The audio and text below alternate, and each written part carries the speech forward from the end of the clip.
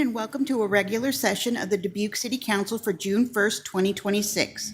As a reminder to our participants, you can provide in-person input or virtual audio or written input during the sections on the agenda where public input is accepted. Input options during the live meeting include in-person attendees may approach the podium when the mayor asks if there is any public input on the items they would like to speak to. Remote attendees can log into GoToMeeting using the login links, phone numbers, and access codes that appear on the broadcast and live stream and posted on the front page of the meeting agenda. This option includes audio input and written chat input. If you are participating via computer, indicate which item you would like to speak to in the chat function, or note that you would like to speak during the appropriate section. If you are participating via phone, indicate which item you would like to speak to during the appropriate section. All comments, whether in person or virtual, must be accompanied by a name and address. Additionally, written public input is accepted by contacting the City Council directly from the city's webpage at www.cityofdubuque.org/councilcontacts and through the city clerk's office email at ctyclerk@cityofdubuque.org. This information will be reiterated during the meeting. Attendance at tonight's session is as follows. Mayor Kavanaugh. Here. Council members Resnick. Here. Roussel. Here. Leindecker. Here. Staver. Here. Sprank. Here. Wethel. Here. City Manager Van Milligan. Here. City Attorney Brumwell. Here. Mayor Kavanaugh, I'll turn it over to you for the Pledge of Allegiance. All right, thank you, Trish. I invite all who are able to please rise and join us for the Pledge of Allegiance. I pledge allegiance to the flag of the United States of America and to the republic for which it stands, one nation, under God, indivisible, with liberty and justice for all.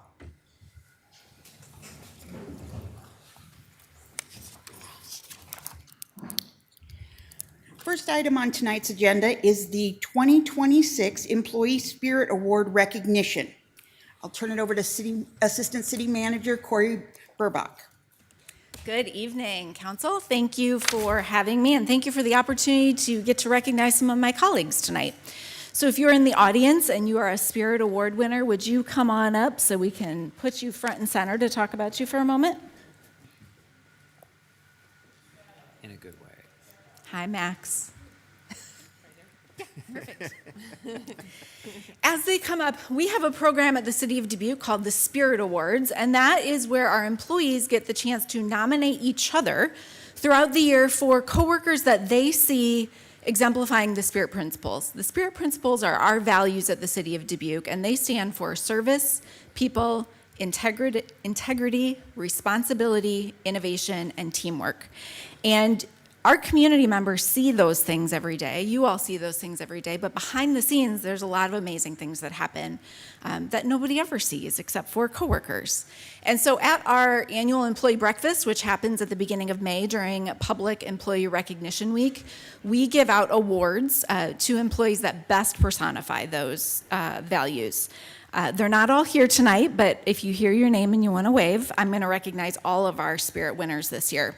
So under service, we have the Consider It Done Award, and that goes to Sarah Berna from the Community Impact Department for the work that she did to essentially recreate a summer program for teens last summer when we found out we lost our AmeriCorps funding. Pretty impressive, pretty fast. Under the people, we have the highest of high fives awards. That goes to Connie Simon at the airport and Joe Biederman in Parks. Both of who were recognized specifically from individuals for the personal impact that they made in an interaction throughout the year. For integrity, we have the Constant Contributor Award. That goes to Max O'Brien in Public Works, down there on the end, for his leadership and modeling all of the values of the city as he completed his transition from engineering to Public Works this year. Personifying the responsibility value, we have the MacGyver Award going to Tanner Kluwell from Public Works and Nikki Rosemeyer from IT for working together to create an app to respond to resident requests for snow removal in that big 12-inch snow. that we got in under 24 hours. They created a new app that allowed us to manage those requests in real time. Under innovation, we have the Big Bang Award, and we gave it to the department that tried to blow themselves up. Hope we don't have to do that again. That award goes to the Water and Resource Recovery Center staff, the entire team, for the work that they did responding to and recovering from the explosion at that department last year. Under teamwork, we have the Cloud9 Collaborator Award. That goes to our emergency communications dispatchers, Jessica representing them tonight because they're on the phones like they always are. They were recognized by the other public safety departments for the stellar work that they have done to reduce call times this year, which you all have heard about, all while maintaining high-quality customer service. And then we have the Circle of Excellence Award, and that award is given to an employee that best personifies all of those values. So often you see these employees recognized in multiple categories throughout the year, and so we have 2 of those this year. The first is Nate Kiefer, who's here with us from engineering, for his leadership and always supporting his team, fostering an environment where colleagues feel valued and heard. And then our second Circle of Excellence Award winner goes to Hector Hernandez Gutierrez in IT. Hector is part of our help staff and not only fixes the problem every time we call IT, but is really a supportive and educational voice and always does it in a kind way, even when we ask stupid questions. So please help me in recognizing these folks as well as all of the city staff for the way they value our spirit values.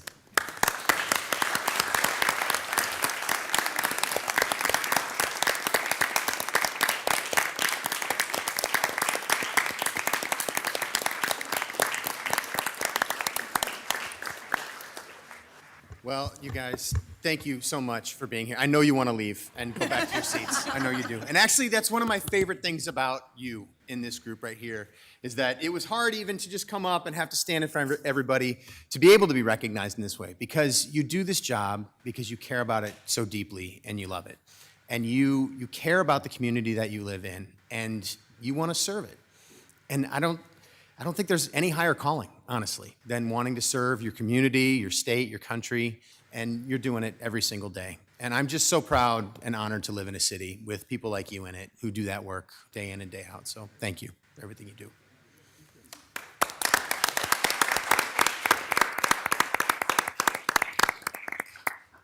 And I'd be remiss if I didn't also say the entire city council and entire city staff and community are very proud of you as well. So thank you for everything that you do.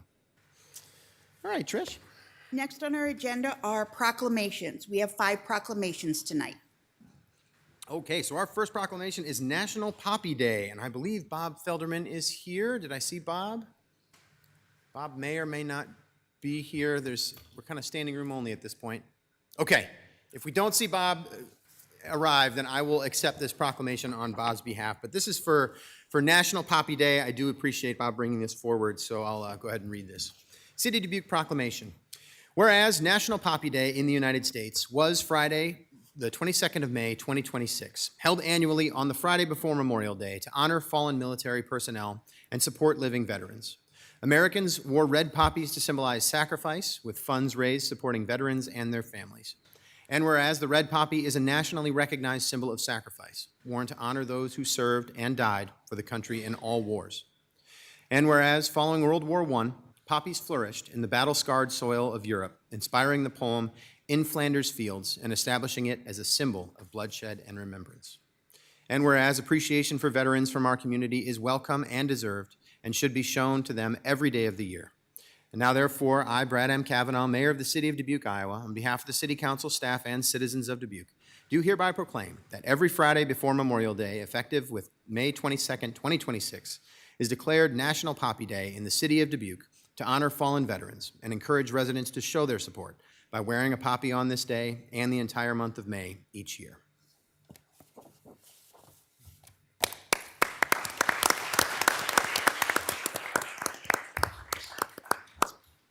All right, our next proclamation is Juneteenth, and I believe it's written very tiny. We have Claudette Bees, Claudette Carter-Thomas, Tim Bees, Lemetra Murdoch, Adriana Johnson, Marianne Conzit. Whoever wants to come on up and accept the proclamation and say a few words.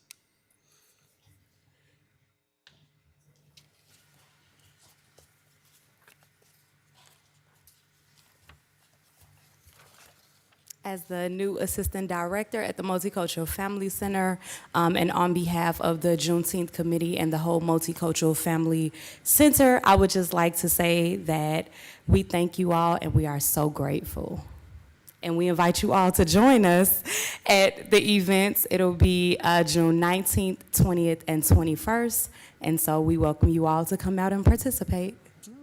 Well, welcome to the team, first of all. Thank you you. very much for being here to accept this proclamation. And thanks to everybody who put this forward. Juneteenth has become an incredible event every single year. It has grown every year that we have really embraced it in the last few years. And it's been so exciting to see. Last year in particular was just, the crowd was so much fun and so joyous of an occasion. And I do appreciate that we recognize it here in Dubuque and that we bring so many people together on that day. So thank you for making the effort to do it. And thanks for bringing this forward so that we're all aware of it. City of Dubuque Proclamation. Whereas on June 19th, 1865, more than 2 years after President Lincoln signed the Emancipation Proclamation, enslaved Americans in Galveston, Texas finally received word that they were free from bondage. And whereas Juneteenth commemorates this day when those who were formerly enslaved began to build new lives and new traditions that we honor today. And whereas Juneteenth is the oldest nationally celebrated commemoration of the ending of slavery in the United States and commemorates African American achievement and reminds us of our willingness to learn and emerge from our darkest moments with hope, purpose, and resolve. And whereas on this commemoration we recommit ourselves to the work of equity, equality, justice, and we celebrate more than a century of African American resilience in the city of Dubuque and beyond. And whereas on June 17th, 2021, President Biden signed the bill making Juneteenth the 11th American federal holiday and the first to obtain legal observance as a federal holiday since Martin Luther King Jr. Day was designated in 1983. And whereas since 2023, the city of Dubuque has recognized Juneteenth as a paid holiday. And whereas Dubuque's Multicultural Family Center is hosting a Juneteenth celebration the weekend of Friday 19th through the Sunday, June 21st at the Multicultural Family Center and at Jackson Park. Now, therefore, I, Brad M. Kavanaugh, Mayor of the City of Dubuque, Iowa, on behalf of the City Council staff and residents of Dubuque, do hereby proclaim the 19th of June, 2026, as Juneteenth National Independence Day in the City of Dubuque, Iowa, and urge residents to support and endorse the practice and policy of equity and freedom for all.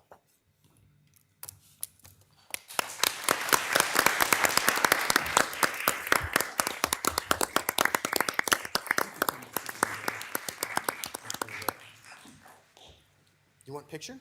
Yeah? All right.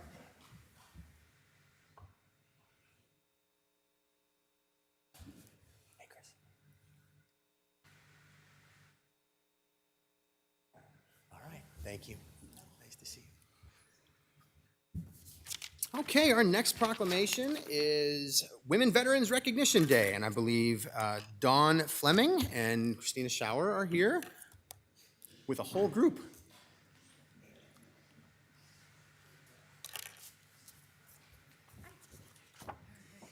Hello, I'm Christina Schauer. I'm an Iraq War veteran, served in the U.S. Army 99 to 2008 with that one deployment from 03 to 04. I am here today with Dawn Fleming.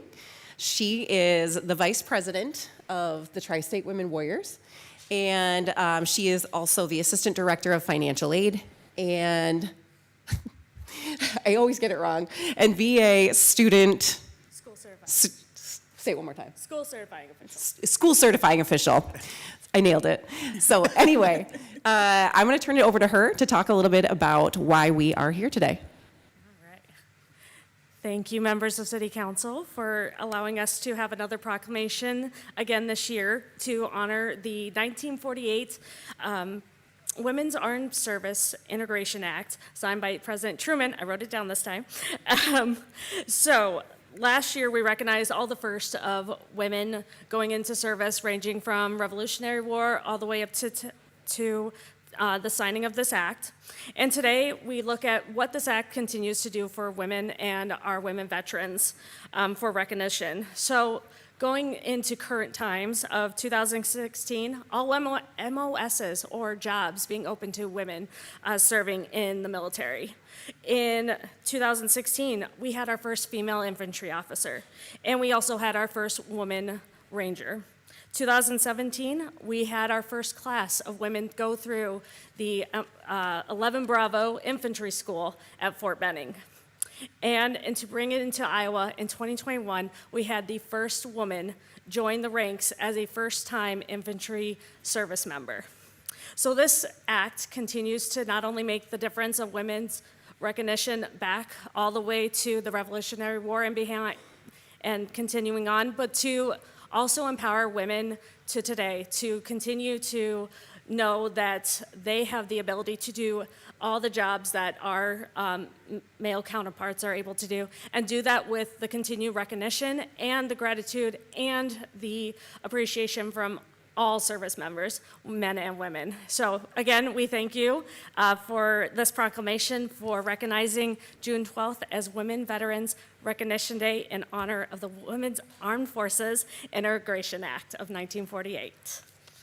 Well, Dawn and Christina, thank you so much for being here to bring this proclamation forward again this year. But first and foremost, thank you for what you're doing to bring recognition to the forefront for our entire community. I mean, look, just even the crowd you bring today and the women who have served and are a part of this group, but then I see you everywhere. I mean, you're all over the place. I'm wearing your T-shirt, by the way, that you did get, that you kind of made me buy from you, which I was very happy to do, but yes. You donate. Exactly, yes, I donated to the cause. Yes. But I wear it with pride and do very much appreciate that that you've done so much work, and I think we all appreciate that you're doing so much work to make sure that this recognition is something that is front and center, because it needs to be, and it hasn't always been. So you're doing really great work, so keep it up, and thank you very much for being here today. Can I say one quick Absolutely, thing? yeah. Yeah. So I just wanted to point out, because Dawn's very humble, you know, she spoke of all these infantry firsts, but before women were allowed in the infantry, Dawn served in the infantry as part of a female engagement team in Afghanistan. So back when they realized they needed women in infantry, and so that she cooked in the morning as a cook. That was her job, and she trained really quick in infantry skills, and she went out and worked with the women and children in Afghanistan during the day. And then did you come back and cook again? Yes. Okay, yep. So I just wanted to give Dawn that credit, because she wouldn't have said it herself. Well, thank you very much for mentioning that, Christine. I really appreciate that. All right, City of Dubuque proclamation. Whereas the residents of Dubuque, Iowa are steadfast in their commitment to honoring the service and sacrifice of local veterans and service members. And whereas Women Veterans Recognition Day, observed on June 12th, commemorates the anniversary of Women's Armed Services Integration Act of 1948, which granted women the right to serve as permanent and regular members of the United States Armed Forces. And whereas prior to 1948, women played essential roles in every American conflict, often serving without formal recognition or the benefits afforded to their male counterparts. And whereas nearly 3 million women have served in every branch of the United States Armed Forces, whose contributions have been and continue to be vital to the strength and effectiveness of every branch of the U.S. military. And whereas the Tri-State Women Warriors recognizes the sacrifices and strengths of women, veterans, and current service members, and continues to uplift, support, and advocate for the unique needs of women veterans. And whereas it is our duty to recognize and honor the sacrifices, leadership, and resilience of women veterans, ensuring their service is acknowledged and valued within our communities. Now, therefore, I, Brad M. Kavanaugh, Mayor of the City of Dubuque, Iowa, on behalf of the City Council staff and residents of Dubuque, do hereby proclaim the 12th of June, 2026 as Women Veterans Recognition Day in the City of Dubuque, Iowa, and encourage everyone to honor the service, sacrifice, and enduring contributions of women in the U.S. military, past and present.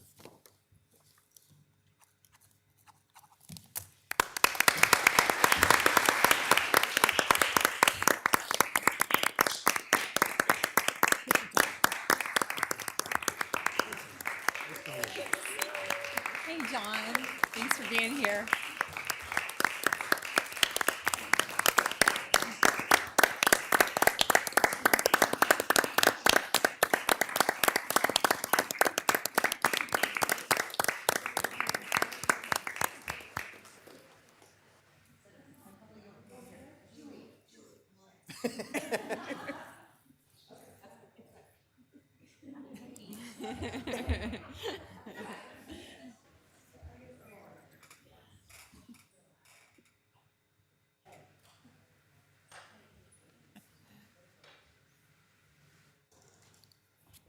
Thanks, everybody.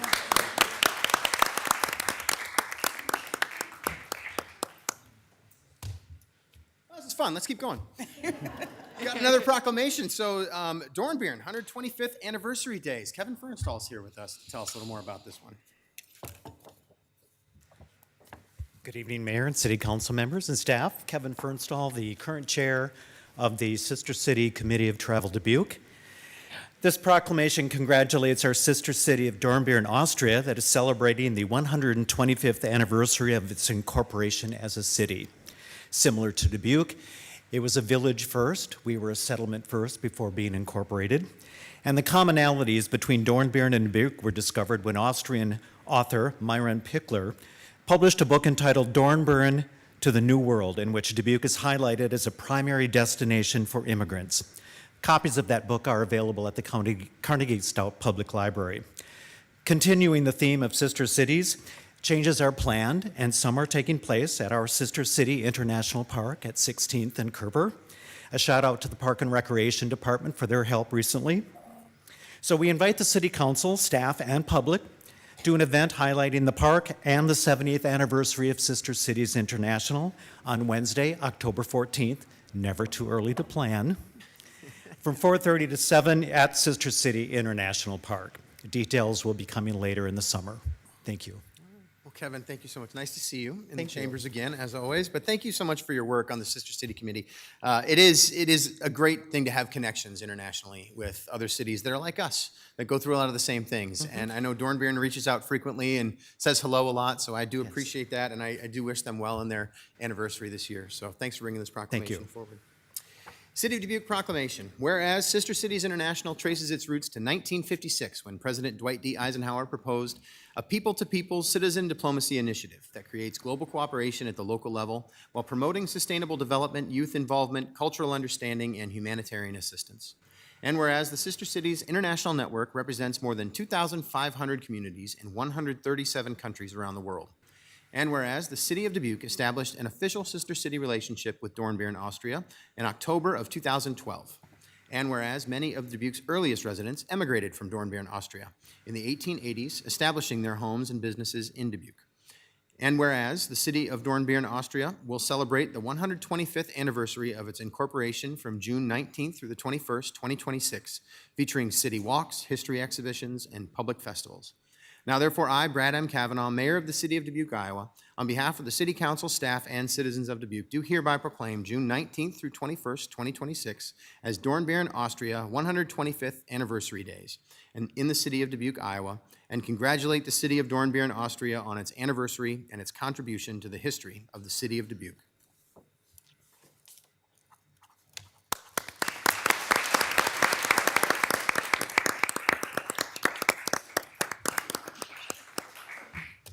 Okay, and our final proclamation this evening is the LGBTQIA plus Pride Month. So I know we have Chuck and many others here, but looks like it's Chuck, huh? Yeah, All right, perfect. I guess I'm starting up. Come on. Yeah, You guys come on. need to get up here. Feel free. If you're coming. My name is Chuck Harris. I'm president of the Dubuque Pride organization here in Dubuque. Just wanted to thank you on behalf of our organization for this proclamation, as well as all of the things that you guys do as a city with everything going forward. Don't forget festival June 6th, 2020, 6/6/26, which will be this Saturday. We'll be down at the Town Clock Plaza. And Tim, you wanted to speak? Yes. This year, we're happy to say that we are bigger than last year with over 85 vendors, resource booths, and double the lineup of entertainment. So please stop down Saturday, noon to 5 to see us. Excellent. All right. Well, thank you so much for being here again this year. And just like I mentioned with Juneteenth earlier tonight, I mean, just grown by leaps and bounds every single year. And it's so great to see. It is such a great day to get together and have a good party. So thank you so much for everything that you're doing. And I know it's a lot of work. We hear from Danny that it's a lot of work. So we do appreciate all the work that goes into it. And I really enjoy that everybody gets together downtown to be able to celebrate everyone. So thanks for being here and accepting this proclamation. City of Dubuque Proclamation. Whereas the City of Dubuque is a progressive and inclusive community that celebrates culture and heritage and supports efforts to ensure everyone has the right to live in conditions of dignity, respect, and peace. And whereas the City of Dubuque strives to offer our residents a safe community and to put an end to taunting, bullying, and intolerance. And whereas the City of Dubuque advocates for the elimination of all forms of discrimination and displays a commitment to the equal treatment of all people. We recognize the need for intersectionality and work towards social justice as we understand there is no true equality until there is equity for all. And whereas the City of Dubuque understands the importance for LGBTQ+ people to have access to excellent health care in LGBTQ affirmative environments, that the necessity to have the legal and institutional freedom to pursue their own lives as they wish, and the need to have their liberty and safety affirmed by society. And whereas the celebration of Pride Month brings together dedicated and committed community members, allies, volunteers, businesses, and organizations to celebrate diversity, inclusion, and the contributions of LGBTQ+ individuals. And whereas this aims to foster community engagement, promote awareness, and advocate for equality through entertainment, education, and celebration with programming that highlights the vibrancy and resilience of the LGBTQ+ community in an environment which is inclusive and welcoming to all. And whereas this proclamation sends a positive message of validation to LGBTQ+ residents that the city embraces these individuals and their families as a part of the community. Now therefore, I, Brad M. Kavanaugh, Mayor of the City of Dubuque, Iowa, on behalf of the City Council staff and residents of Dubuque, do hereby proclaim the month of June 2026 as LGBTQIA+ Pride Month in the City of Dubuque, Iowa, and encourage the residents of Dubuque to observe this month with programs, activities, and ceremonies in recognition of our city's diversity, including the Dubuque Pride Festival on June 6th at the Town Clock Plaza in downtown Dubuque.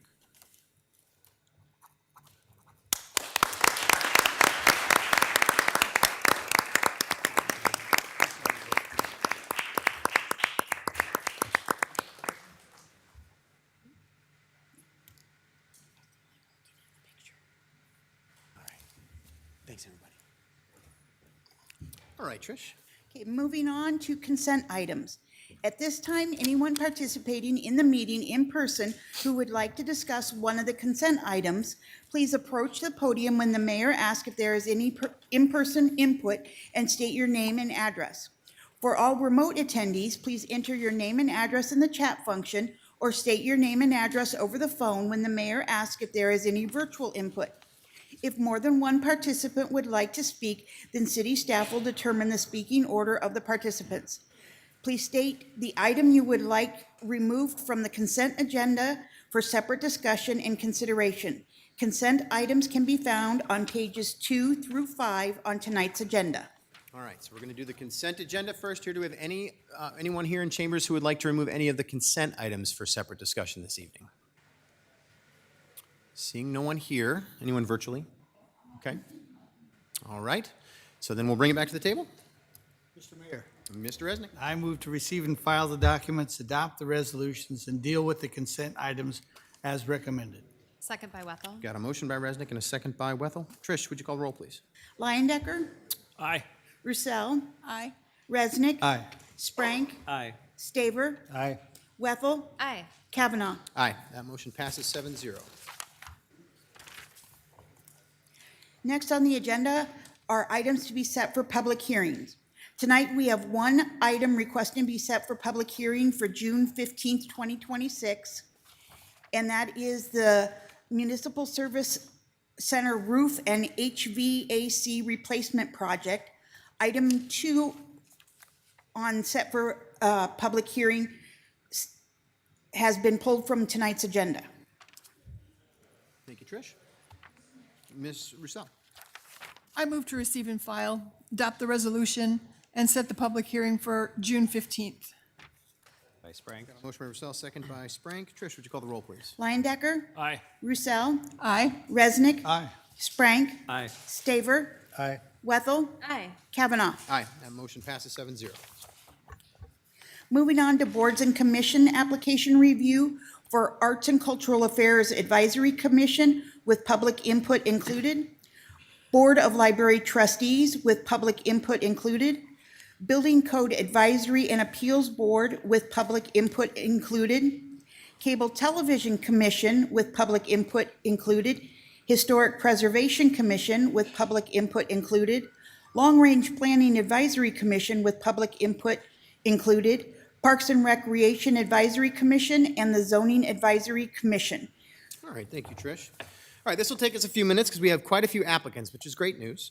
But I want to start with the Arts and Cultural Affairs Advisory Commission. We have 2 3-year terms through June 30th, 2028, and we have 2 applicants, Doug Donald and Gail Chavanel. Do we have anyone here to speak to either of those applications?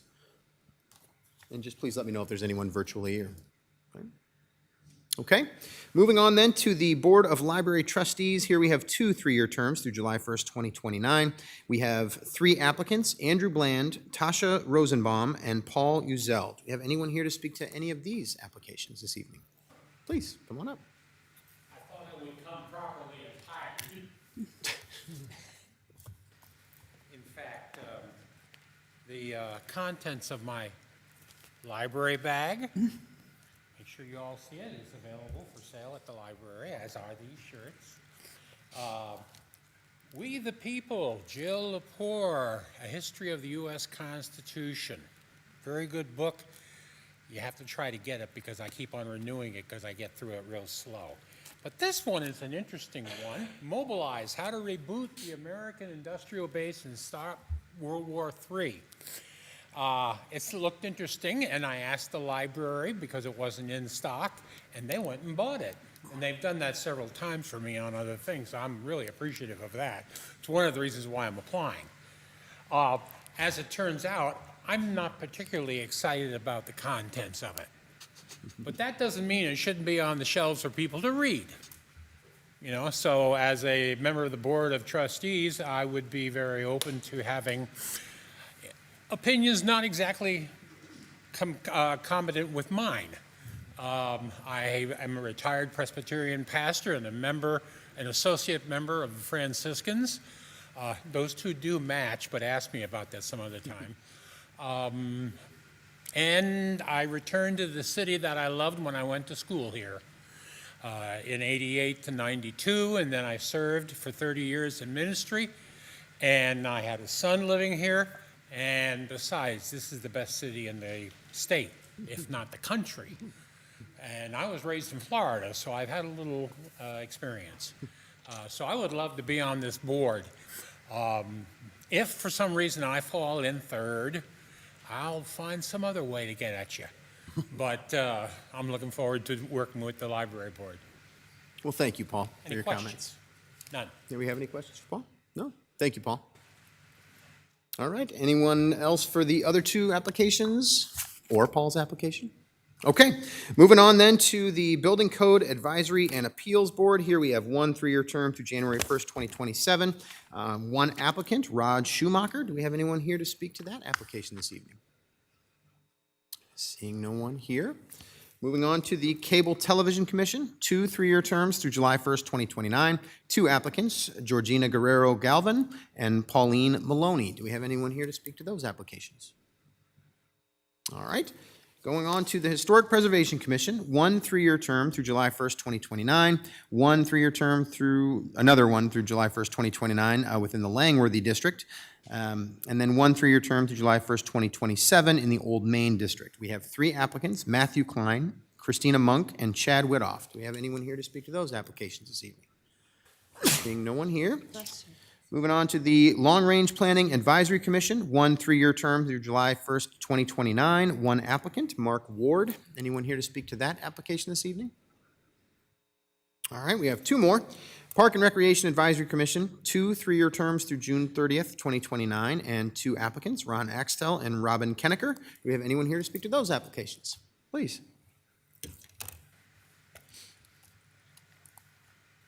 Good evening, Mayor and City Council.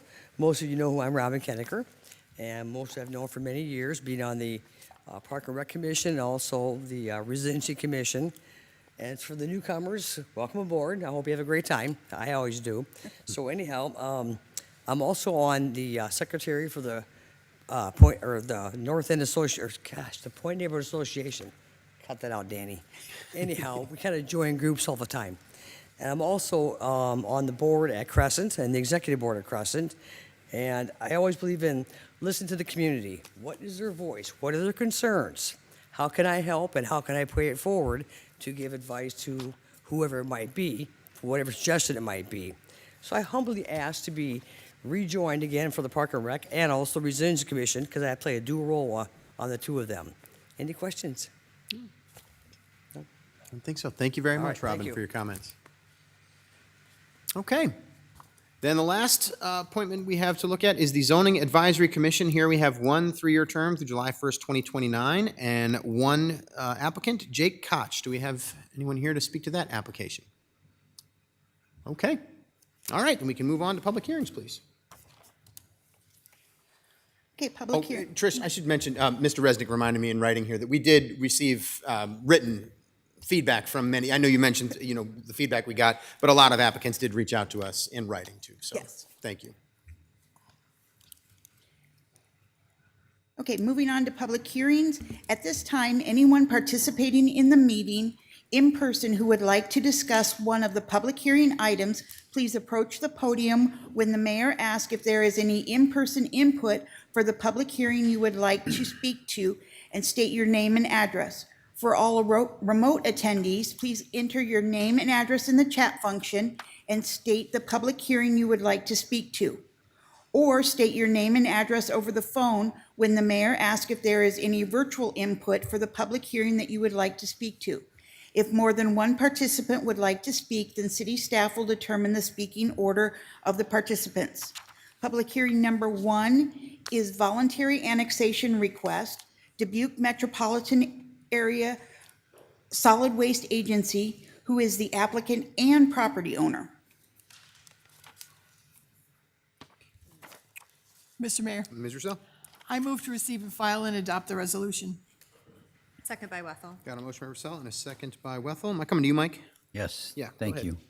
Planning Services Director Wally Werneman is recommending City Council approval of a voluntary annexation request from the Dubuque Metropolitan Area Solid Waste Agency. It is recommended that the City Council approve the annexation request for the reasons described in the enclosed staff report and summarized below. It is 100% voluntary and in compliance with Iowa Code. It is consistent with the Imagine Dubuque Comprehensive Plan. It is consistent with the Iowa Smart Planning Principles. The City of Dubuque has the capacity to provide substantial municipal services to the annexation territory. The future growth and development of the City of Dubuque makes it desirable that the annexation territory be made part of the City of Dubuque, and the annexation is in the public interest. The city received a written application from the Dubuque Metropolitan Area Solid Waste Agency for voluntary annexation of approximately 126.69 acres. The annexation territory is comprised of agricultural and open land just south of the landfill in Dubuque County. The submitted annexation request is to allow the development of the land for use as part of the sanitary landfill.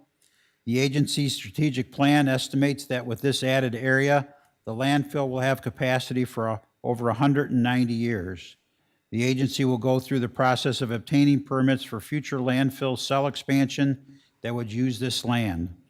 By Iowa Code, the annexation will be subject to final approval of the State of Iowa City Development Board because the property is considered to be in an urbanized area since it is within 2 miles of the city of Piasta.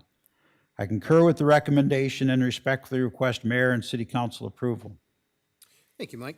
We're in a public hearing to consider approval of a voluntary annexation request from the Dubuque Metropolitan Area Solid Waste Agency. Do we have any public input on this item this evening? Seeing none here. Anything virtually? Okay. All right. Back to us for discussion then. Ms. Wethel. I now thank you to my council colleagues for my ability to serve on the Dubuque Metropolitan Area Solid Waste Agency Board. It is fascinating work with a dedicated crew of people who are just trying to do the right thing for the future of Dubuque. And my children's children will have capacity that we will have a forecast of transparency for residents. We will have decreased costs compared to other area metropolitan and similar sized cities for our long-term plan to do things as ecologically as possible with the help of the Iowa DNR and Corps of Engineers. Thanks for all the work, guys. Thank you. Any other discussion, questions? have a couple of questions. They're just general questions. Maybe, Ken, you might be the person that I'd be asking those questions of. How long has the Solid Waste Agency owned this property? I don't know if I remember seeing that in there, and I apologize if I missed it.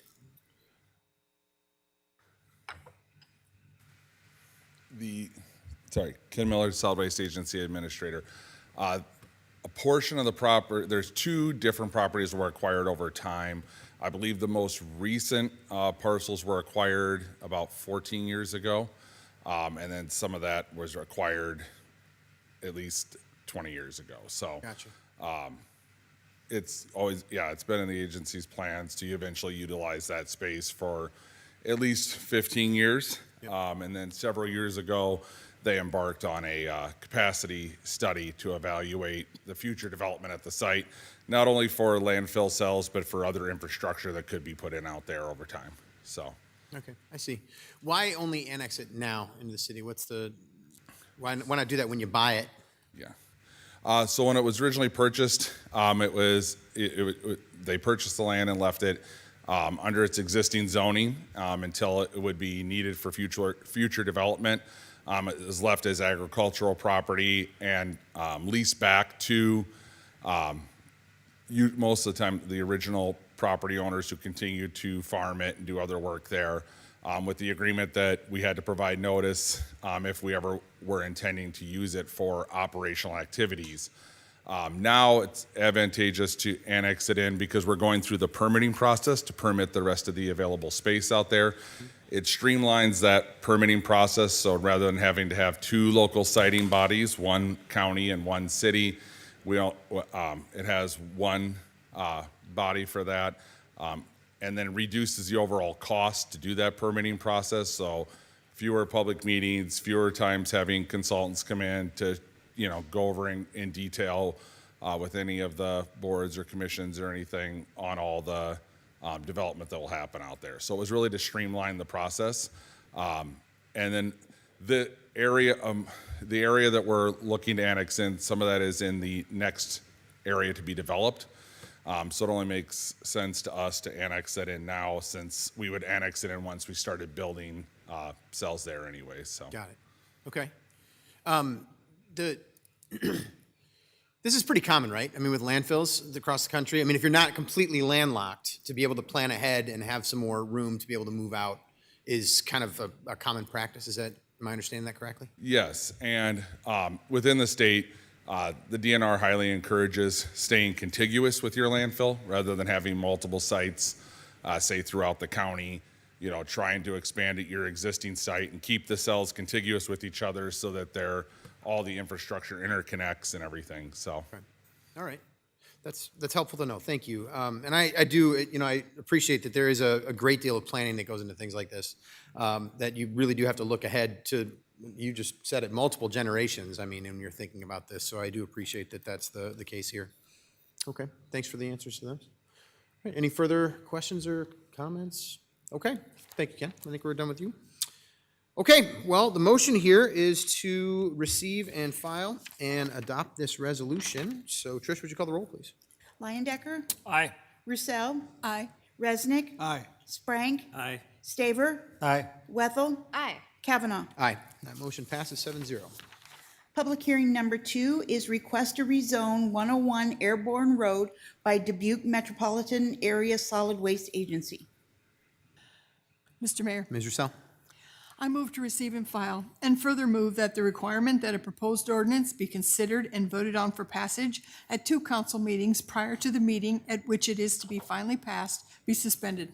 Second by Wethel. Got a motion by Roussel, second by Wethel. Wallen, come to you, I think, right? Yes. There you go. Good evening, Mayor and City Council. Wally Wernmott, Planning Services Director.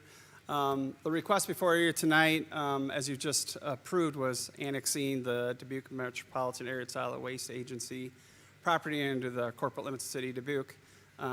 Concurrently, they're asking to rezone that property to from County R1 Rural Residential, County A1 Agriculture, and County R2 Single Family Residential, and County C1 Conservancy to our cities HI, which is heavy industrial with conditions.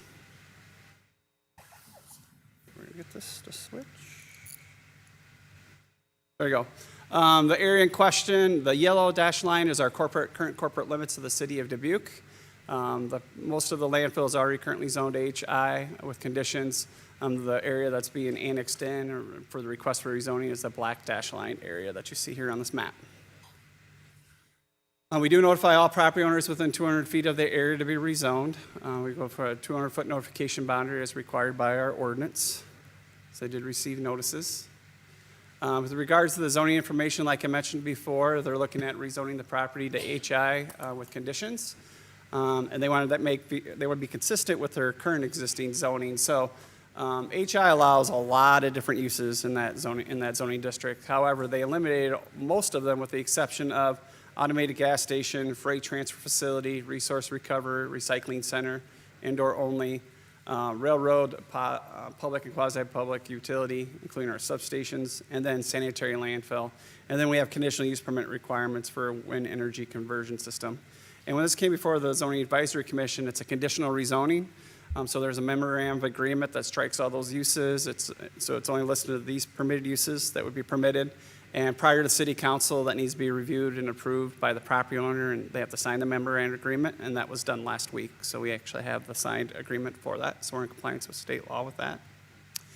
The purpose of the request, as you've discussed before, is they're seeking to rezone to support the future landfill expansion, especially with the permitting process they'll have to go through. The expansion area is needed for the future sanitary landfill cells, and which is required to facilitate permitting through the Iowa Department of Natural Resources. As we discussed, landfill capacity, the current landfill has approximately 13 years remaining. With this expansion area, it's estimated that it will have over 190 plus years of capacity, and this helps support long-term regional solid waste management needs.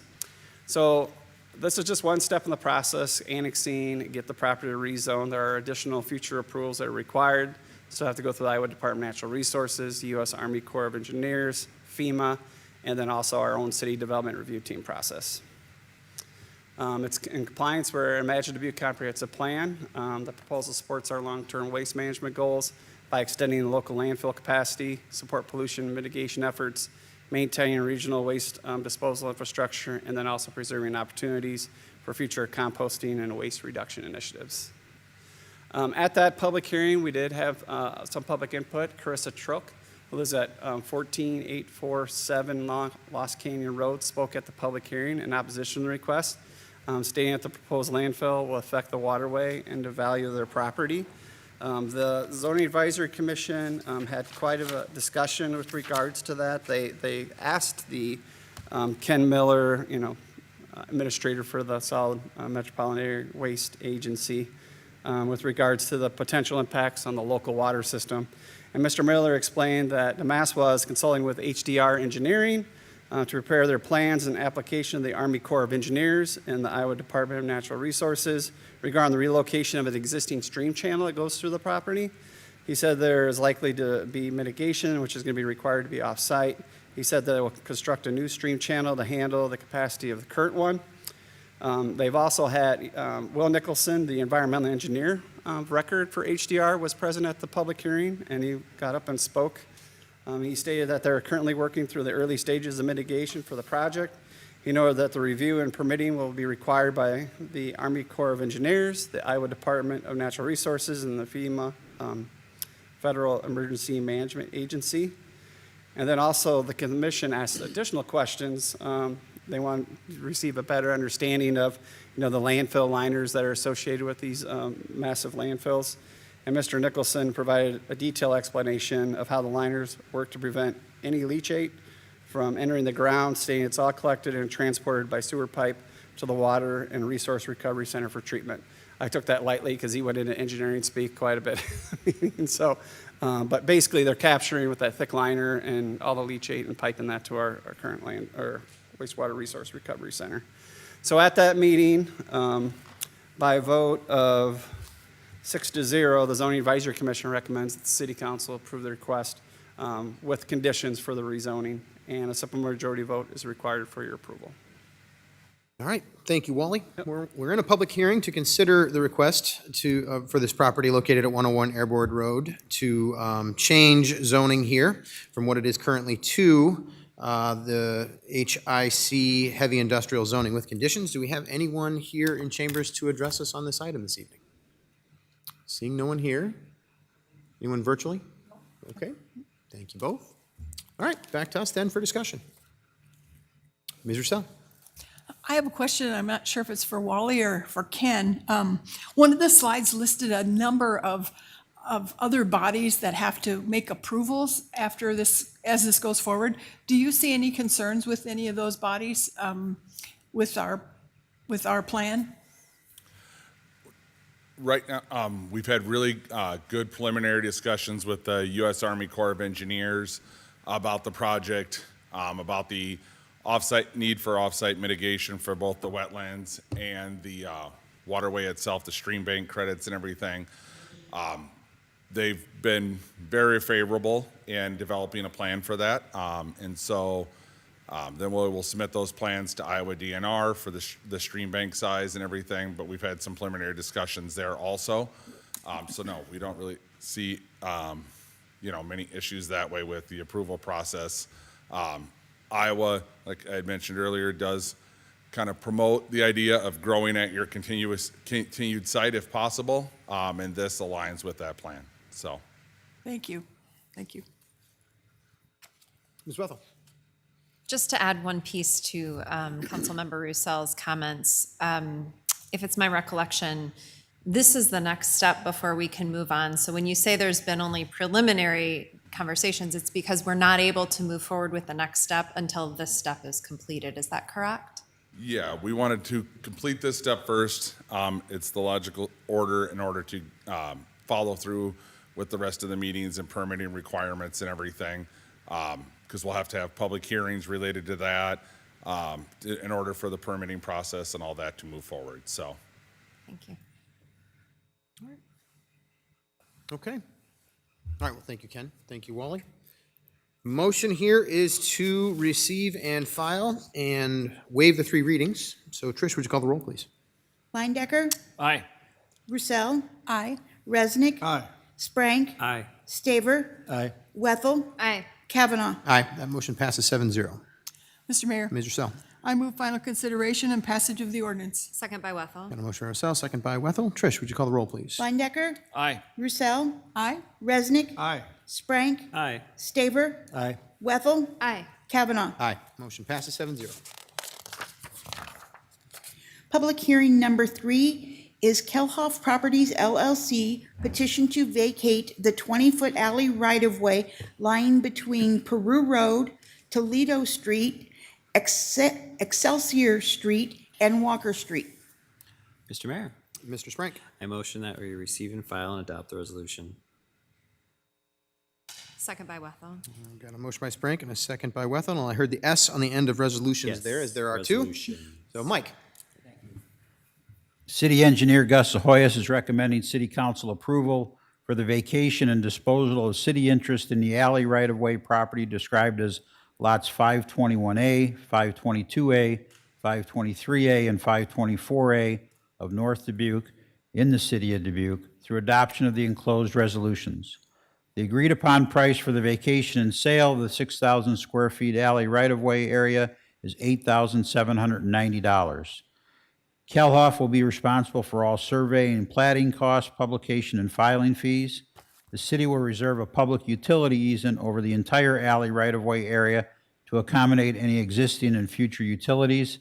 The easement will prohibit construction of buildings or other structures. Kelhoff plans to use the vacated area to install utility connections from the 6 residential lots to city utility mains on Peru Road and to construct a driveway with appurtenances. The neighboring property owners have provided formal written consent for the vacation and have waived their right to purchase the portion of the alley adjacent to their property. I concur with the recommendation and respectfully request mayor and city council approval. Thank you, Mike. We're in a public hearing to consider a request to consider vacating petition with Kelhoff Properties LLC for 20 feet of alley right-of-way between Peru Road, Toledo Street, and Excelsior Street and Walker Street. Do we have anyone here to address us on this item? Seeing no one here, no one virtually, back to us for discussion. Seeing and hearing none. All right. Motion here is to receive and file and adopt the resolutions. Trish, would you call the roll, please? Lindecker, Aye. Roussel, Aye. Resnick, Aye. Sprank, Aye. Staver, Aye. Wethel, Aye. Kavanaugh. Aye. Motion passes 7-0. Public hearing number 4 is property owners Reese and Blong, Bondel and Hemseth, petition to vacate certain street right-of-ways easements in Julian Addition. Mr. Mayor. I motion that we receive and file and adopt the resolutions. Second by Wethel. Got a motion by Sprank, second by Wethel. Mike, please. Thank you.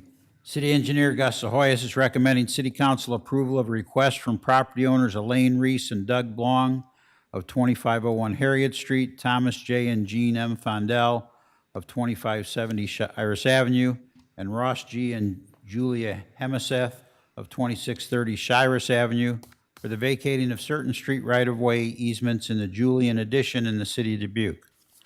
Per the attached vacation petition letter from property owners Reese and Blong, Fondell, and Hemseth, the owners are requesting the city vacate the existing street right-of-way easements so that they can have free and clear use of the land. The areas to be vacated will not affect other adjacent landowners, as Reese and Blong, Fondell, and Hemseth own the property on both sides of the right-of-ways, and the subject right-of-way areas are inaccessible to the neighboring property owners due to extremely steep topography. The city has no plans to open or improve said street and has agreed to vacate the right-of-way easements at no cost. Reese and Blong, Fondell, and Hemseth will be responsible for all costs of publication and filing fees. I concur with the recommendation and respectfully request mayor and city council approval. All right, thank you, Mike. Well, we're in a public hearing to consider vacating petition of several property owners for certain street right-of-way easements in Julian Addition. Do we have anyone here in chambers to address us on this item? Seeing no one here, no one virtually. All right, back to us for any discussion. Seeing and hearing none here. All right, motion here is to receive and file and adopt the resolutions. Trish, would you call the roll, please? Lindecker, Aye. Roussel, Aye. Resnick, Aye. Sprank, Aye. Staver, Aye. Wethel, Aye. Kavanaugh. Aye, motion passes 7-0. Public hearing number 5 is North Schmidt Island Collection System Project, contract number 2. Mr. Mayor, Mr. Resnick. I move to receive and file and adopt the resolution. Second by Wethel. And a motion by Resnick, second by Wethel. Mike, please. Thank you. City Engineer Gus Ahoyas is recommending City Council approve the plans, specifications, form of contracts at estimated cost of $155,000 for the North Schmidt Island Collection System Project Contract Number 2 through the adoption of the attached resolution. I concur with the recommendation and respectfully request mayor and city council approval. Thank you, Mike. We're in a public hearing to consider North Schmidt Island Collection System Project Contract Number 2. Do we have anyone here to address us on this item? Seeing no one here, no one virtually. Back to us for any discussion. No discussion or questions here. Motion here is to receive and file and adopt the resolution. Trish, would you call the roll, please? Lindecker, Aye. Roussel, Aye. Resnick, Aye. Sprank, Aye. Staver, Aye. Wethel, Aye. Kavanaugh. Aye. Motion passes 7-0. Public hearing number 6 is Asbury, Carter, and Cheney Traffic Signal Improvement Project. Mr. Mayor, Ms. Russell. I move to receive and file and adopt the resolution. Second by Wethel. Motion by Russell, second by Wethel. Mike, please. Thank you. City Engineer Gus Ahoyas is recommending City Council approve the plans, specifications, form of contract, and estimated cost of $297,082.25 for the Asbury, Cheney, and Carter Traffic Signal Improvement Project. The Asbury, Cheney, and Carter Traffic Signal Improvement Project will provide for the following: at the intersections of Asbury and Carter, the removal and replacement of signals, installation of ADA compliant sidewalks, removal and replacement of roadway in designated locations, installation of pavement markings. The Asbury and Cheney intersection will need to have new conduit, traffic cabinet foundation, the removal and replacement of existing signals, rewiring of the entire intersection, installation of ADA-compliant sidewalks, removal and replacement of roadway in designated location, and installations of pavement markings. With the installation of the mast arms at both intersections along Asbury Road, the traffic signals will allow for protected left turn movements and then switch to a permissive left turn movement. By allowing both options, making left turns off Asbury at these signals will be easier and safer. The signals will only be connected back to the Traffic Operations Center via fiber for control and coordination of the signals. By coordinating the signals will operate more efficiently. I concur with the recommendation and respectfully request Mayor and City Council approval. Thank you, Mike. We're in a public hearing to consider the Asbury, Carter, and Cheney Traffic Signal Improvement Project. Do we have anyone here to address us on this item? Seeing no one here and no one virtually, back to us for any discussion on this one. Mr. Resnick. Mr. Mayor, thank you very much. Mr. Sohoyas, I was wondering about the particular Asbury and Cheney intersection. It's pretty small. We have the buses. I mean, I don't know much more what you can do, but is that planned to be widened at all, or is the road itself going to be changed in any way? It's just kind of an awkward intersection. I know because I'm there all the time, and buses and large vehicles heading along Asbury and turning right on Cheney, it's pretty tricky. Is there any expansion of the road planned? Gus Sahoy, City Engineer. Traffic Engineer Dwayne Richter is here, and he can answer that question for you. Thank you. Good afternoon. Right now, there's no current plans to change the width of the roadway there. It's really tight within the right-of-way, so there's not much room to expand and make the roads wider at that point. I know we've looked at some parking and removed some parking along Cheney as well, so that's about the best we can do at this point. Okay, so you have looked at it and thought about it? Yeah. And the way that the light changes and the timing, is that going to change too with the upgrade in technology? Because you can go and be the only car there for about a minute before the light changes. And I just, some intersections the light change pretty quick, like the new one on Loris and North Grandview. That's a fast light, You get there and it changes. Is it going to be that way, or is it going to be the old system? It's going to be a newer detection there. It's going to use the microwave detection, so that's going to allow that to cycle quicker.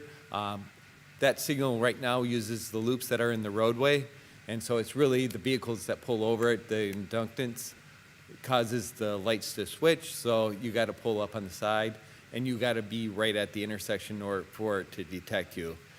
With the newer detection, it can actually sense you a little bit further away from the intersection and follow you up to the intersection, so it should be a little more reactive as vehicles pull up to that intersection. Thank you. And it's quite a distance between Cheney and Carter. There's no, you're not going to try and time that so that traffic can go both ways? I am going to try and time those two. You are? They're going to be tied back with a fiber network, so they'll be coming back to the Traffic Operations Center, so I can actually time those two and try and coordinate those during peak times. In the evening, that would go free, and then it would be more reactive at that time. But to try and cover morning AM peaks, PM peaks, yes, I tried to coordinate those two intersections and time them together. Well, great, because the timing systems in Dubuque are really great. I mean, they really save a lot on fuel, just waiting at lights and things. And so I really like our system here, so thank you for your help with that. It'll be interesting to see how you're going to do this, because it's so far away from each other. Is it going to favor the people going into downtown or out to Asbury? You have a choice there. Probably depends. Sometimes in the morning, you're going to have more flow probably downtown, so I'm going to try and coordinate it more downtown. And then in the evening, it'll probably be more towards heading out towards Asbury, Northwest Arterial. All right, great. Well, thank you for your answers. Thank you, Mr. Mayor. Ms. Russell? I have a question for you while you're up here. I've had residents talk to me about the parking right there at that intersection. Did you say something about that? That it's kind of a blind or a problem? Yeah, right at that intersection, right at Cheney, there was some parking right next to the intersection, and that, I think, has been worked on by Justine in the past, so I think they eliminated 1 or 2 parking spots there, if I remember right. Thank you. All right. Well, I just want to say thanks to the engineering team. I know this has been, this whole project has been something for a while now, just trying, especially at Carter right there, having to work with some things, and I know there's been some pains that have gone along with it, so I'm glad to see that we're moving forward and have some good plans here. It sounds like we really do, so I appreciate that. All right, motion here is to receive and file and adopt the resolution. So Trish, would you call the roll, please? Lindecker. Aye. Roussel. Aye. Resnick. Aye. Sprank. Aye. Staver. Aye. Wethel. Aye. Kavanaugh. Aye, motion passes 7-0. Public hearing number 7 is the Southwest Arterial US 52 ITS Corridor Project. Mr. Mayor, Ms. Russell? I move to receive and file and adopt the resolution. Second? Got a motion by Russell, second by Resnick. Mike, please. Thank you. City Engineer Gus Ahoyas is recommending City Council approve the plans, specifications, form of contract, and estimated cost of $1,791,400 for the Southwest Arterial US 52 ITS Corridor Project through adoption of the attached resolution. The Southwest Arterial US 52 ITS Corridor Project will provide for the installation and integration of intelligent transportation system infrastructure throughout the Southwest Arterial Corridor. Improvements are anticipated to include fiber optic communications infrastructure, traffic monitoring cameras, communications equipment, dynamic message signs, associated electrical and network infrastructure, conduit systems, handholds, cabinets, poles, and other related ITS technologies intended to improve traffic operations, incident management, traveler information, and corridor efficiency.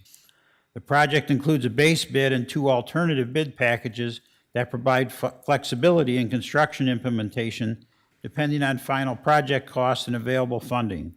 The project generally consists of installation of fiber optic communication systems, conduit and microduct infrastructure, traffic monitoring equipment, ITS field devices, and associated electrical and communication infrastructure throughout the corridor. The project will improve the city's ability to monitor and manage traffic operations along the Southwest Arterial Corridor and provide enhanced communications and coordination between field devices and the city's Traffic Operations Center. The improvements are also intended to support regional mobility, traveler information, incident response, and future smart transportation initiatives. The proposed funding for the project is summarized in the following table, and I would say the highlight of that is the total project beyond construction, including design and everything else, is about $2.6 million, and $1.9 million that is being funded by the Iowa Department of Transportation. I concur with the recommendation and respectfully request Mayor and City Council approval. Thank you, Mike. We're in a public hearing to consider the Southwest Arterial ITS Corridor Project. Do we have anyone here in chambers to address us on this item? Seeing nobody here? Nobody virtually? All right, back to us for discussion. Mr. Resnick. Mr. Mayor, thank you very much. In Mr. Van Milligan's memo, I didn't hear anything about stoplights. So I just wanted to, as of now, are we planning for frontage roads at all as we get development along Southwest Arterial? Or how do we plan to perhaps adjust to perhaps a large shopping facility or other type of facility that has a lot of residents going there as customers or anything else? I'm just hoping to avoid stoplights. Gus Ahoy, City Engineer, there's no plans at all. In fact, when the agreement was with the DOT, there was not going to be any stoplights along the whole corridor at all. So there's no access at all to that except for the existing intersections. I think there's no plan at all for any stoplights. So of course, we're hoping for development. And are there North Cascade Road intersection, possibly, sure. Okay, so. Or they have the interchange already. All right, so with that, we don't need a stoplight for that. Correct. And you don't anticipate frontage road necessity either? Not at all. Okay, great. Thank you. Thank you, Mr. Mayor. Any other questions or discussion? Okay. Well, motion here, thank you, Gus. Motion here is to receive and file and adopt the resolution. So Trish, would you call the roll, please? Leindecker, Aye. Roussel, Aye. Resnick, Aye. Sprank, Aye. Staver, Aye. Wethel, Aye. Kavanaugh. Aye. Motion passes 7-0. And the last public hearing for tonight is public hearing number 8, the private-led service line replacement pilot program, Phase 2. Mr. Mayor, Mr. Sprank. I motion that we receive and file and adopt the resolution. Second. Motion by Sprank, second by Roussel. Mike, please. Thank you. Water Department Director Chris Lester is recommending City Council adopt the resolution approving the plans, specifications, form of contract, an estimated cost of $3,320,000 for the private lead service line replacement pilot program Phase 2. Due to the timing of the project, the funding for this project will be subject to the first budget amendment in fiscal year 2027. The engineer's construction cost estimate is $3,320,000, of which $2,720,000 is SRF eligible and loan forgiveness eligible at 49%, and 60% is not SRF eligible. The engineer's construction cost estimate is based on completing the entire pool of 210 sites included in the project scope. The bidding documents and contracts prepared for the project include limitations on project scope based on available budget from the associated sources. The engineer and water department will monitor construction project and end all work under the contract at or near the designated maximum funding amount for construction activities, regardless of completion of work at all indicated sites. The limits are $1.7 million for SRF eligible items and $500,000 for not SRF eligible items. All items are therefore within anticipated budget amounts attributed to Phase 2. I concur with the recommendation and respectfully request Mayor and City Council approval. Thank you, Mike. We are in a public hearing to consider private lead service line replacement pilot program Phase 2. Do we have anyone here in chambers to address us on this item? Seeing nobody here, nobody virtually. Back to us for any discussion then. Mr. Resnick. Thank you very much. So, Mr. Van Milligan, the $500,000, is that tax revenue from Dubuque residents? Chris Lester, the Water Department Director, is here tonight, and he'll be answering your questions about the project. Great, thank you. Good evening, Mayor and City Council. Chris Lester, Water Department Director. The question about the $500,000 for that, that comes from water construction funds, so that's from the revenue from water rates. Okay, so citizens of Dubuque are paying $500,000 through their water fees? Correct. Okay, so could you talk about the program in general? It was originally, we were going to have, if you could talk about the program, it was going to be funded by, the state. Is it the state or the federal government who is gave that first gush of funding? Sure. So we are using the bipartisan infrastructure law funds for this. What that does is it provides for 49% of eligible construction costs to be forgiven.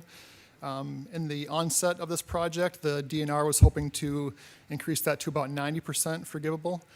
And so the project scope initially started off to be significantly larger than what it is now. As we learned through discussions with the DNR, they were rolling that program out kind of right ahead of the EPA as they were kind of dissecting all the information from this. It was determined that 49% forgivable was the max that the state of Iowa was going to allow for this program, so we've reduced our scope essentially based on the 10% that we had originally budgeted from the original project that we thought would be, when we were under the impression that the 90% would be forgivable. So essentially the 10% that we originally budgeted is now the 51% that we are essentially paying with the water rates. I see. So did we adjust our figure of $500,000 at all with these adjustments? Did we have to increase what we were going to include in those costs?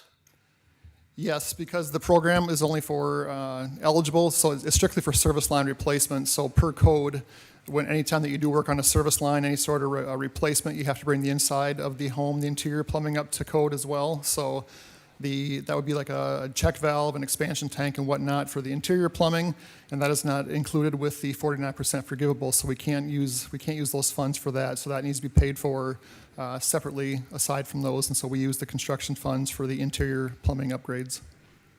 Oh, okay, so I guess I'm just wondering, is this program changed? We've had a lot of participation, a medium amount or little participation in the program so far? There's a tremendous amount of interest in the program, but we're limited by the funding that's available, essentially. So the original scope was 575 homes. That's what we're looking at for these 3 phases. Phase 1, we replaced 133 partial and full service lines. For phase 2, we're looking at approximately 210. Like the memo said, that depends on what we get back for bid. You know, the costs we have set at $500,000 for the construction funds, and then I believe it was 1.7 for the SRF. That way we stay within our allotted budget. So that could be reduced from the 210. It could be a little bit higher depending on how the bids come back in, but we will stay within that program budget. I see. Yeah. Okay, and there won't be a phase 3? There will be a phase 3 yet that will kick off this fall, and then construction for that will be next year. So Okay. Yes. I guess that's the information I need. I didn't know it was, I thought this was going to be more of a boon for us here in Dubuque, that more was going to be paid for. You say it changed from 90% to 49 or something? Yes, the DNR initially was hoping that they could find additional funds to take it from the original 49% up to 90. That was not the case, and then the program was moved forward at 49%. So that's where we're at today, is 49% forgivable on eligible construction costs. All right, thank you for the information. Thank you, Mr. Mayor. Ms. Wethel. If I recall, please correct me or give me some more information on this. When we have talked about this before, this is somewhat of an unfunded mandate because by a certain year we are required. Is that correct? Yes, because of the lead and copper rule improvements, we have until 2037. It's mandated by the EPA that we replace all of the lead service lines in town. That includes any galvanized pipe that is downstream from lead. So that is, right now, there's funding available, but it certainly won't be enough to fund the replacement of all the lead service lines in town. The EPA knows that. So they are kind of passing that on to the utilities, essentially. Even though these service lines are not owned by the city of Dubuque, they're not technically under our control. That will fall to the city of Dubuque to see that those are all completed within that 10-year period. Just one point of clarification, though. His answer is correct. It's be the responsibility of the city of Dubuque to make sure they're replaced, but it'll be the financial responsibility of each individual homeowner. So the city won't have the financial responsibility by the federal rules, just the responsibility to make sure it happens. Isn't that correct? Yeah, that's correct. I apologize for any miscommunication there. Thank you. This is also, I think, a good time to remind everybody that we treat the water so lead does not leach off of the pipes that are currently leading to some people's homes, correct? That's correct. Yep. Okay. All right. Thank you. Mr. Saber. So I know during phase 1, some of the homes didn't get done because the money kind of ran out. So are you guys, in phase 2, are you picking up where you left off in phase 1? So the folks that thought they were getting theirs done in phase 1, will they get done in phase 2 now, or? Yes, the carryovers from phase 1 will be shifted into phase 2, yes.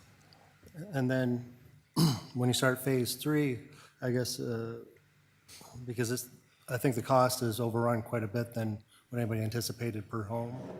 What happens if you're short on phase 3 for the people that have been contacted and are found eligible or participated in this program?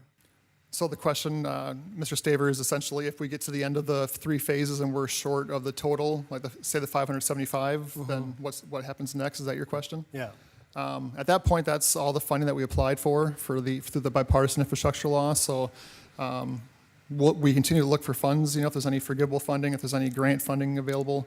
I know that we have organizations we work with that are petitioning for additional funds, like through the Iowa Association of Water Utilities or agencies, AWWA, they provide feedback to the EPA. So that's taking place on that end. Right now, we still have, I think until 2027 to finalize our plan for replacement. There's been some discussions here internally about what that's going to look like. I think at the budget hearing, we talked about potentially looking at assessments as an option, so to the homeowner. But for right now, after the phase 3, that program will essentially be complete unless there's more funding that's made available at that time. Have you contacted all 500 participants, or are there unnamed participants that don't even know that potentially they could have or couldn't have? So if you're in phase 2 and you're going to be part of the program, you've been contacted. It's a lengthy process. We have to work with the Iowa DNR. They perform environmental reviews on each home. They don't do a blanket, like they can't do all of Census Tract 5. You have to give them the specific addresses for each property you're looking to do. And so we submitted that list probably close to 10 months ago. It's such a long and kind of painful process to go through. But those addresses are submitted, so phase 2 is definitely set. Phase 3 addresses, I don't think those are confirmed yet, but that'll be based on as we continue to get more interest in the program and who we're working with to do the verifications in home and kind of the interest level. But the interest level is certainly there. So are you going to pull back the scope of the people that you were going to contact, since it looks like you're getting less done for the money? Well, right now we're still looking to, because part of the lead and copper rule improvements is that we have to maintain our online inventory and we have to replace 10% of the lines every year as part of that 10-year program, or the 10-year deadline. We are encouraging people to still sign up for the program, to contact us. We're doing in-home verifications because we have to update that inventory regularly, and we have to reduce the unknowns that we have in the system. If our tap cards don't have a real good history, or if there be maybe a loss of a record or something like that, we mark those as unknown, and the EPA does mandate that we have to reduce those unknowns by either contacting the customer, getting a picture from the customer, scheduling an appointment with the customer to get in their basement and take a look and get our eyes on it essentially ourselves to verify that. So, are the customers made aware that potentially they may not get done? As far as this program? Yeah. Yeah, we're very honest with people that, we have a certain amount of dollars, this is the number of homes. I certainly hope there's no promises being made or people interpret that as a promise that's going to be made, but because the reality is we have over 3,000 lead service lines, lead or partial or galvanized, and the funding to do, approximately 440 or so, 430, so. Okay, yeah. I'm just concerned because some folks have reached out, are disappointed or just questioning whether they're getting done or not. On phase 1, sounds like they will get done. Yes. Phase 2 sounds like pretty high potential to get completely done. And phase 3 is really the only people that are probably potentially wouldn't get done. Yeah, Does that sound potentially. accurate? Yep. Yeah, okay. Yep. Thank you. Yep. Yeah, Mr. Trustee, go ahead. Thank you, very quickly. So I guess I'm confused because I get confused, but I'm not sure if this is required of the city, which it sounds like it is, and yet, was this part of goals and priorities? Was this program there to be prioritized? Do you remember, Mr. Van Milligan? I don't think it was. And when you say mandatory, so the replacement by, I think it's 2037, is mandatory, that all of them are replaced. But this 3-year program where we provide the financing to do them, that's voluntary. So as Chris said, there's over 3,000 homes. So we opened it up, said anybody in these particular census tracts, it had to be the low-income census tracts by the federal rules, interested in participating in this voluntary program to have your lead service line replaced at no cost to you. And so that's the people who signed up for this. But when this is over, there's going to end up being a mandatory program, not because we think it's needed, because quite frankly, we don't, because as it was said, we treat the water so it doesn't leach lead anyway, but because the federal government is requiring us to do a mandatory program after this voluntary program is over. And in the mandatory program, it won't be free to the property owners. In those cases, they'll have to pay for the replacements. Now, we believe we'll be able to help them finance it through low-interest SRF loans, assuming the federal government continues with that program, which it's been in existence for a very, very long time, just the access to low-interest money. So, yeah, we think we'll be able to help them finance it on a long-term basis. And as Chris said, potentially do an assessable project where they can just pay for it over many years at low interest on their property taxes, but in fact, it will be at their cost. All right, well, thank you. It sounds like you really feel that it's prudent to do this phase 2 and keep the program rolling. And it's something that keeps changing, perhaps. Well, the beauty is, since under the previous administration, we did get approved for this program where even though we have to pay for it, the homes that are signing up, 49% of the eligible costs are forgivable. So about half of it, we don't have to pay back to the federal government. So it is a good program, but it's just they discontinued it. So we were applied, did get a 3-year allocation, and so I think we should continue with the 3-year process. All right, thank you very much. Thank you, Mr. Mayor. You know, this is an example of just one of the things that just frustrates you to no end. I mean, and an example of why the work that we do when we go and do the chamber flying that we're going to do here in a couple of weeks is so important to be able to make sure that the partnership with our federal government is strong, and that means both Congress and the executive branch and the departments that create the rules like this. Because this is an example of the federal government creating a completely unrealistic rule with a completely unrealistic timeline and no funding attached to it up front. The only funding that was attached to it came with the bipartisan infrastructure law, and then that funding was pulled away in some regards, and we weren't able to access all these things. So now we're asking good questions of our team trying to figure this out on our end. This shouldn't be our job. This shouldn't be us trying to figure this out. This should be the federal government having a plan for how we want to do this. If this is that important, then let's come up with a plan at the federal level on how to get it done and understand how it works when cities actually have to do these things. It's just incredibly frustrating because we talk about this every single time that we do this, and we're going through all these phases and trying to do it and trying to make sure people understand what's going on, and then we get blamed for doing things too slowly or not getting it done enough, and this is just it's a wild mandate, and it frankly needs to change. This timeline needs to change, and we need to keep advocating for that. It's a completely unrealistic timeline for the United States, and I think we need to keep working to fix that. In the meantime, I do think this is a step we need to take and move forward, because there's nothing bad about removing lead lines and replacing them with modern technology. We should absolutely do that. But people's water is safe. It's been safe for years in the city of Dubuque, and we're going to continue to do the same things we've done to keep it safe from a lead standpoint. And then in the meantime, I do hope that we can have some funding streams that will come our way to be able to get this done for people. Because otherwise, we are going to have to do things like make it a priority out of the blue just to make sure that it gets done. It's not something we should have to worry about in that level, but we might. So in the meantime, I appreciate the work that you're doing, Chris. I think that your team is doing an incredible job of trying to be as transparent as possible, reach out to people, get the pipes out of the ground, put new ones in, do all the other things you got to do inside the house. It's a lot of work, so thank you for doing it. I do think we got to keep moving it forward, but I also think that even more importantly, we need to continue to talk to our members of Congress and to the folks at the federal level to make sure that this can change, because it needs to. It's something that needs to be adjusted. Okay, thank you for letting me say those words there, Chris. Thank you very much for your time and helping us with this. So the motion here is to receive and file and adopt the resolution. So Trish, would you call the roll, please? Leyendecker. Aye. Roussel. Aye. Resnick. Aye. Sprank. Aye. Staver. Aye. Wethel. Aye. Kavanaugh. Aye. Motion passes 7-0. Moving on to public input.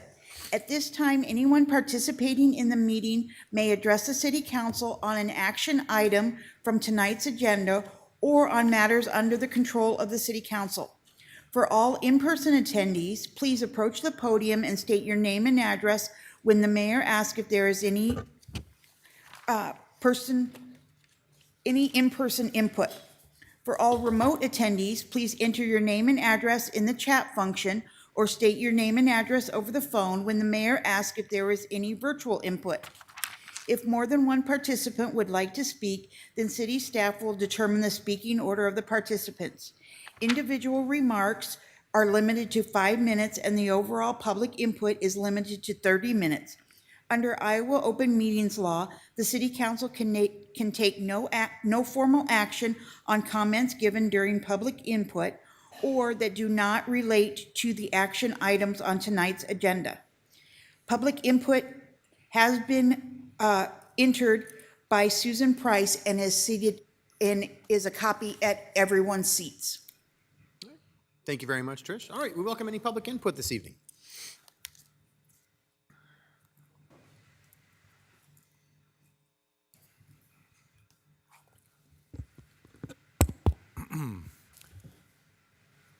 Mr. Mayor, excuse me, Mr. Mayor, members of the council, Dan McDonald. I'm with Greater Dubuque Development located at 900 Jackson Street. I'm joined by Dan Rivas, who will have a few comments as well, and he can identify himself and his address. We're here tonight, and I'll let Dan speak for himself, but we're here tonight to respectfully request consideration and approval of the removal of 2327 from the Broadway Neighborhood Conservation District. And I know Dan has specifics, but before we do that, there's a couple things that popped up even tonight that I just want to make note of. You know, earlier tonight, we watched you folks have citizens that are applying for commissions on their own time. They have day jobs, they have lives, they have families, and yet our own friends and neighbors take the time and care to join these commissions without pay or any fanfare, a lot of times, a lot of hours. And so tonight, when I wanted to just say before we get started, the city staff, the Historic Preservation Commission, these are folks that care a great deal. They take the time and care to listen. They're very good at what they do. And so, for the record, just want to say thank you to those folks. They've been exceptional throughout this process.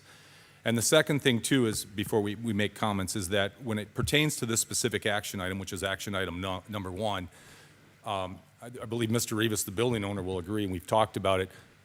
There has been no debate, privately or otherwise, that this particular, this building located at 2327 was historic.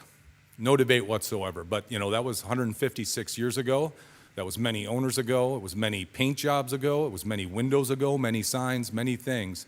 And we're up here tonight, and I'll let Dan explain his project, but the big thing we want to convey, at least I would, is that working with Dan, he's a professional. He too is caring, he's responsible, he does good work. And I think it's important from a broad perspective to just, again, respectfully request something we need to remember, and that's context matters, and one size fits none. And context is really important in this case because it's in 1872, there was not a convenience store selling gasoline and Gatorade directly to the east. There was not a used car lot directly to the north. And I'm pretty sure there wasn't a Dollar Tree to the south just down the block. That's a very respectful way of saying the neighborhood has changed. Dan has done good work at his existing location.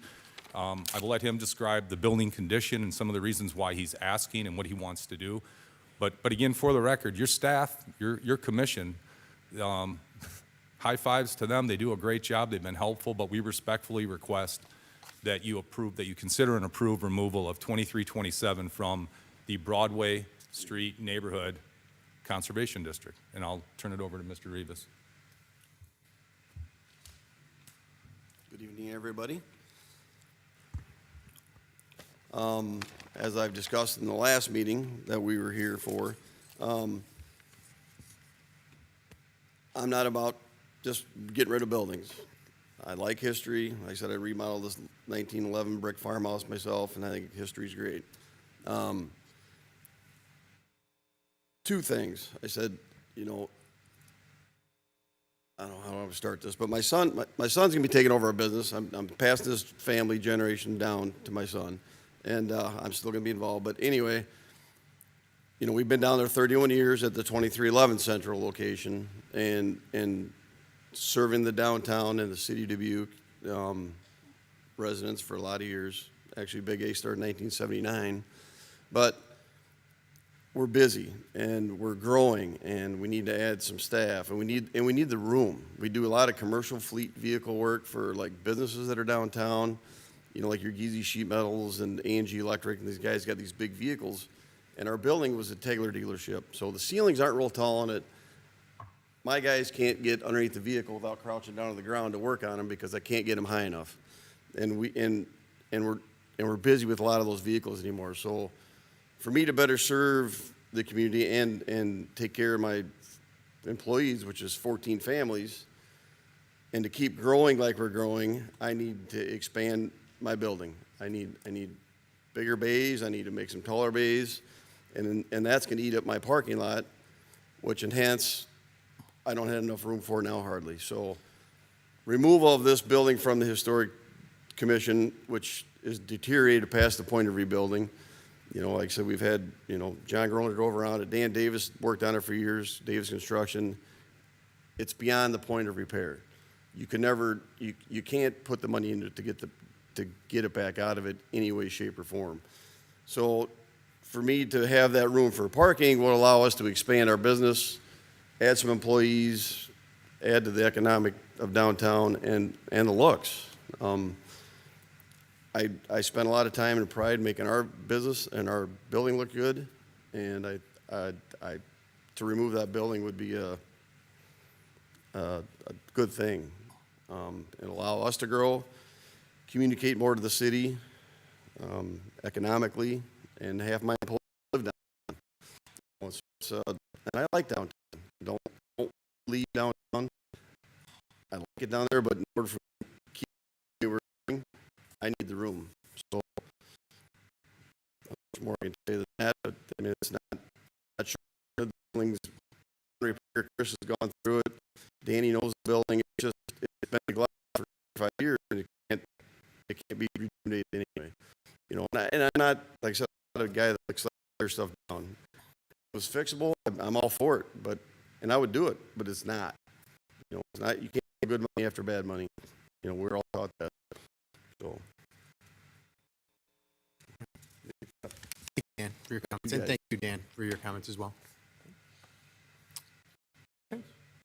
We'll get to questions during the action. We may have some for you, so yeah.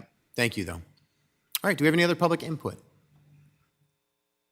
Okay, seeing none here. Anything else virtually? No. Okay. All right, then. We can go on to action items, please.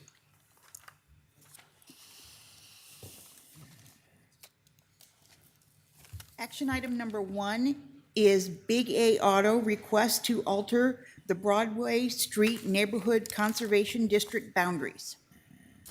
Mr. Mayor. Mr. Resnick. I move to receive and file and discuss among the council. Second by Linedecker. All right, got a motion by Resnick and a second by Linedecker. All right, do we have anything from you, Mike? Wally has a Wally has presentation. something. Okay, please, Wally.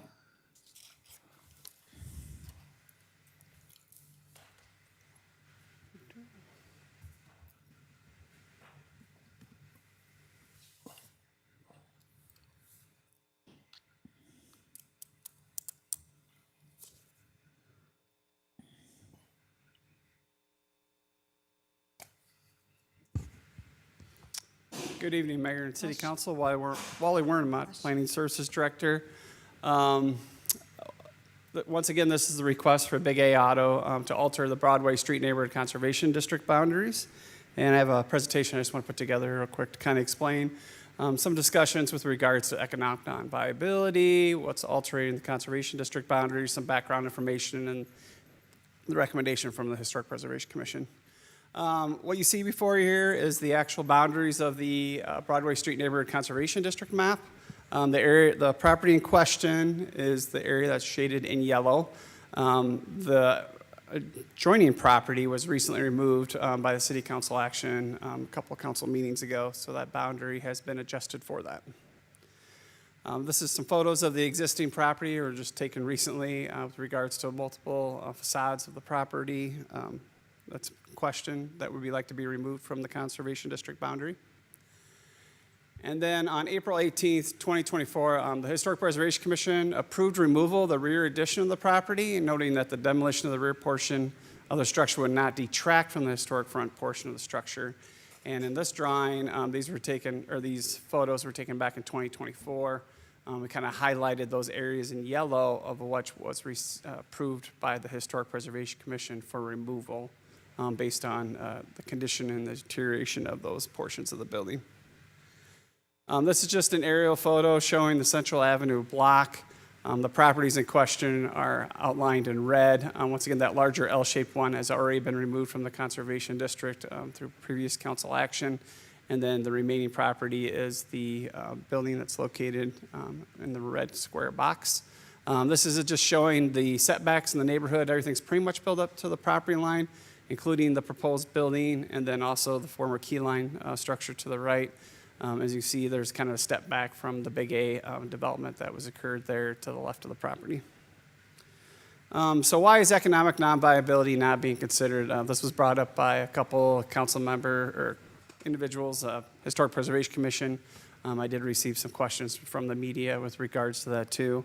Mr. Rivas was provided the option to either apply for a certificate of economic non-viability or alter the Broadway Street Neighborhood Conservation District. And Mr. Rivas chose the request to alter the Broad Street Neighborhood Conservation District. Both of these have very different review processes. So the process for establishment or expansion of the alteration district, any person may request to the city council establish or expand the conservation district. So Mr. Rivas submitted a letter to city clerk that started that action, which brought it before you at the city council.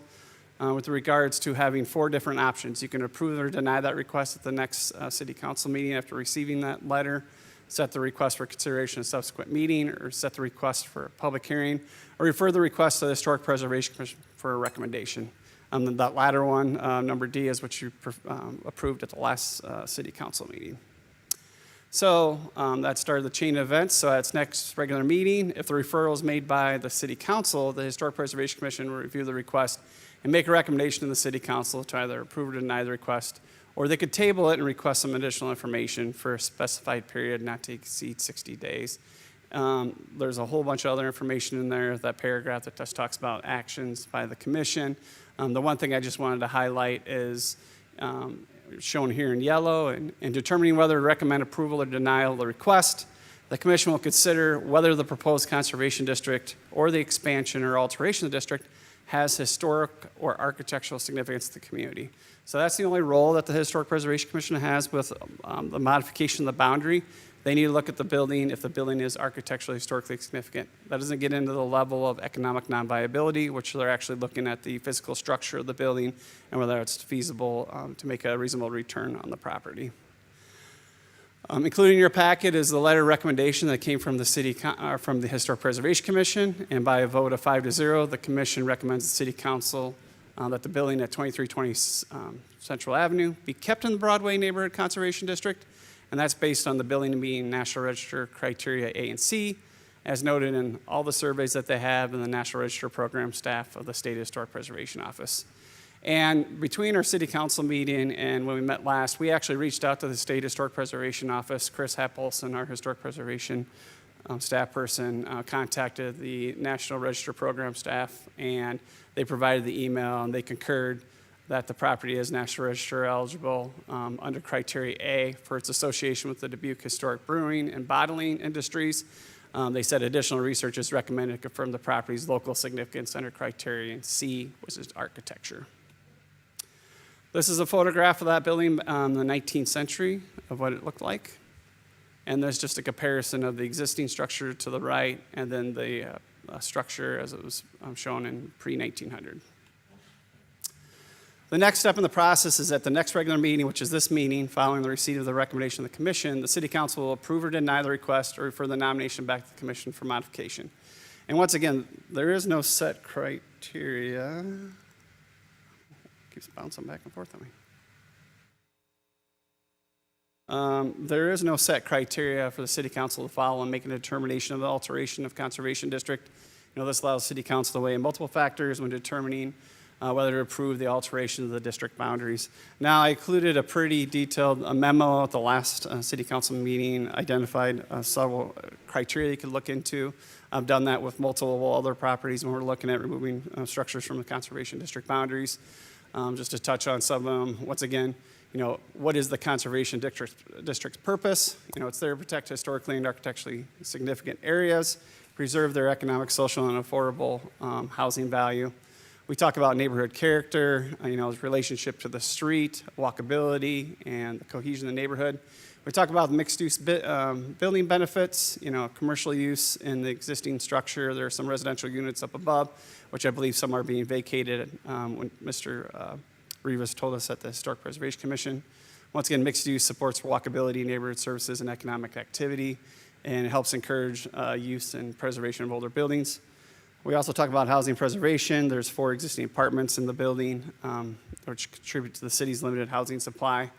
It's also consistent with Imagine Dubuque 2037 goals to maintain affordable and diverse housing options, reuse of existing housing, maximize public infrastructure investments, and reduces pressures for outward growth for the existing structure, infill in our community.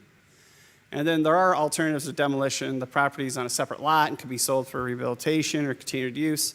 In addition, there's quite a few things going on in the Upper Central Avenue corridor. There are some plans that emphasize reinvestment, adaptive reuse, mixed-use development. We have some recent projects.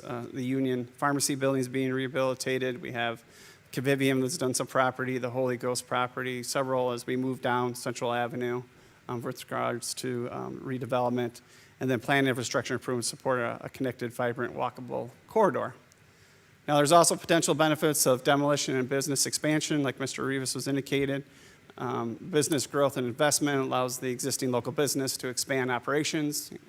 The economic development may generate additional employment opportunities, increase business activity, contribute to the local tax base. Also, operation efficiency, just like Mr. Rivas indicated, expansion may provide a needed space for equipment, storage, parking, customer service, or workflow improvements that can be accommodated within the existing site. And then also overall potential site enhancements, redevelopment could improve accessibility, circulation, landscaping, lighting, and other site amenities. And also support for existing employer. Expansion may help retain established business within the corridor rather than property relocation elsewhere. So there's a lot of things for you guys to weigh on when you look at the options with regards to altering the conservation district boundaries.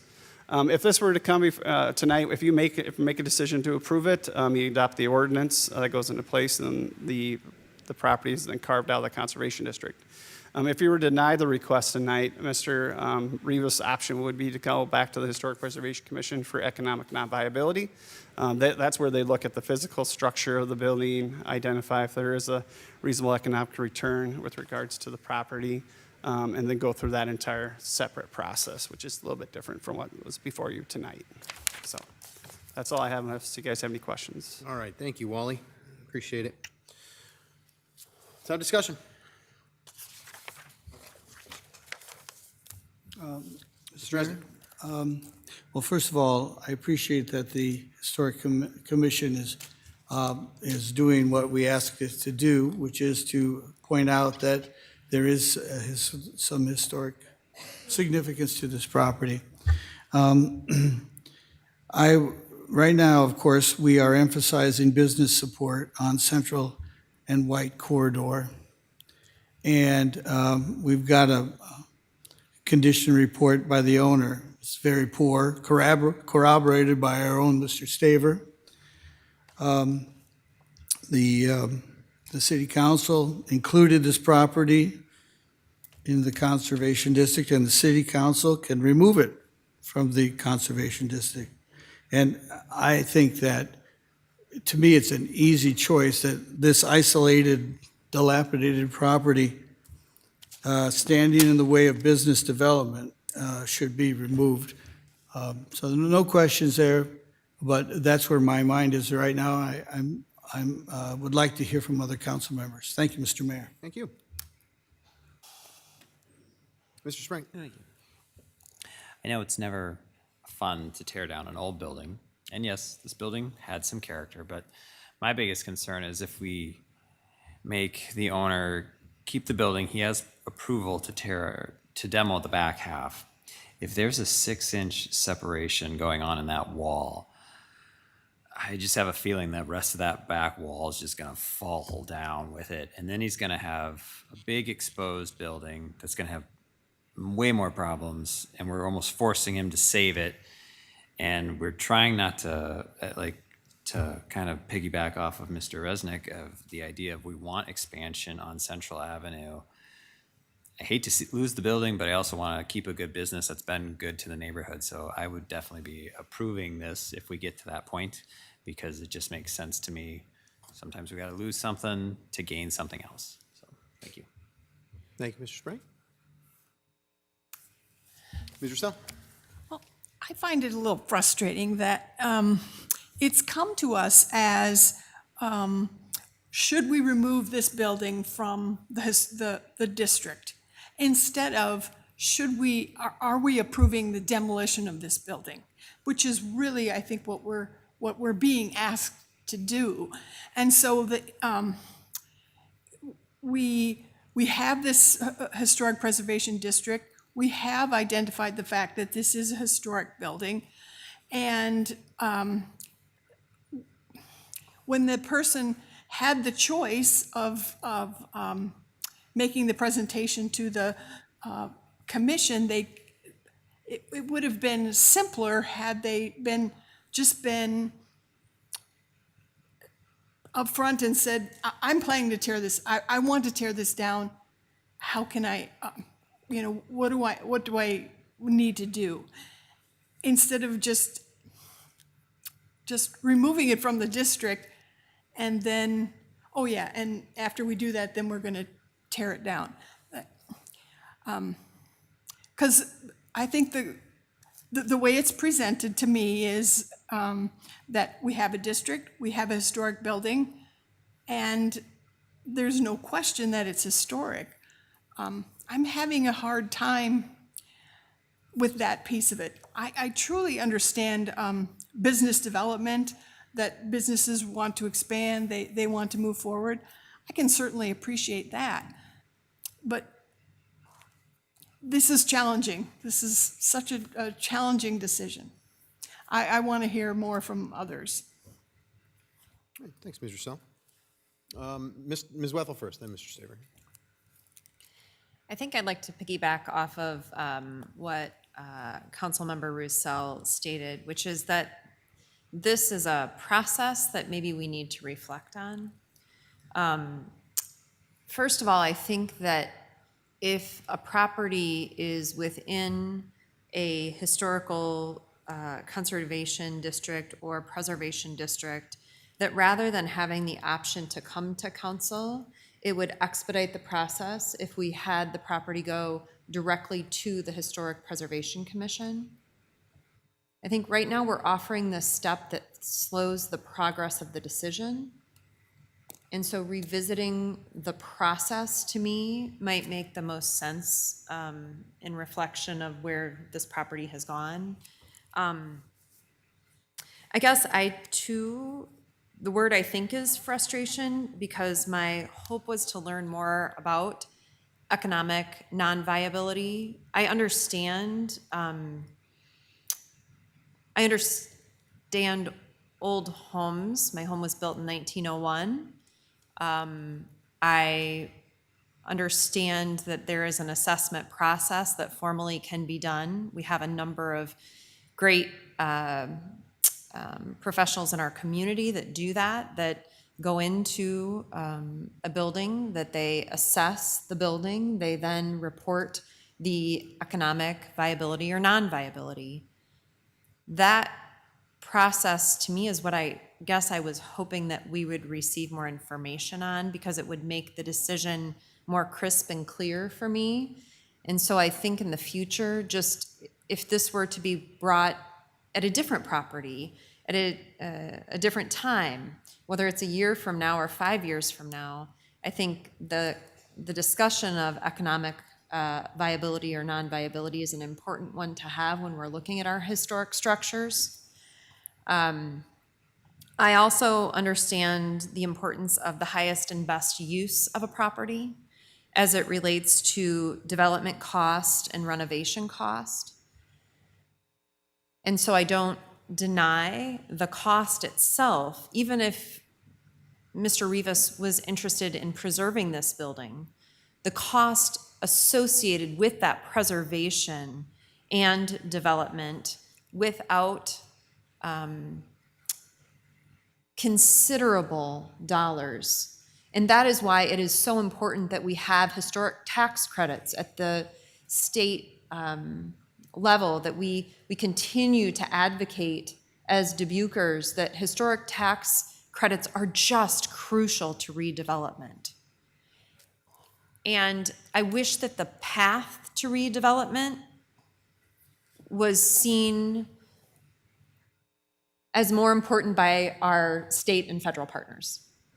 And I think there's areas of our country that this doesn't speak to them the way it speaks to me, I'll just say.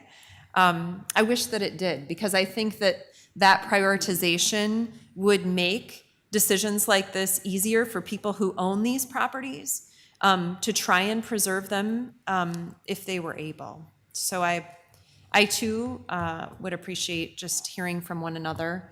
I've done a lot of reading to try and educate myself on historic preservation since I've been on council. And every decision is so different.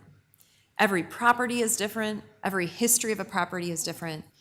And without question, we have incredible professionals who are passionate on our Historic Preservation Commission that I respect deeply. But I think in concert with this conversation, we must also discuss our process moving forward. That's all for now. Thank you. Mr. Schneber, go ahead. Well, I would just like to say, I think the process is good. I think, I think there could be some work done to it. I think this is, kind of the fork of the process. This is one of the processes to get this done. I think, like what you were just saying, it's each individual property has a unique story, and I think the big historic part of this property is its past use, being a brewery. I mean, that's part of our culture here. That's part of the narrative, let's say. Unfortunately, there's been some major alterations to the building through the years. The only really significant, in my mind, historic piece left is maybe the very storefront pillar part of it. The rest of it's just been, unfortunately patched and patched and patched and patched to the point where there's nothing left to patch. Once that back half comes off, I mean, there is, I think, some real risk of what's going to happen to the back wall. There was a third story, like I said, when I was up in the attic, you could see the tops of the walls just literally knocked off, just jagged brick, that's what they did at the time. I'm not criticizing. I mean, there's, on top of all of that, I love breweries. I mean, I'm one of the bigger brewery collectors around. This isn't easy for me either in any shape or form. I mean, I love history, I love breweries, I love the past, but at some point you have to just be objective and look at what's reality, There isn't much good use, and the cost to bring it back to good use would be tremendous. The economic viability portion of it would be a huge delay. That in itself is very costly and time-consuming. To your point about historic tax credits, I wish, the pathway to get them was much, much, much easier, and we could save a lot more buildings that way, rather than watch them waste in front of our eyes. This one's been wasting away for way too long. Fortunately, we have a thriving business, and there's no other supporting buildings around that are in context with it either. I mean, it's just, there's so many things going, in my opinion, exactly the direction I think it should go, which is to be pulled out of the district. So that's my 2 cents. Thank you. Mr. Lineker. Yeah, Mr. Mayor, thank you. And I concur with Councilmember Resnick, Sprank, and Staver, and I don't necessarily know if I have anything new to say. However, just kind of reinforce, I look at these and I think we benefit from having a lot of historic architecture in our community that is magnificent. And we've had some great redevelopment of those properties, specifically noted in the Millwork District, and utilized appropriate federal programs for those. And so I think we're fortunate to have those properties a part of our community. And Mr. Rivas brought up the name Gronin and mentioned that he did go through this property. And I know he's been a part of a number of these rehab projects, and they are not easy. I've been on the other side of the funding equation on them. They're not easy, and they're extremely costly and time-consuming, and it's a definitely not a small feat for anyone to pick up and take on. And so I do worry about the economic viability, and in line with kind of our plan to redevelop and to continue to spur development up in the north end, I do worry that if we don't move forward with removing this, that we'll end up with just another vacant storefront in a vacant building. And I think the reinvestment in this area is important. I think it just takes a couple of key projects to kind of start stimulating the block and the street. And so that's where my thoughts are currently. Thank you. Thank you. Well, it's a good discussion so far, and I appreciate all the thoughts here. I think there's some really good points being made. I'm officially frustrated with our process at this point. And that comes after, I can't give you the exact number of buildings that we've had to talk about in my time on the council, but I can tell you that almost every single one that we've had to decide to either remove from a conservation district or, allow for demolition or anything like that, I was frustrated by the process that we're using. That's, I think, our fault. I think that's entirely under our control as a council. And I think I'm officially at the point where I'd like to talk about that as a potential goal and priority to focus on going forward. Because the bottom line in my mind is, you've seen all the pictures of all the historical properties, all over the place in Dubuque. I think about the parking lot that's right over next to us here on this building, and a beautiful home that sat there at one point. I guarantee you that almost every single building that was torn down in Dubuque's past was torn down for the purpose of some sort of investment by, economic investment by other businesses of the time. Every historic property is basically a victim of our modern progress. It's kind of the way it works. I'm not blaming anybody for that. I think it's just a fact that I think we have to deal with. Because what happens over time is you essentially have a death by 1,000 cuts. You just lose these buildings over time to be able to say we need to do something so we can have a business go here and things go there. And I think that those are good ideas. In this case, for example, Mr. Rivas brings up some really good points as to why he needs to expand his business right there at that spot where it already is and not move it somewhere else in a part of a neighborhood that is trying to still kind of reinvent itself and create a place where people are going to go. I think it's a really compelling argument. But Mr. Staver, you said something, and it really struck me. If the path to historic tax credits was easier than saving these buildings, I wrote down, saving these buildings might be viable. I think that's a really good point. We need some way so we don't fall into this trap over and over again. Because the bottom line is the whole pathway of being able to just remove something from a conservation district is simply a workaround. And it's a workaround that we allow. So I can't say that we don't allow it. I mean, it's something that we're doing. And we've used it and on several other buildings in the downtown area. And essentially, I'm partially to blame for that too, because I did vote for some of those. And you create a slippery slope as you go. And that's something that you can't walk away from that precedent once you set it. So all this is to say, I don't see, first of all, we've got 4 votes here that I'm hearing that are saying that you'd like to move forward with allowing this. I don't see the need to punish Mr. Rivas and to hold this process up longer for him in this particular moment. But what I will say is, we have got to change something about how we deal with our historic properties, or we are not going to have historic character that lasts over time for generations like we've had now. If it's important to us, we got to make it important to us, period. We have to find a way to do that, and find a way that we don't just keep working around it or allow somebody to buy a building and let it deteriorate. We've got to find some way to make sure that our historic structures stay. We've got to work together to defend the buildings themselves, because that's the challenge. When somebody does buy a building, you can do just about anything to it in a lot of ways, and that's part of your right as a landowner. But I do think we need to make our historic nature something that is important to us, and make that point by having a process that tries to keep it. And right now, I'm just not sure that that process is working very well, because this has come before us, enough times that I'm not liking the direction that we're going.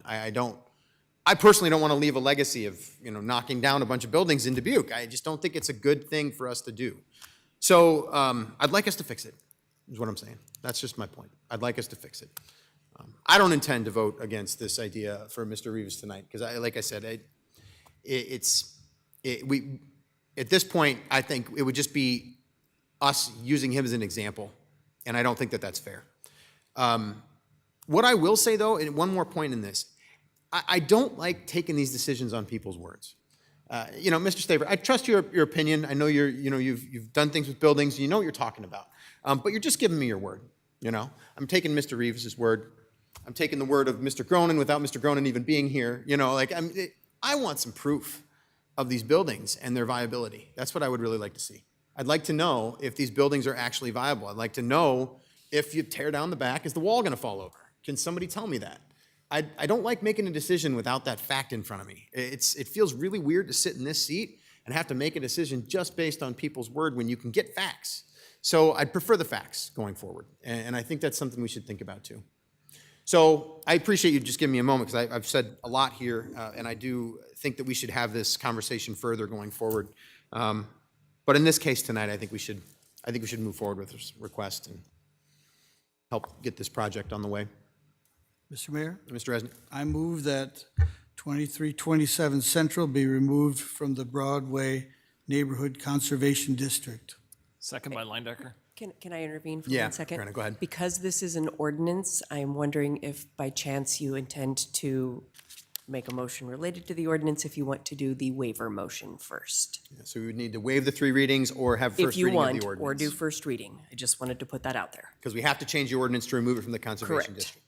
So you could either do it all in one fell swoop tonight by starting with the waiver motion if it passes, and you could do final passage and consideration of the ordinance, or you could do first reading. Thank you. Would you May- care to? May I ask? Please, Ms. Wethel, and then I'll come back to you, Mr. Resnick. Just for clarification, does that need more than a majority vote of council? It needs a supermajority to pass, so 6 votes. Thank you. The waiver motion.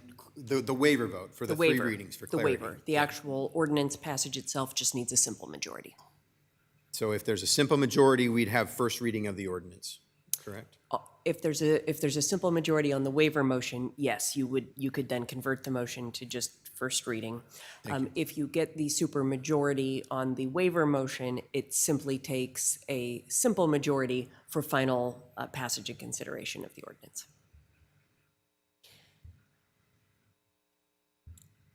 Please, go ahead. May yeah, I please. speak? Yeah. So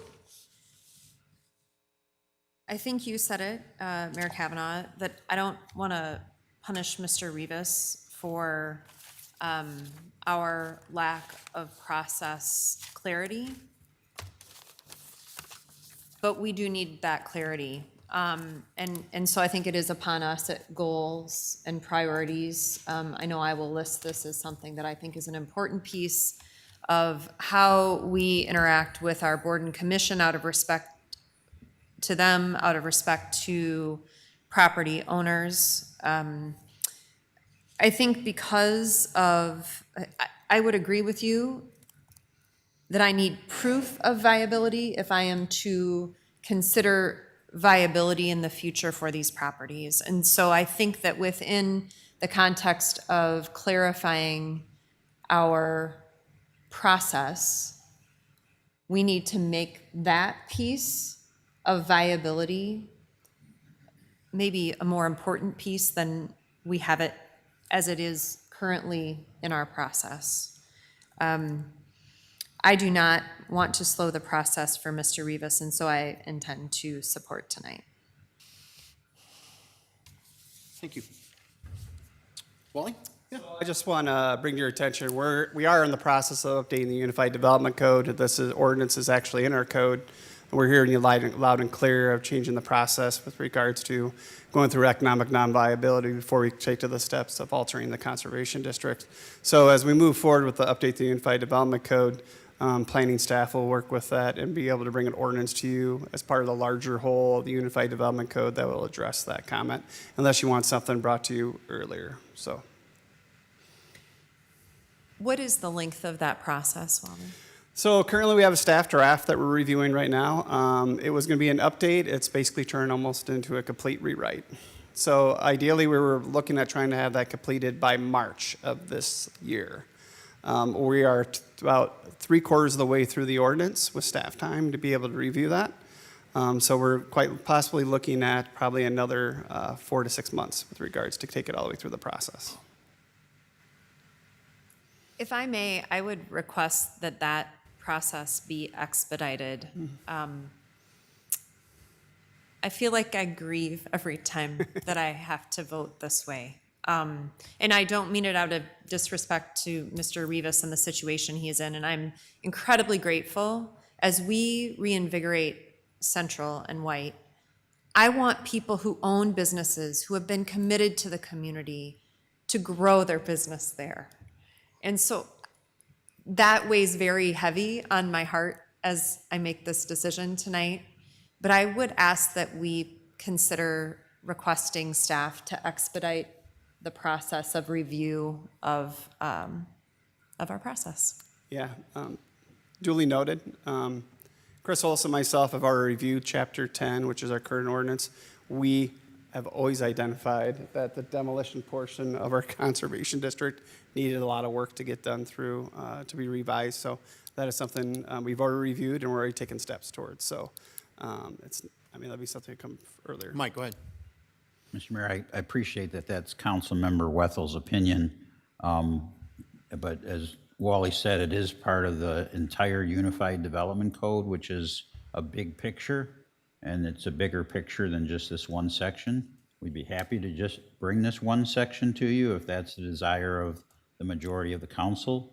Otherwise, we'll bring it back to you in its entirety later in the year.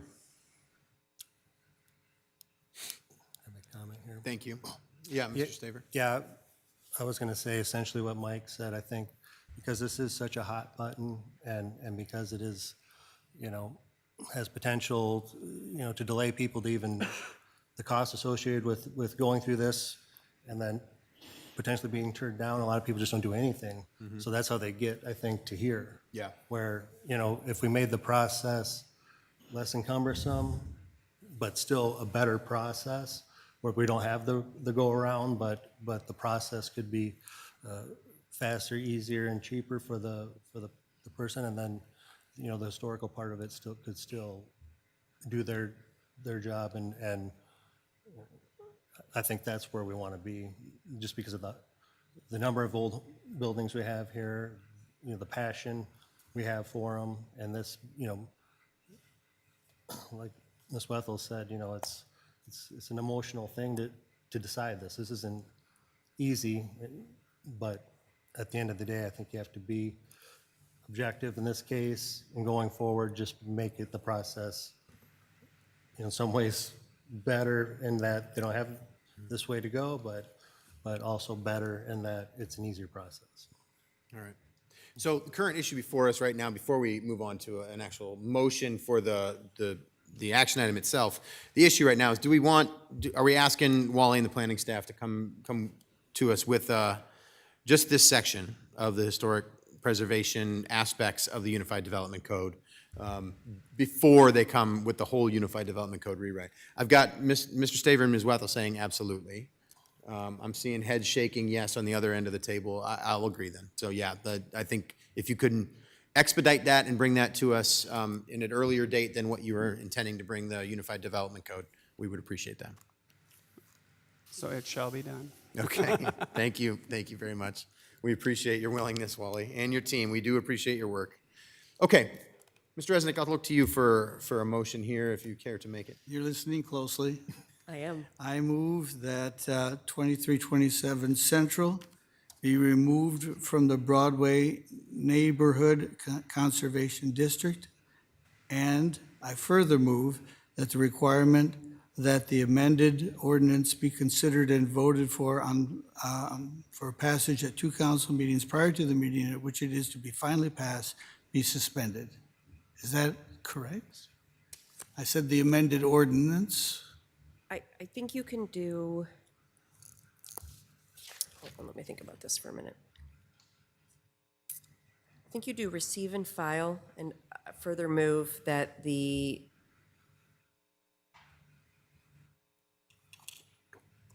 motion be. Do you have any motion A? Danny, can I see your card for a second? Motion A.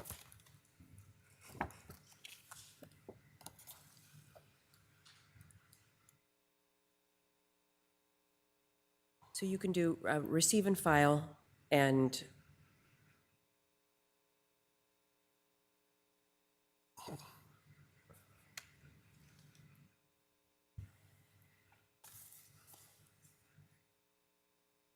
you can do motion B. So receive and file in motion B. And just to clarify, the reason is because the ordinance before us that we would be voting on is actually written. Correct, it's done to already. remove, So- yeah, it's done. Correct. It's documented here. It's Planning to st- remove this building from this Yes. property. From Planning the- staff attached it so that it was here and ready to go if this was the direction you moved this evening. Yeah. So it would be receive and file motion B. All right, thank you very much. I appreciate the explanation because, I didn't know that that was done earlier.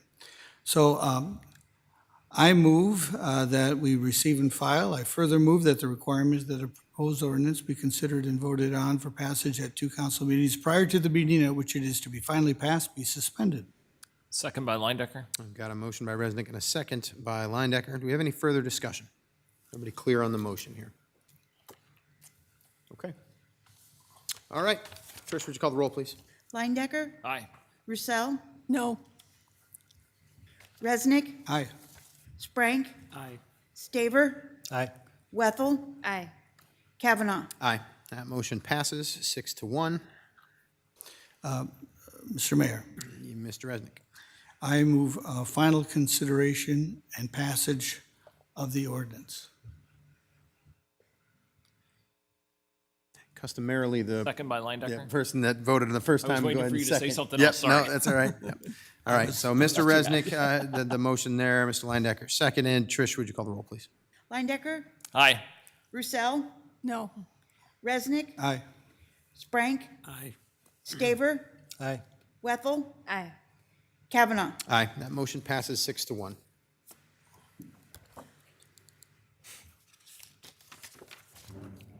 Action item number 2 is construction of an off-street parking lot at the corner of 5th and Locust Street request. Mr. Mayor, Ms. Roussel? I move to receive and file and adopt the resolution. Second by Sprank. Motion by Roussel, second by Sprank. Mike, please. Thank you. I respectfully recommend Mayor and City Council approval to allow construction of a surface parking lot at 500 Locust Street. Due to zoning regulations within the C5 Downtown Commercial District, City Council approval is required before a surface parking lot may be established at this location. As part of the redevelopment of the 5th and Main building, Gronin Development is proposing construction of an off-street parking lot at the corner of 5th and Locust Street. The 5th and Main project includes a 5-story mixed-use building with ground floor commercial space and a minimum of 80 upper-story housing units. Off-street parking will be incorporated into the building. However, additional provisions are outlined in Section 10.7 of the approved agreement. The approved development agreement requires Gronin Development to provide 8 off-street parking spaces within 300 feet of ecumenical towers to replace a portion of these removed stalls. Approval of a surface parking lot at 500 Locust Street would enable the developer to satisfy this requirement. All right, thank you, Mike. Discussion. Mr. Mayor. Mr. Resnick. Thank you. So, Mr. Van Milligan, who is responsible for the funding of the deconstruction of the current, of what's on there currently, and then the construction of the parking lot? Is that developers? Yes. Okay. Thank you, Mr. Mayor. Any other discussion or questions on this one? All right, motion here is to receive and file and adopt the resolution. Trish, would you call the roll, please? Lindecker, I'm going to abstain. Roussel, Aye. Resnick, Aye. Sprank, Aye. Staver, Aye. Wethel. Aye. Kavanaugh. Aye. That motion passes with 6 ayes, 1 abstention. Action item number 3 is selection of preferred concept for the historic Millwork District outdoor community space.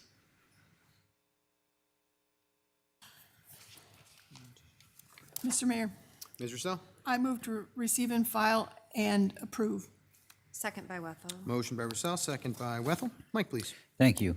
Planning Services Director Wally Werneman is recommending City Council select a preferred concept for the historic Millwork District outdoor community space and whether to proceed with removing the temporary parking lot at this time, including installation of irrigation and sod, or whether removal should be deferred until final plans and specifications are completed.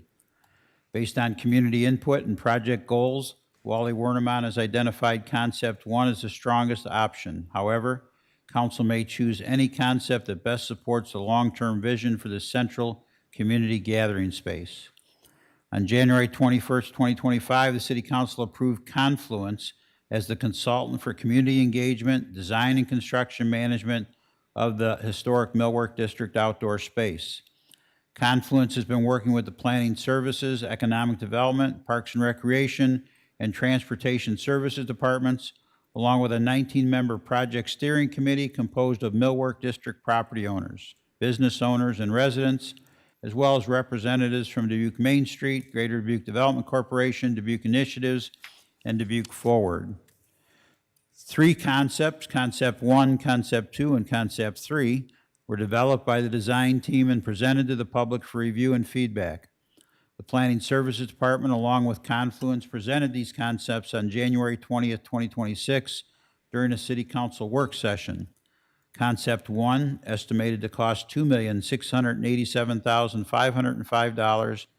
Concept 1 features upper and lower lawn areas, a central event space, integrated art features, play space, and catenary lighting, creating a flexible and visually engaging park environment.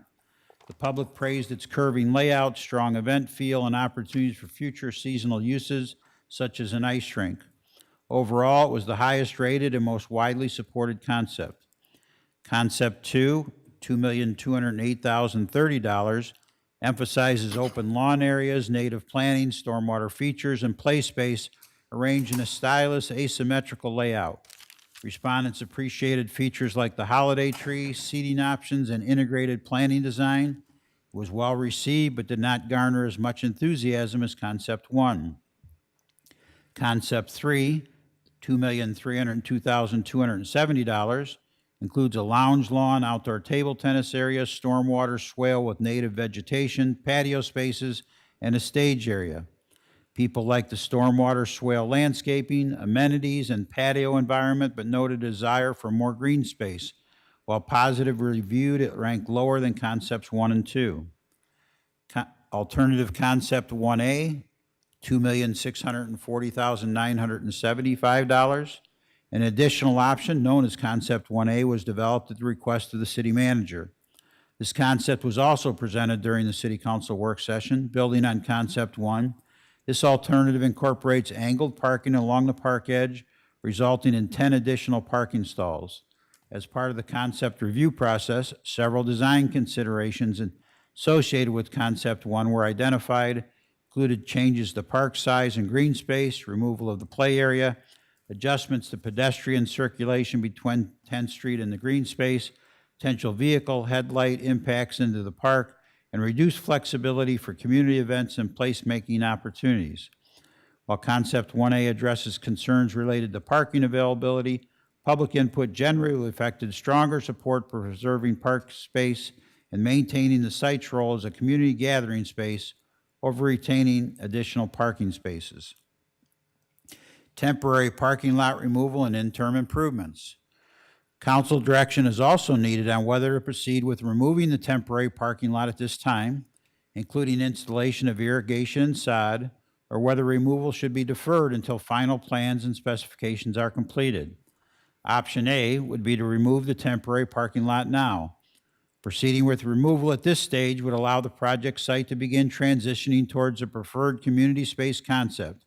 However, this approach would require installation of irrigation and sod prior to grading work associated with the final design, which may result in additional costs to remove and reinstall these elements once construction begins.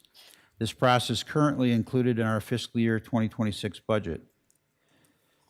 Option B, maintain the temporary parking lot until plans and specs are finalized. Holding off on removal would avoid duplicate work and reduce tear-out and replacement costs. Retaining the lot during the design phase would also provide additional time for city staff to value engineer individual components of the preferred concept, refine cost estimates, and prefer a more efficient implementation plan. And there is an option C, which I was not included in the memos, and that is to wait to remove the parking at all until there's funding available to actually build the $2.5 million project. I had originally given you a recommendation on which concept I think you should choose, and I'm modifying that concept tonight. I am modifying my recommendation and respectfully recommend Mayor and City Council selection of concept number 1, and then to give direction on removal of the parking lot. All right, thank you, Mike. So I'm going to start us off here. I'm really glad that you changed your recommendation, and I know you did so after receiving a large amount of community feedback about this, and I think it was the right call, because I think people really do like concept 1 when it comes to the park, and I appreciate that. And I know that was the one that I liked the most after reading through this and understanding what the needs and desires are for the people in the millwork and the people who visit the millwork. So my vote here would be to go with concept 1 and option A, to do the park now. I think we've got the money in the budget to do it. I think it is something that we can get done, and we can actually have a space that feels like it's going to feel in the future. I don't think we need the temporary parking lot right there. I think there is actually quite a bit of parking within the Millwork District. So I would like to hopefully go with concept 1 and option A. Mr. Resnick. Mayor, thank you. Mr. Van Milligan, again, thank you for your consideration on the park and the proposed parking possibilities. And I know you're always looking out for businesses downtown, and they need customers. And customers get there generally by car. But I also appreciate the change. So did I understand you that we have the funding sources, they have been identified, but the last one, I'm inclined to go option C if we don't have the money to do it. I mean, why would we just take out the parking and not complete the park? How did I misunderstand that? So the only thing we have the money for now is to take the parking out and plant grass. And then we would just have to wait for some time in the future where we have money to actually do the park that's designed for about $2.5 million. So the argument in this memo is during that interim, people would have the grass field to, picnic in or throw a Frisbee or whatever it is, but there wouldn't be any amenities in that until sometime later. It's not in the 5-year capital improvement program budget. And so there'd either have to be a fundraising campaign or it would just have to wait at least 6 years. And I'll just be frank with you, it'll be longer than that. Thank you. Are there grant possibilities for this program? I know we just started thinking about it, or? Well, I don't know of any grant programs that exist to build a park, but that doesn't mean we couldn't look for them as part of a fundraising campaign. I, like the mayor, like a field of grass, actually. There's something, it cools off, it has a different vibe, which we're trying to bring to the Millwork District, and it is a gathering place. And so maybe there might be a path or something organic and cheap that we can do that makes it a nice place rather than looks like, oh, we should stay off the grass. But, you know, encourage people to use the property. Maybe some small things we can talk about, but otherwise, I would agree with the mayor. Right now, if we can get some grass and make it a place that people might want to gather. Thank you, Mr. Mayor. Ms. Roussel? Thank you. I too liked concept one. I think it's important to think about what people wanted, and that was the top concept that people wanted. My one question was, you mentioned if we did it now, we might have to tear some things out and redo them. Do you have any idea what additional costs that might be? Well, the representation in the memo talked about putting in an irrigation system, which would have to be torn out when it was graded. So if you didn't put that in, if all you did was plant grass seed, now when you graded it, the grass that you grew would be gone, but I don't think there'd really be much of a cost. But if you put in an irrigation system, which I don't know, we don't have irrigation systems in any of our other parks except the golf course, but so, I mean, I guess we could just not do that and, you know, let the grass wait for Mother Nature. Well, I think having grass will give people a better ideas of what that park might look like. I think people have more of a visual way to think about a park. And if you see grass, if you see a place that you might go and, you know, have an event or a picnic or something, it might give you some ideas like, hey, this could be a park, and perhaps people would want to invest in it or whatever. But I love the idea of having something there now. And since that parking was planned to be temporary, I think it would be a great opportunity to add some green space. Thank you, Ms. Rousseau. Do you know anybody who could plant trees there at all? If there were people that might I'm on it. I'm on it curious now. about that fact. Yeah, Ms. Wethel. I too would support concept one and option A. One thing though I considered in reviewing concept one, if you go to the specific cost items, so for concept one, the stage and lighting for concept one costs $450,000. If we removed the stage, that brings the cost down to $2,237,505, which would put it near concept two cost and less than concept three cost. It's nearly $500,000 for a stage. And to be quite honest, I've had a number of people contact me and say, we have a number of stages in different areas of town, and not that I don't think there would be value for some specific events in which that would be used. I personally want kids to have a park to play. So I want people to live in a housing density in the Millwork District and near there. I think that the opportunity to create more play space, and now I know I'm not trying to go against anyone's recommendation who so graciously gave of their time to review these options, but I think if we're looking at trying to get it into a CIP in the next 7 years, taking nearly $500,000 off of the cost makes sense to me. The other pieces of creating the green space now, number one, people need a place to put their feet on the ground, and there's just not enough green space there. We can't wait 7 years for green space, in my opinion.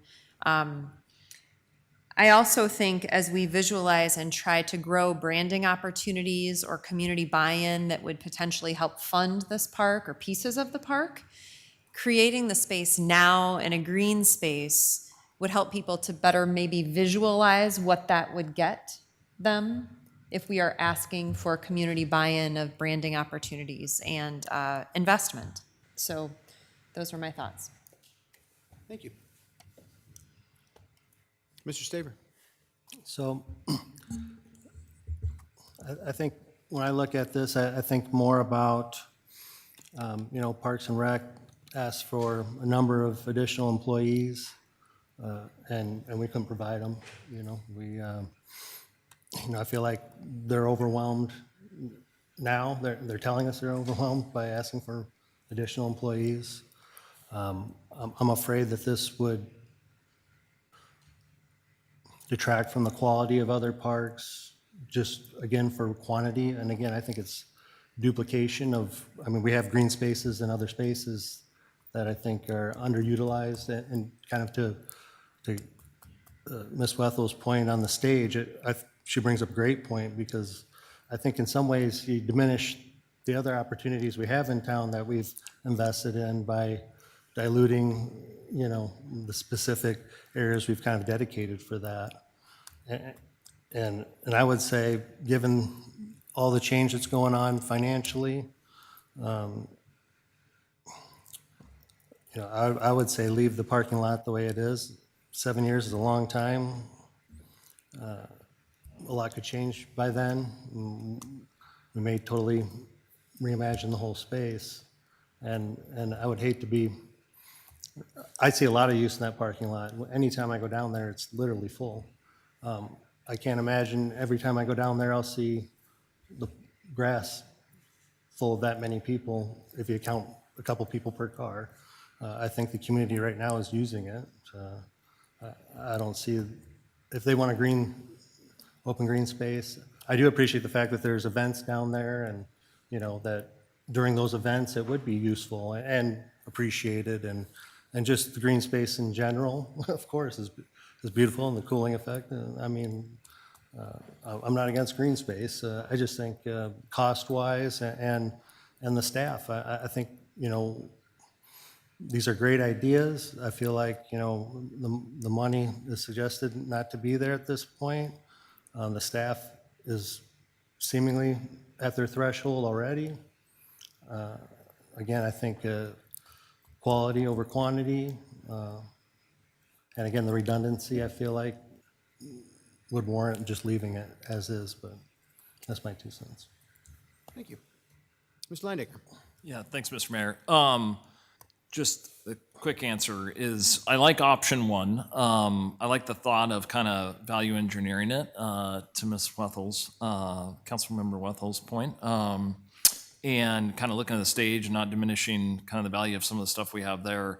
I do think, a couple of concerns I have. I think option C on Delane makes sense for a couple of reasons. One, the additional cost to tear out any infrastructure that we put in is concerning to me. A lot, very concerning, especially when we're running up against budget shortfalls and things of that nature. I do think we can take, you know, a deeper discussion at this. This would be my recommendation: deeper discussion of this at the planning session later this year, and kind of determine where we want to allocate this from a priority standpoint. Other things that come to mind is, while it's not a ton of spaces in this lot, it is definitely utilized during the day and nights and weekends, and I think largely because it's free parking versus the parking structure there. I know there's outlots and there's plenty of capacity for parking, and my concern would be those individuals that do want to take advantage of our parking that we have down there, and maybe some of the nights and weekend parking that's free versus in the parking structures, the wayfinding, signage and lighting of those for our residents, and making sure that they're safe, and that they can continue to be safe when going down there and enjoying the amenities that are available. The other side of this is that I think about is the Alamo building. Speaking of great historic buildings that we have in Dubuque, I think when I've seen similar kind of layouts, and albeit there's no property like this one, but when I do see something similar, I think about the activation that the Alamo building could create in this area. And so what does that activation of the Alamo building look like with this park? I think they definitely have a direct correlation given the vicinity to them. And I don't want to be too overly optimistic, but to be optimistic, with that being said, is, I do think whoever ends up purchasing or doing something with Alamo Building would have a great interest in activating the park. And so I think you would seek that you would get reinvestment from that development into the park. And albeit I fully recognize it's our property, the city of Dubuque, that is. But I think having collaboration there would be critical. And so while I like option one, I don't like the thought of spending extra money when we have to redo it, assuming that we will do that. And if we go forward to option one, but I also like the thought of what we could create with a potential tenant or an owner of the Alamo Building as we go forward here. So, Thank you. Other thoughts, Mr. Sprank? I would be okay with like option C about demoing it, sodding it, skipping irrigation, because I hate to redo something twice, because we don't know what the funding will be. I have had citizens that have talked to me about, oh, well, you should save it because they like the parking, because of the convenience factor. And I'll be honest, I was looking at that map that was provided. Majority of the time, I can never get into that lot to park in that lot. So I usually just go and park behind the intermodal building. And I didn't realize there's 80 parking spots in that space. So and then nobody ever parks in that. Nobody ever crosses Elm Street and parks behind the intermodal building. And that's where I always park now. So if we lose this 57 spots for a nice green space, which is folks have wanted for a very long time, I think that'd be nice. And I'm always torn about park designs because I'm kind of a little thrifty on this one and thinking really the most economical option, but I also like Miss Wethel's idea of just, if you could take out the stage and the lighting, that would definitely save us a considerable amount of money. So yeah, I'm of right now, definitely I would be okay with like option C of demoing it, planting sod, but no irrigation, because I would hate to have to tear that out in the future if and when funding is made up or becomes available to actually build the park. So at least it'd be like a green space, people can enjoy the green space, and then we can figure out how to pay for the park, because we've been talking about this. Well, we haven't, but this has been in discussion with previous councils for quite some time, off and on, this idea of a green space down there. And then I think folks would be very disappointed to have to wait 6 years or longer for a final park to be installed. So that's my thoughts. Can I ask a clarifying question? Where is option C? I'm missing. Yeah, I think he was referring to option one. Yeah. And then I think he was referring to option A, which is remove the temporary parking lot now. I threw in the C, which was leave the parking lot. Okay. But I don't think that's what Councilmember Sprank was describing. Is that Option A? Is that true, yeah, Mr. Sprank? Yeah. Option A, yes. So option A, but you mentioned maybe no irrigation. Just let nature take its course. Let the grass be the grass, essentially. Because I'm afraid that we're just gonna have to rip it all out in the future at some point, and then we kind of throwing away money just to water grass. Okay. All right. So just real quick before I go to anybody else, just so we know, the motion on the table here is to receive and file and approve. And the only thing that we really have to approve, if I'm understanding correctly, is the recommendation for concept one. That's right, but you also need to decide on the A or B. Right. Or my made-up C. Right. We're not going to do your made-up C because it was really confusing. So we're just not going to. It just confused everybody at the table. Now, so we do need to decide, in all seriousness, what option we need to do for the second part of it. So right now, we just have one motion on the table. I just want to make sure everybody's recognizing that. Ms. Wethel, I see your hand there. Just one question, Mr. Van Million. So the current budget has had this budgeted to be done this year. So the green space to. Yeah, so in round numbers, I don't have the number in front of me. We budgeted like $260,000 or $70,000, and you spent, I don't know, I think about 50 to do the planning, and so that leaves a couple $100,000 to take the parking lot out and plant grass. And that cost includes the irrigation for the space. I'm not sure. I have not seen a detailed cost estimate to that level. Wally is shaking his head yes. Okay. I think we also talked about, or it was in the materials, that we could potentially decrease the cost of the demolition by having Public Works, I believe, work on assisting rather than contracting out some of the process. Yeah, I'm not going to commit to that because Okay. Public Works has helped us do things like we had to tear a house down. They tore it down and saved us $35,000. So yeah, occasionally they can do that kind of stuff. This is a big job. So I'm not going to, without talking to the Public Works Director, I'm not going to say, oh, let's just tell Public Works to do it. Oh, and all their other work too. And then let's be mad when they don't finish their other work. But So- did I not read that as an option within our materials that potentially we could have I don't know, some Wally of can address the- that because if that would have been in his Sorry, Wally, material, I should have just asked you from the beginning. I've been itching to get up here and talk to you guys about this in there. So, first question is, why didn't we come to you guys sooner? I'm surprised you haven't asked that question, right? We had a work session back in January on this request. So we stepped back as a steering committee and then as a staff, understanding that we don't have $2.6 million available to build this right away. So we were looking at options like how can we value engineer this request? Like you just mentioned, we don't need to put a stage in right away. We don't need to do some other amenities and do it. So we were looking at various concepts and how can we look at putting the bare base minimum in with redevelopment of the park. Some of the conversations we had was, for instance, you see a seating wall and just grading the park, putting the seating wall in. And you could come in, add the playground later, add the stage later, add some other things, different aspects for that at a later date. We brought up the conversation of, hey, is there opportunities to value engineering, which was potential, maybe Public Works, if they're available to take advantage of that. We have trees, individuals that are planting trees in our community. Other things, to be able to look at it from a holistic standpoint as opposed to, let's just hire a contractor, come in and clear grade it and just throw something in $2.6 million. So we understand it's going to take some time and some evaluation for that. So those are some of the value in engineering. So one thing would be is we would come back to you if we were able to find some grant funding or some fundraising or some donors who may want to look at it and kind of phase the development of the park over time, if that makes sense.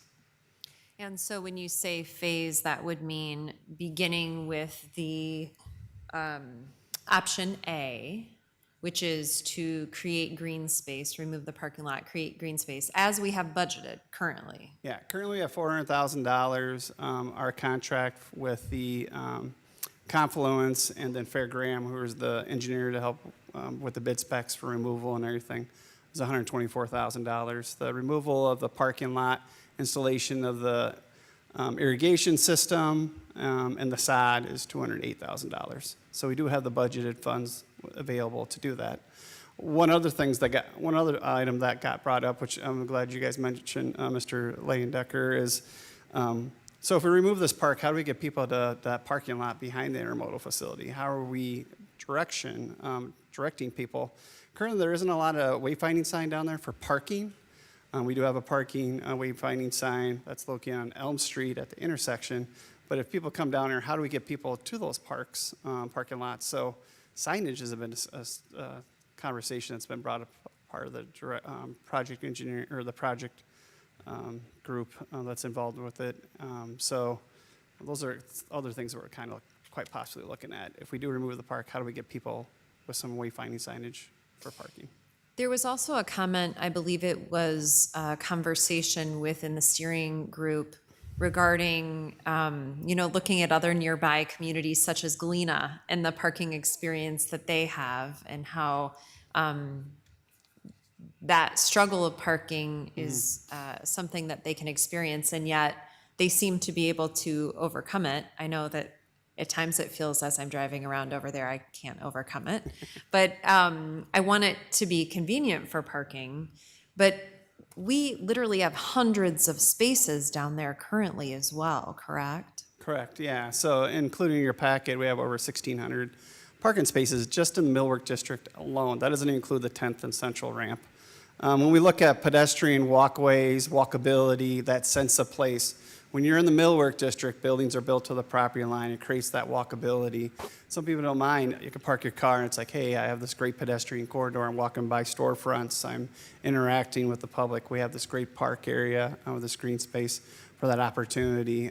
It's something to take advantage.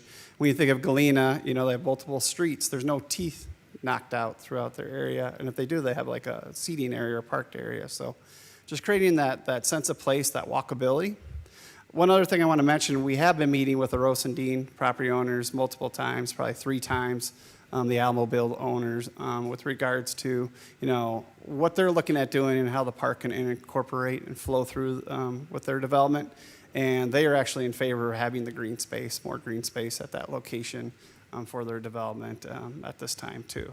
So, Thank you. Ms. Russell.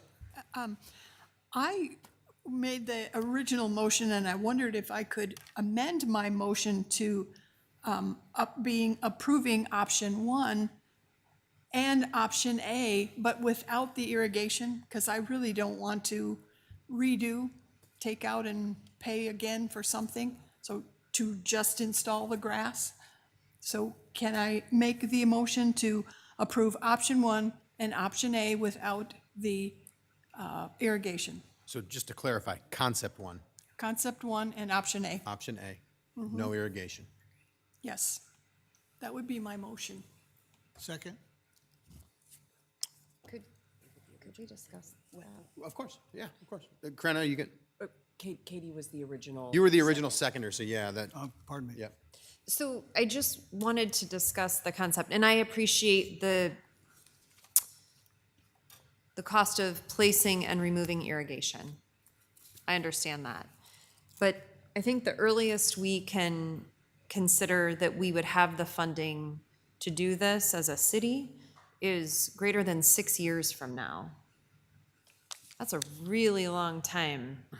And when we talk about the ability for staff to manage the space, I am concerned going without irrigation to that space would change its potential look. I guess we don't have anyone here. You are the one with the tree knowledge, so you're the closest I have, outside of maybe if Wally has a comment on that. Wally appears to have a comment on that. I have a comment on everything, right? We did have a discussion with regards with Matt Kalsovich and Steve Faisal, the Parks and Rec Director. When we looked at, if we put sod in there, the concern is it's in an urban environment. We have brick buildings surrounded. We have a concrete parking structure. We have the Alamo building. So we have a lot of potential heat sources that gathers that heat throughout the day. And then also we're going over an existing industrial site that had, compacted fill and everything associated with it. There's going to be some amenable soils that would have to happen. So they're the ones that would actually suggest that we add irrigation into the system. I do agree. It really depends on the timing. If we put the irrigation, we don't put anything in for 5 or 6 years, it may make sense to have irrigation in order to keep, a good turf grass that's associated with it. But once again, I'm a planner. I'm not a Parks and Rec guy, but that's just the information I received. So, Mike, go ahead. I'm going to go back to the statement I made earlier. We have lots of parks. None of them are irrigated. So I have to tell you, I cannot recommend you put irrigation in this park. If you decide to do it, we're going to do it. The other thing I do want to address, and I wish I had read this closer, it talks about in the value engineering that the Parks Department can do a bunch of the work and then the Public Works Department can do a bunch of the work. Neither one of those things are going to happen. They have jobs. They have difficulty keeping up with the jobs they have today. We're going to have to hire this work out. So I don't want anybody to say, oh, let's push the easy button. Just tell city staff, get over there and get working harder. They don't have the time to work harder. So. Okay, but just for clarity, the budgeted money that we have right now allows for us to hire this out and demolish the parking lot. Right. And put in sod and grass and irrigation if we choose so. That's true. Okay. That's based on apparently the current cost estimates, that the money we have budgeted would accomplish that. Okay, all right. But noted on your point on irrigation within parks throughout the city. So, all right, so I might suggest that, because for one, I do want to keep us moving because and I want to make sure we have enough time to discuss everything, but I want to keep us moving because we've got lots of other items on the agenda here tonight. But I think the questions right now that we're sitting with are, so we've got Ms. Roussel, who has a desire to make a motion for concept one, and I'll come back to you in a second here about the irrigation, or an option, concept one, option A, to tear out the parking lot, create the park, create the grass and sodded grass space. There's a question on the table about irrigation. So I'm just going to come back to you and say, where are you at with that motion? Well, knowing that the money's in the budget, Wally said it was suggested by the park department to have the irrigation in there.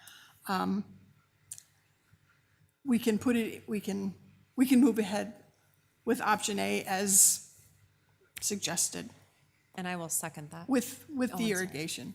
So your motion to clarify is? Yes. Is concept one, option A as described in the memo with irrigation. Okay. And you said you will second that, Ms. I Bethel? will. Okay. All right, so we've got a motion and a second, Can we an amended motion and a ask second. about this? Of course, yeah. Well, good, because how much is the irrigation system supposed to be? 15,000 it says. 15? That's what it Wally, can you says. clarify that for us?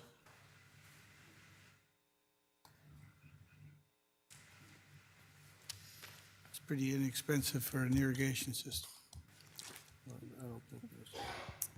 Based on the construction cost estimate, irrigation system is $14,753.75. Okay, thank you very much. Okay. Mr. Lineker? Yeah, Mr. Mayor, and Wally, sorry. Question for you. On the site with drainage, drain tiling that initially we're going to do, is there anything that's planned for that? Well, with the design, or with regards to the grading in the site, the interim park, most of that flows towards the parking ramp currently right now. A lot of people don't realize there is quite a crown of that parking lot, the way it flows. I know that there are some issues with ponding water sometimes between the Alamo building and the parking ramp.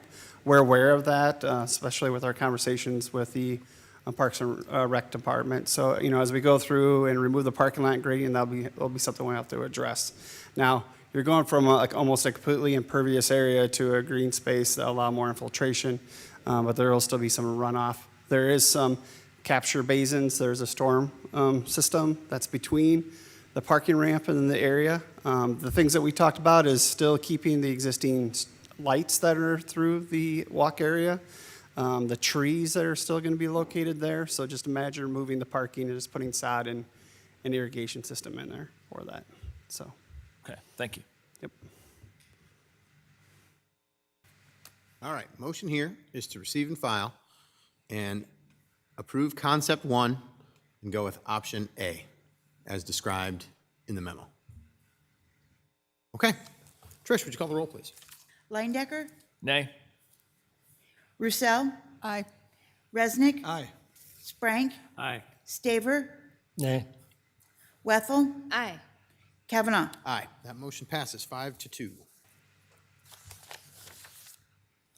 Action item number 4 is the Smart Parking and Mobility Management Plan Pay-by-Plate Multi-Space Meter System Request.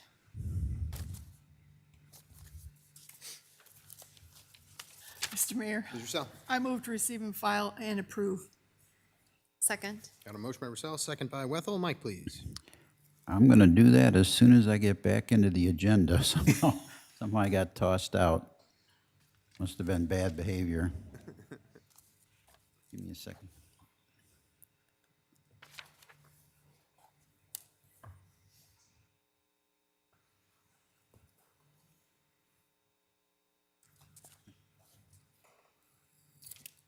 Director of Transportation Services Ryan Nucky is recommending City Council authorize the Transportation Services Parking Division to select a vendor from the proposals submitted to the request for proposals to replace the outdated on-street meters in the downtown area and also install equipment for our surface lots as part of the Smart Parking and Mobility Management Plan Development and Implementation Project. The Parking Department estimates the system will cost $1,400,000, up to $1,650,000, depending on proposals submitted. Funds will come from the Smart Parking System Capital Improvement Project with a current balance of $1,831,964. City staff recommends moving forward with the selection of a vendor from the proposals submitted to the RFP for the pay-by-plate multi-space meter. The end solution must also be able to integrate with the mobile license plate recognition enforcement system, the request for proposals for parking enforcement officers, and be able to fully integrate with the AIMS system that we have, our parking management software.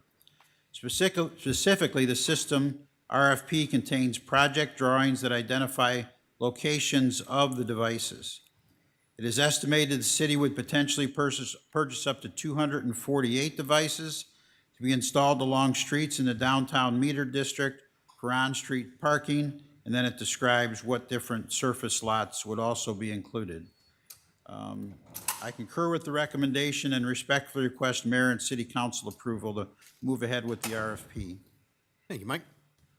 What discussion do we have? Mr. Resnick. Mr. Mayor, thank you. So Mr. Nucky is here, and if he wouldn't mind commenting, it sounds to me like everything's been carefully planned and the timing is right to now start getting some more numbers, and the planning continues. We absolutely need to do a project with parking, and if you wouldn't mind could you tell me where we are and what is the sequence of events now where we're going to get this request for proposals, and then where are we in the process? Thank you, Mr. Resnick. Ryan Nucky, Director of Transportation Services. So tonight, I'm not asking to select a vendor. I'm asking to interview the vendors that submitted RFPs for this pay-by-plate setup. What we like to do is interview the vendors, move forward, and come back to City Council with the vendor we'd like to select and move forward with. And when we bring that back, we will have a fully completed number of kiosk systems that we look forward to move forward with. Along with that, we will have a more finalized number for the City Council. On May 4th, we did a work session with City Council and talked through this process, and the recommendation was made that we move forward with the kiosk system with a mobile app. There might be multiple mobile apps, but at least have one option for a mobile app. Tonight, what we're requesting is City Council approve the parking division to move forward with the RFP vendors and then bring back a final vendor for City Council approval. Okay, thank you. And it sounds like because of the numbers you received from these different companies, you feel pretty good about it's. We have the money to go forward with this. I feel very confident we can build a very solid system downtown Dubuque. We have 248 kiosks noted in the document, and that's with them being less than 200 feet in distance from where a vehicle would park, and individuals would not have to cross streets. But as we look at our downtown, we may move some of that around to save some costs because we will have the mobile apps that people can utilize. Great. Thank you very much. Thank you, Mr. Mayor. Mr. Staver. I thought part of that conversation was to reduce the amount of metered parking there was. So that is something that we are going to rely on data from the kiosk systems to help us with. So in our current world, we have meters throughout the downtown, but there's no way to actually quantify the volume of usage at the meters. It's a secure system that we can't even go up to a meter, open it up, and count the coins that are in it with how our security system works as we collect the cash. So as we put these kiosk systems out and run a mobile app throughout the downtown, we'll be able to quantify the usage through these areas And as we find areas that are, I'm going to call them a dead zone, as in we don't get any usage out of them, the kiosk systems are literally 4 bolts, and you pick them up and move them. And then we can move them throughout the downtown to better supply another area that is more of a hot spot. So that is all something I can come back within 4 to 6 months of us turning it on and say, here's our hot spots, here's our dead zones, we would like to remove meters in this. But that would take an ordinance change also. So you haven't identified any areas that, just based on landscape of what's there, that are, objectively not probably high priority to charge for? We have not identified areas that we would remove meters at the current time. So there's no intention to reduce the number of meters?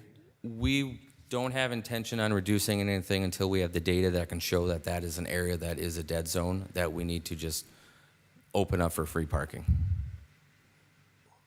And what about the concept of allowing a 1 hour or 2 hour grace period? Has that been discussed at all?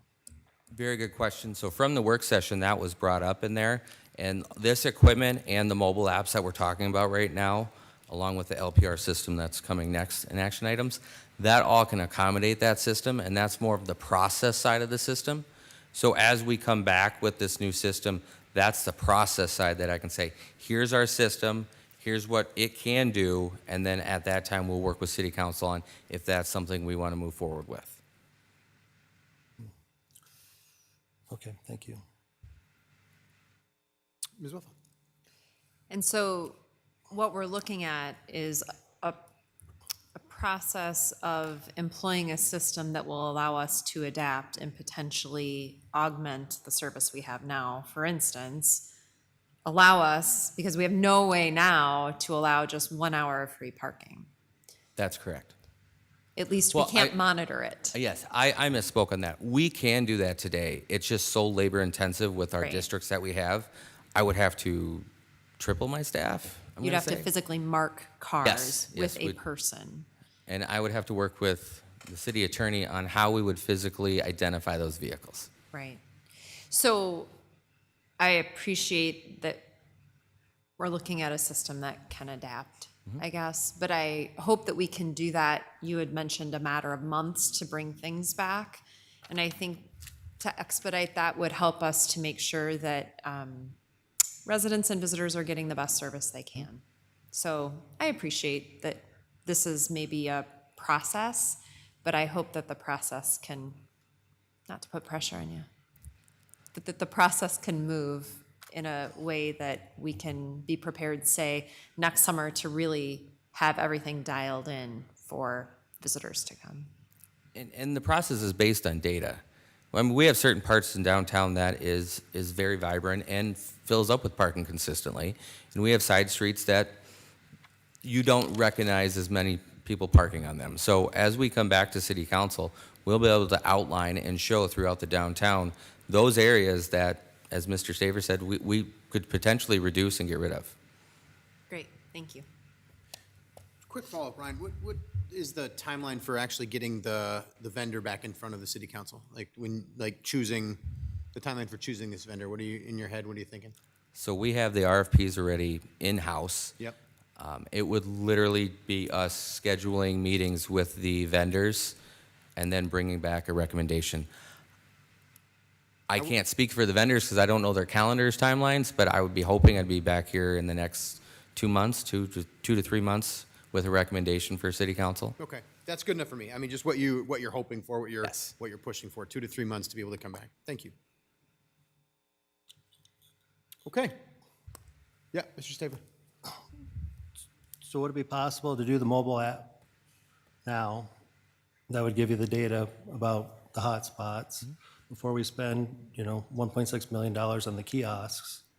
And then you'd know a more accurate number of kiosks to get, which would be better. And you'd have the LPR system. We need that either way.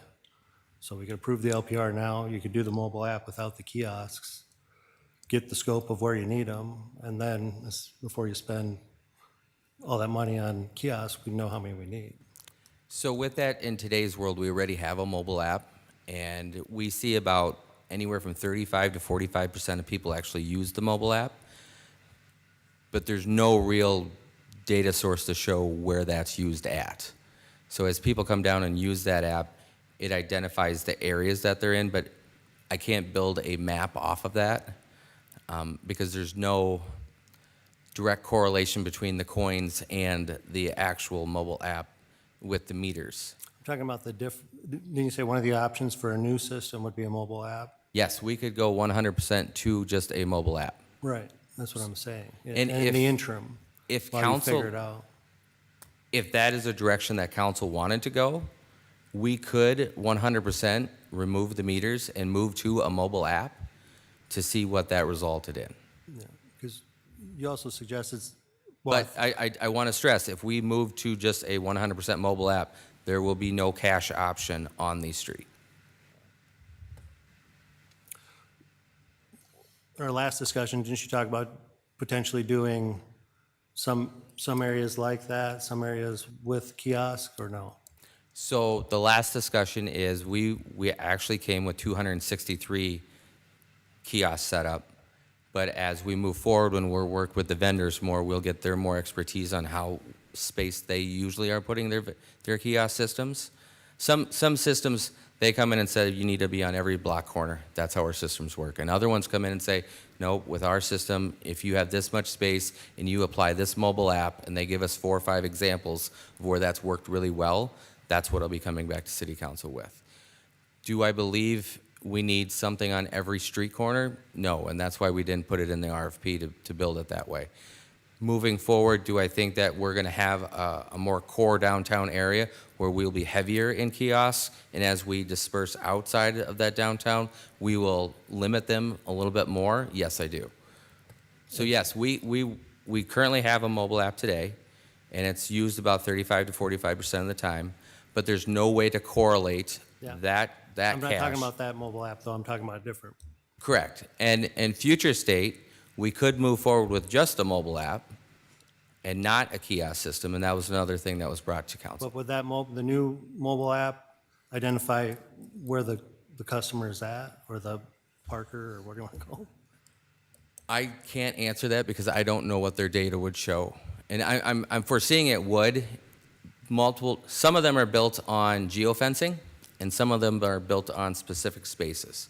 So it would be, we'd have to determine which app we go with to figure out which data I could get back from that. And what do they do? Number the space, you put in the number when you. Mm-hmm. Correct. So you can track where they're at, exactly. Again, I can't say that until I see which type of app we would move forward with. Okay, thank you.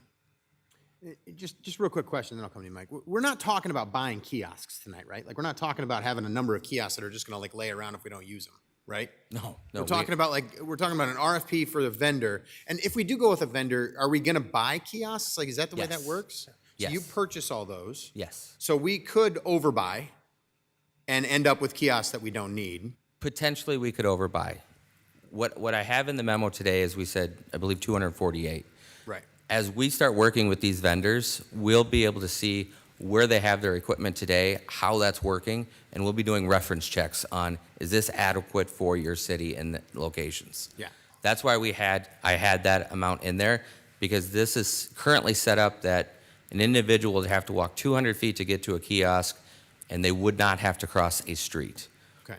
Future state, we might extend that up to 400 feet, and so that would reduce down the number of kiosks by half. The request today is to work with the vendors, come back to City Council with a selection from the parking division to discuss that with City Council prior to signing any contracts. Got it. Mike. Thank you. Ryan and I discussed this issue many times, but I don't remember the answer to this question. So are there other cities in the state of Iowa or in the Midwest that have just an app system and they don't have kiosks at all? I knew you were going to ask that, Mike. With that, there are cities that are moving to just a mobile app, and they are reducing down their kiosk systems. I know when we came to the work session, there were 2 or 3 cities that had kiosks throughout the city, and as they introduced their mobile app, they were reducing that number down. They were hoping to eventually eliminate and go 100% to a mobile app. But again, if you go just to a mobile app, there is no cash option on street, but there are cash options in all of the ramps. We have a pay on foot station in each ramp that takes cash and card. Mr. Sprank, go ahead. I would prefer that we have kiosk because there were a number of seniors that have said to me, I would like to pay with cash. They don't want to use a credit card. They don't want to use a debit card for like $2. They would like to just put money in the machine and walk away. But I am intrigued. Have any of these vendors discussed the idea of leasing? Like say you think you need 240 of them or 248, but then really we turn it down to like 200, just spitballing here. If there's an option to maybe just lease a percentage of them with the option to buy them if we truly need them. And then we can be like, okay, we found out 2 years later, we really don't need 248. We really need 200-ish, just spitballing some numbers to maybe save something. I don't know, but that was an idea that popped in my brain. That is an option we're looking at. Okay. So we had them price it out that the city would purchase everything, but the city manager is always very good at, well, what other options are out there? Is there a rev share option? Is there a way we can lease or lease to buy or rent to buy option out there? Because you're right, Mr. Sprank, we might come to a point where we don't need 150, we only need 100, and then we have extras. I'm not saying we wouldn't utilize those extras and put them in more of the core downtown hotspots, but 50 extra at $7,000, that's a lot of cash. So we're going to make sure that we're mindful of what we're spending, but that is an option we can definitely look at as we discuss this with the vendors. And I'm not against Mr. Staver's idea of going to an app essentially either, but there's also fees that we as the city eat a lot of with credit card processing. And That's so correct. I'm a little leery of going to a complete app where we're just eating just constantly credit card fees that could be just astronomical since we've got no control over that. So, Mr. Mayor? thank you. Please. So that will be one of the decision points later, is who pays the credit card fee? The city, which is, we do now, and I think we budget like $70,000 a year to pay that fee in the parking division, or the customer, which quite frankly, a lot of the businesses I go to, I pay the fee and not the business. And in most of our rest of our operation, we've transitioned to the customer pays the fee, not yet in parking. So that will be a decision that'll be made by you when we bring the system to you. I like that idea because too, if you force people to go to cash, then they wouldn't have to pay for a credit card processing fee. So, thank you. Mr. Landick.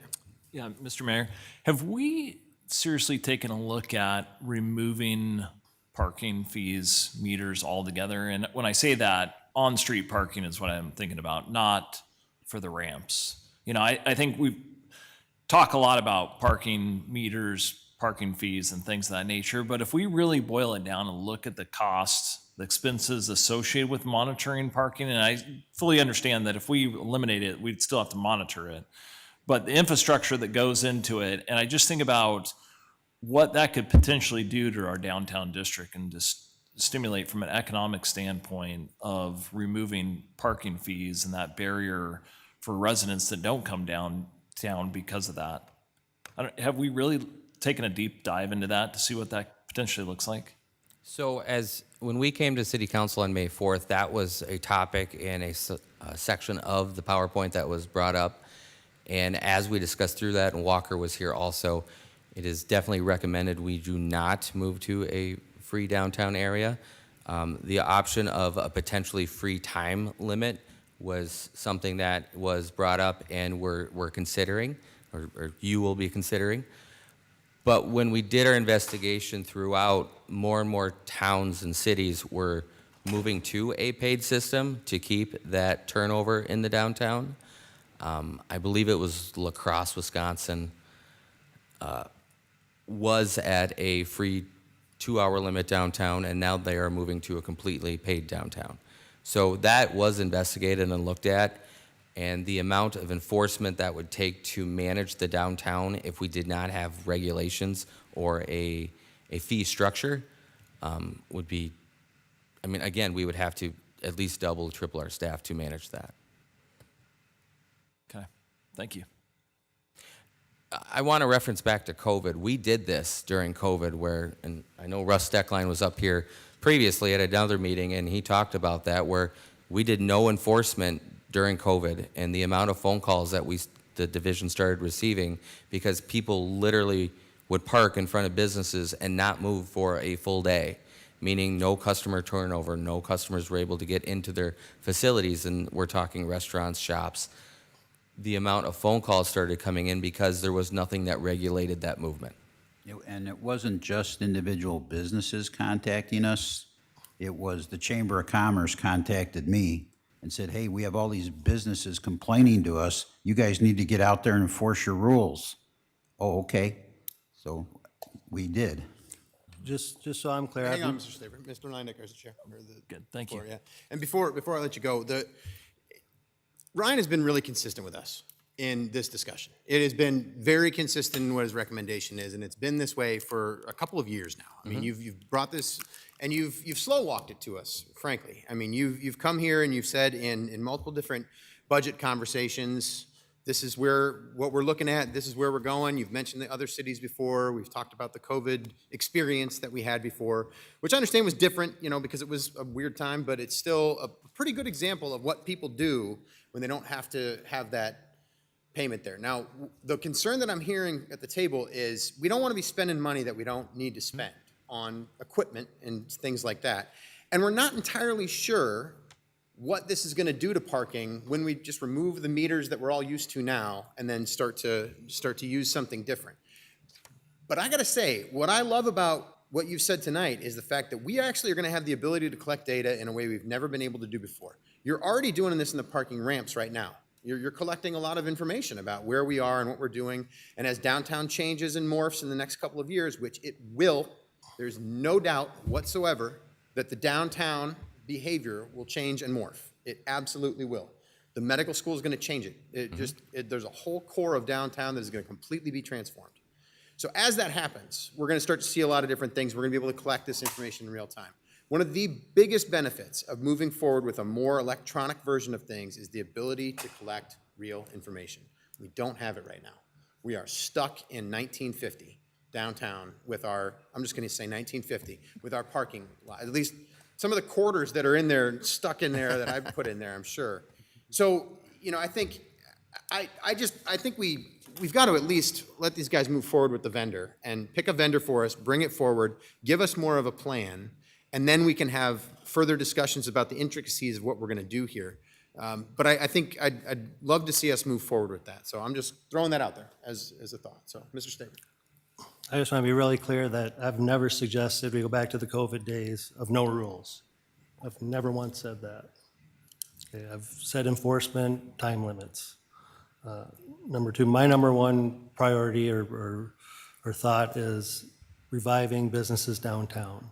And this is a huge touch point. I just got an email today or yesterday about that very point, that they went down there, got a ticket, and they don't know if they'll be back because, it's happened 2 or 3 times this year to this person. It's happens to me. Come out 5 minutes, late, you're like, okay. But yeah, I think it's a bad for business downtown. And that grace period, I think, would help alleviate that. I don't think there's any question that I want turnover down there. I mean, it's not a free-for-all. There's nothing to do with the COVID days. So that's never been my point. And I've never suggested we do that. So my idea is a grace period of some sort. And yeah, I don't think we should overspend on kiosks. I think, I would assume you could identify some hot spots and some less hot spots and maybe shrink the envelope of capture, but, and I think a mobile app would allow you to do that. And then you could, in the interim, collect the data, then figure out the number of kiosks you need. So I just want to clarify what my point is. Thank you. Thank you, Mr. Staver. All right, motion here on the table is to receive and file and approve authorizing the Transportation Services Parking Division to select a vendor from the proposals that have been submitted to the RFP. Any further discussion? All right, Ryan, thank you very much. All right, Trish, would you call the roll, please? Leyendecker, Aye. Roussel, Aye. Resnick. Aye. Sprank. Aye. Staver. Aye. Wethel. Aye. Kavanaugh. Aye. Motion passes 7-0. Action item number 5 is Smart Parking and Mobility Management Plan, Mobile LPR System Request. Mr. Mayor, Mr. Resnick. I move to receive and file and approve. Second. Motion by Resnick, second by Wethel. Mike, please. Thank you. Director of Transportation Services Ryan Nucky is recommending City Council approval to allow Transportation Services Parking Division to select a vendor from the proposals submitted for the mobile license plate recognition enforcement request for proposals.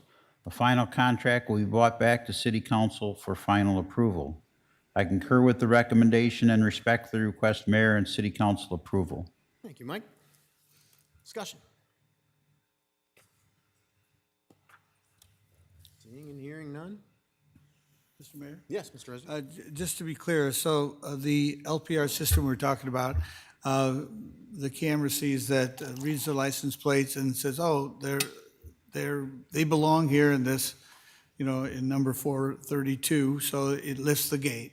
And then when you're leaving, it sees you're ready to leave and the gate lifts. Or is this the one right on the street, which will be in combination of all the other things you've talked about? So Ryan Nucky, Director of Transportation Services. This LPR system, Mr. Resnick, you did a very good job identifying the ramps. So in our ramps, we do have that system. The LPR system in our ramps is a car drives in, reads the license plate. As long as you have your license plate on file, gate opens up, say 99.4% of the time now. Vehicle drives in and on the way out. This LPR system would be mounted to our parking enforcement officers' vehicles. And what this would do is it would be linked to our AIM system, which is our parking regulation system, along with our kiosk and mobile app system. So as this vehicle drives down the road, it will have a camera that will read license plates, and it will be able to correlate that license plate with paid parking at that time. And if that individual did not pay for parking at that time, it will flag our parking enforcement officer to get out and investigate if a ticket needs to be issued or not. Okay, so, and then so that's the enforcement arm, and we can talk about whether there's a 5-minute or 10-minute delay and all those type of other things, once you've talked to them and talked about their product, right, the vendors? Yes. Yeah. So this is just the next step that you've prepared us for over the last couple of years. This is the next step in enforcement of the downtown, which will make it a lot more efficient for our team to handle that. Along with that, it gives us that availability and option if we do go to have a grace period downtown. This will help us enforce that in an efficient way. Okay, thank you very much. Thank you, Mr. Mayor. Any others? All right, motion here is to receive and file and approve. Trish, would you call the roll, please? Leyendecker. Aye. Roussel. Aye. Resnick. Aye. Sprank. Aye. Staver. Aye. Wethel. Aye. Kavanaugh. Aye. Motion passes 7-0. Action item number 6 is 440 West 3rd Street LLC Workforce Housing Tax Credit Application Support. Mr. Mayor. Mr. Resnick. I move that we receive and file and adopt the resolution. Second by Sprank. Got a motion by Resnick, second by Sprank. Mike, please. Thank you. Economic Development Director Jill Connors is recommending City Council approval of a resolution of support for a workforce housing tax credit application to the Iowa Economic Development being submitted for 440 West 3rd Street LLC. The developer is proposing to create 6 new residential units in a vacant and underutilized building. The site of the First Mercy Hospital in Dubuque, 440 West 3rd Street, has deteriorated and is in need of significant repair. This project will include considerable interior restoration and reconfiguration at an estimated cost of $1,700,000. The project intends to use historic tax credits, preserving a historic structure and piece of Dubuque's history. I concur with the recommendation and respectfully request Mayor and City Council approval. Thank you, Mike. We have any discussion on this item? I'm seeing and I'm hearing none. All right. Motion here is to receive and file and adopt this resolution. Trish, would you call the roll, please? Eindecker, Aye. Roussel, Aye. Resnick, Aye. Sprank, Aye. Staver, Aye. Wethel, Aye. Kavanaugh. Aye. That motion passes 7-0. Action item number 7 is authorization to submit Federal Emergency Management Agency staffing for adequate fire and emergency response grant application. Mr. Mayor, Ms. Roussel. I move to receive and file and approve. Second by Wethel. Got a motion by Roussel, second by Wethel. Mike, please. Thank you. Fire Chief Amy Scheller is recommending City Council authorization for the Dubuque Fire Department to submit an application to the Federal Emergency Management Agency, FEMA, under the Staffing for Adequate Fire and Response or SAFER grant program for the hiring of 9 additional firefighter paramedic positions. I concur with the recommendation and respectfully request Mayor and City Council approval. And give me a second, I do need to go to another document, because I do want to bring up one other point that is not in my memo. Excuse me a second. So one of the funding sources to allow us to do this is the GEMT payments that we receive from the government. And we recently did learn that there's the potential that they're going to cap those payments, so we may not receive as much money as we anticipate through this funding scenario.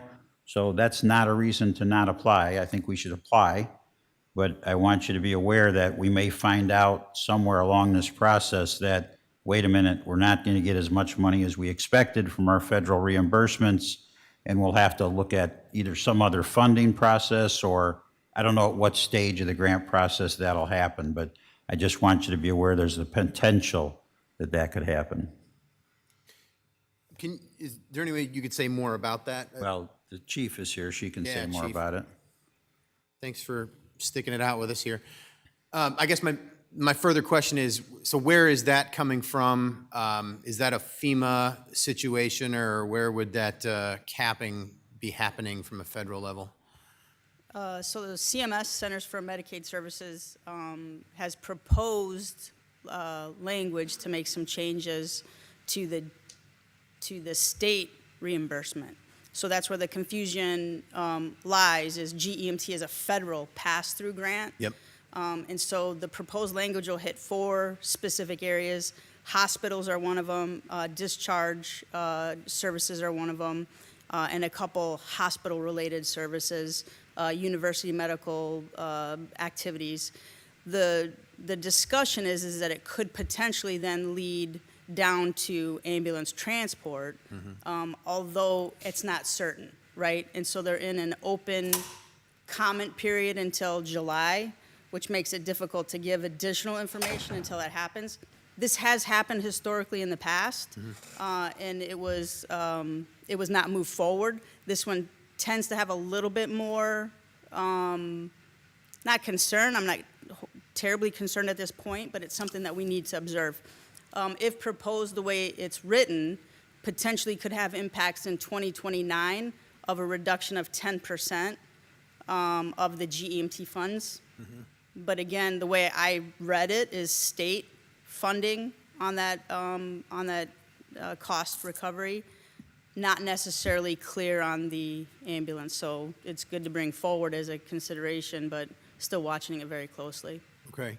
Do you happen to know, is this, you said this has happened before, this is part of the process that CMS goes through, right? I mean, they adjust these fees from time to time, is that correct? Or is this actually something that's like being suggested in, for instance, the president's budget or a budget that we're seeing from Congress? Yeah, it's a higher level recommendation or discussion. Okay.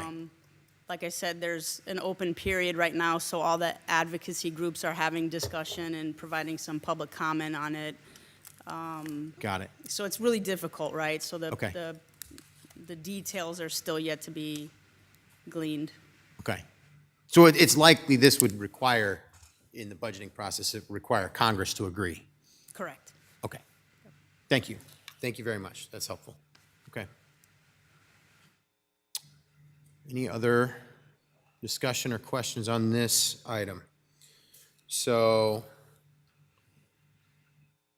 motion here is to receive and file and approve, which is the submission of this grant.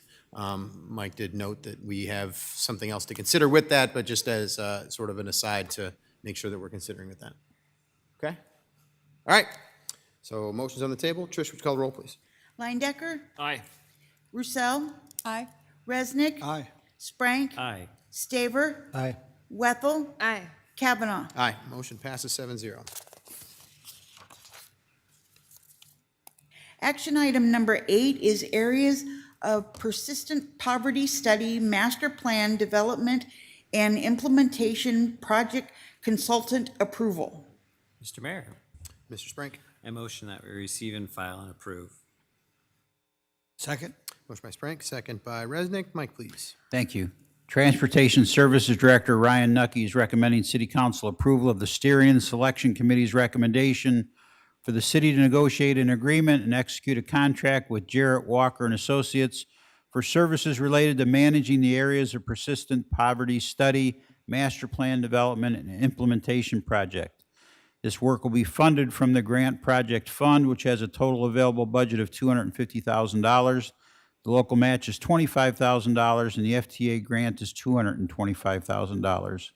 As part of this project, the city is seeking to implement holistic transportation solutions to provide a positive customer experience that financially supports the system from customer point of origin to point of final destination, which also minimizes travel time.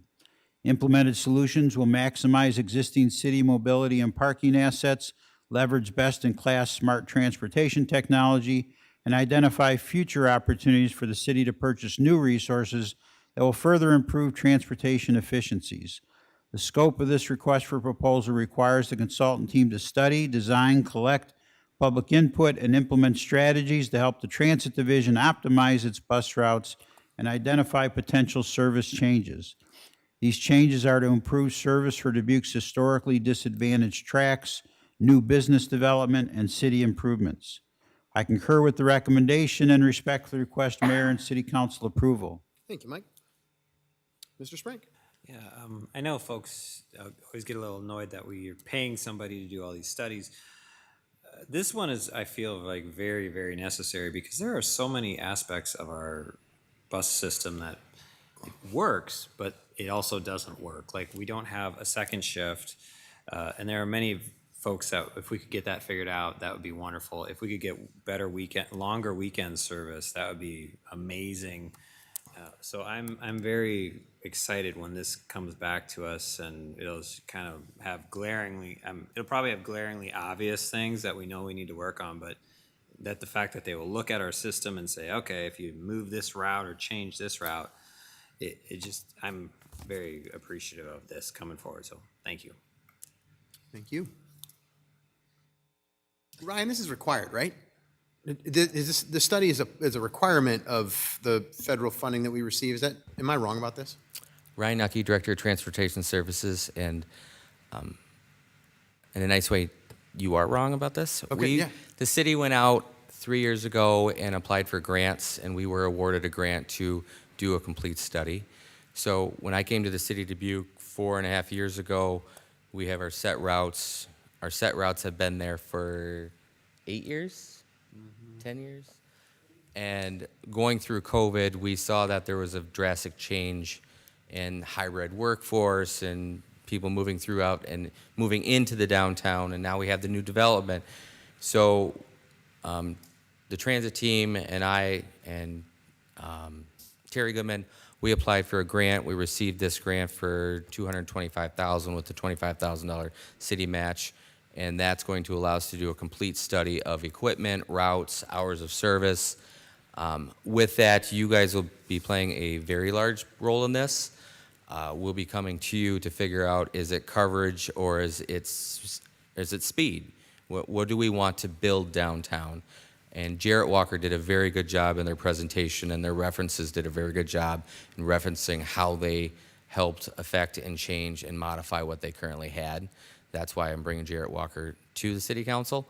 Along with that, it'll be split up into phases, because after we figure out city council wants us to work on coverage, then we'll be doing an analysis on all of the coverage. But with that, we will be doing, there's a minimum, I believe, 24, 26 public input meetings that will be set up throughout. There'll be multiple city council meetings that's set up so that you guys are in the know as we go through this. And the biggest thing we'll have to look at when we get to the end of this, or actually middle to end of this, is the budget side. Because, Mr. Sprink, you're right, we only run a shorter shift on Saturday. We don't have a complete second shift. But as we move forward, when we implement those things, our budget goes up. And our federal funding stays flat or adjusts with the federal changes that happen with it. So throughout this process, I want the public to know that we're going to take all the input we can get. We're going to look at building a system that we can financially support, and then we'll be coming to city council so you guys can give us your input on it, and also look at financially, do we want to invest more into transit, or is our current financial funding comparable to what we want to do with this study? Gotcha. Thank you. That's very helpful. And don't ever be afraid to tell me I'm wrong. I am a lot, so it's helpful. Yeah, Ms. Wethel, go ahead. I think it's fair to say, although each of us represent folks that use public transit, I would say Councilmember Sprank and myself represent the most of our population in low-income census tracts. So when I saw this as an opportunity for us, I was thrilled. So I'm really excited about this. I think we both hear quite a bit, as many of you do, about the necessity of each person as an individual. And it's so hard when we can't serve that one person's needs. But I think when we look at larger metro areas such as Des Moines running shortfalls with their transportation services and what that has meant for their community, I think we have to be smart in how we do this, but we want to try and serve the most people at the greatest need. So I am excited to support this and grateful for going out and finding the funding. Thank you. Thank you. Mr. Spring. Yeah, one more follow-up question. Ryan, will they be talking with the colleges? Because that would be huge if we can get those kids off campus and just get them around town better. Yes, they will be a target point that they will be getting public input from. Thank you. Mr. Leineck, I'm sorry, was that a hand? No. Okay, sorry. Thought I passed over you for a second there. All right. Okay, thank you, Ryan. Appreciate it. Motion here is to receive and file and approve. Trish, would you call the roll, please? Leindecker, Aye. Roussel, Aye. Resnick, Aye. Sprank, Aye. Staver, Aye. Wethel, Aye. Kavanaugh. Aye. Motion passes 7-0. Action item number 9 is B Branch Trail Project Phase 3, 12th to 9th Street Award. Mr. Mayor, Mr. Resnick. I move to receive and file and adopt the resolution. Second. Got a motion by Resnick, second by Wethel. Mike, please. Thank you.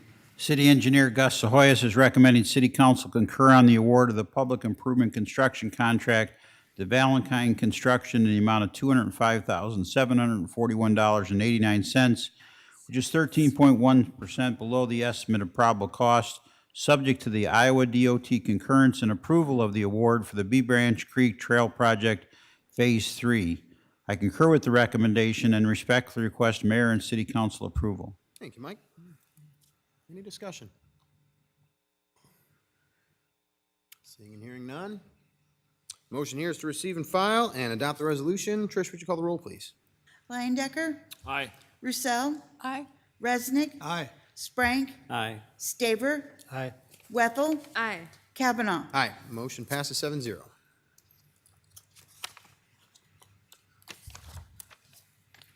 Action item number 10 is request to continue fire cost recovery ordinance to June 15th, 2026, City Council meeting. Mr. Mayor, Ms. Roussel. I move to receive and file and approve the change to June 15th. Second by Wethel. Motion by Rousseau, second by Wethel. Krenna, did you want to comment on this one? Simply put, staff in my office would appreciate a few more weeks to work through all of the questions that you presented at the last meeting, revise the ordinance, and make sure that the information we would bring back to you is thorough, and we could not do that by this evening, so we are requesting that it be revisited June 15th. Well, I appreciate that, for one. Okay. No other further discussion on this. Motion here is to receive and file and approve. So, Trish, would you call the roll, please? Leindecker, Aye. Roussel, Aye. Resnick, Aye. Sprank, Aye. Staver, Aye. Wethel, Aye. Kavanaugh. Aye. Motion passes 7-0. Action item number 11 is initiation of recruitment process for city manager.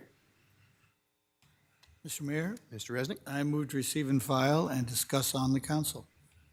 Second by Leindecker. Got a motion by Resnick and a second by Leindecker.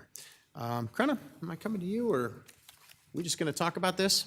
You can. I'm trying to get the memo to load. Yeah. I think the system is still rebooting itself a little bit here, yeah.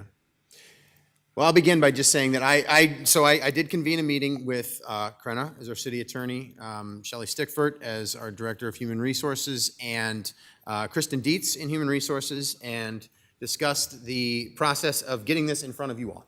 So that's where we are right now. So putting this together to be able to say, to have a sense of what our options might be. And I'll just say that my interpretation of this is that we have two choices right now. We can either go out for an RFP and find the search firm that we would like to work with. So it'd just be a standard process of going out and getting some proposals from those organizations. And you can see that there's a potential timeline for that. And then the second option would be to actually let the Human Resources Department make a suggestion for us right now and be able to have a firm that they have worked with on multiple different director searches. And the only reason I think that this option is on the table, and Krenna, you just correct me if I'm saying anything wrong here, but I think the main reason that this is on the table is because we have had some really successful searches with a particular firm, and then this is actually a particular firm that has worked with lots of different cities in Iowa. They know the Midwest pretty well, and I think it might be useful to have the suggestion made to be able to have that discussion a little bit more at our next meeting, I think, because it might be a good place to start. It might actually, my sense with what Human Resources is describing to me is that there's actually been quite a bit of work done in our region, and they know our region pretty well. When I've talked to so I did make a few phone calls to some other mayors. I spoke with the Iowa League of Cities personally. Just asked kind of like how this process works in a lot of other places, since we haven't done it for over 30 years. And one of the things that was mentioned was that you do want to do a national search, but at the same time, you want to have some sort of a firm that knows your region, because the laws in Iowa are really different than the laws in California, and how city managers work within city government is really different based on the regions you are in and some of the states that you're in. So that's one of the things. So I think it might be useful to do that. I don't think there's any harm necessarily in going out for an RFP. The only difference is the timeline. So I think the timeline is kind of thrown off there to be able to look at that. And it just is going to take a little bit longer to do. So that's kind of the beginning. And Krenna also was the one in the discussion you brought up that we have done a search. It's for the city clerk. So that's the most recent search that we've done. It was actually in 2020. So but that was the most recent that we've done. I mean, we haven't searched for Krenna's position for quite a while. Haven't searched for the city manager position for quite a while. So Krenna, I don't know if there's anything you'd add to what I just described. No, I think that's a basic summary, other than one thing we also talked about is that depending on like the pool and things like that, I likely would be providing background information for candidates if there are people outside of Iowa specific to Iowa law, so that they would understand the parameters that we work within. So we'll all get a chance. Mr. Sprank first, and then I'll go to Mr. Resnick. I would recommend personally option 2. The reason is the timeline of when a potential anticipated start date for the selected city manager is April. That at least gives that person 3 months to work with our current city manager. And personally, I would like to get that sooner, like 4 months, because there's a lot that our city manager is managing and taking care of and knows that needs to transfer a lot of information to the new person. And I'm hoping 3 months is enough, but really I could see 4 months would be preferable in my opinion. So. Yeah. Thank you. And as you're talking, I thought of one more thing I probably should say. You know, what we're basically deciding here is who we're going to have us lead the process.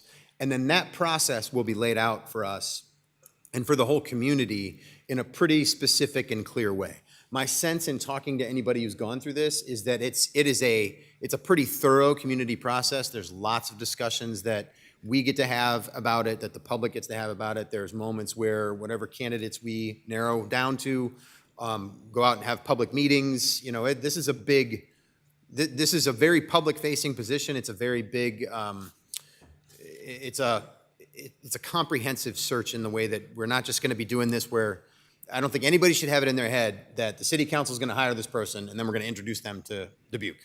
That's just not the way that it goes. It's much more of a thorough process where the committee that, or I'm sorry, I'm losing the word here, but the search firm. Thank you so much. The search firm that we work with is going to direct us through the process and tell us their experiences and what they know and how to get this done most effectively.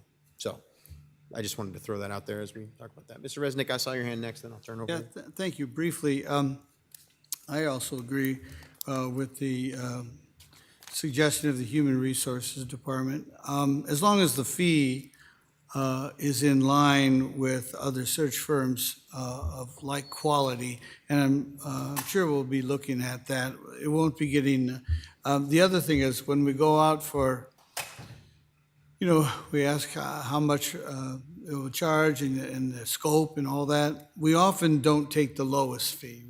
We have the committee looks at it and says, well, we really think this is a better quality. We're getting more bang for the buck with this firm. And I think they've already made that decision, working with all these other search firms for different reasons. So that's kind of sometimes people say, well, you know, we spending a lot of money on people telling us how to do things. Why don't our departments make suggestions and make some decisions? This is one where I could see where I would agree with the Human Resources Department, and they have extensive work, and they want the best for the city as well. Thank you, Mr. Mayor. Thank you. Ms. Russell. Well, I have a little different perspective. I think it's important to take the time to get the best possible candidate.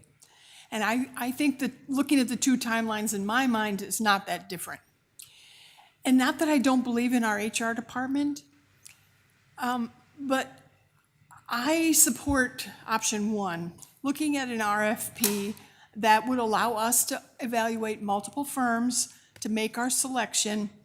And we can still look at the qualities that you mentioned that the current most recently used firm has. But I think from the outside, looking from the outside, this is going to ensure a fair and impartial process. Not that we selected a firm internally and then, oh, look at the candidate we selected. I think it's really important to have an outside, especially for the leadership role, to have an outside firm that's going to show that we are being fair and impartial in the process. And I think that the minimal amount of extra time that's going to take in that process is going to be an investment in the future success of our community. So I really didn't see that much difference in the timeline, a little less time for the new person to spend with Mike, but I really like the idea of choosing an outside firm. Thank you. Thank you. Briefly, Mr. Mayor? Let's go to everybody else first. Is that cool? Yeah. Yeah, I think I agree with Laura.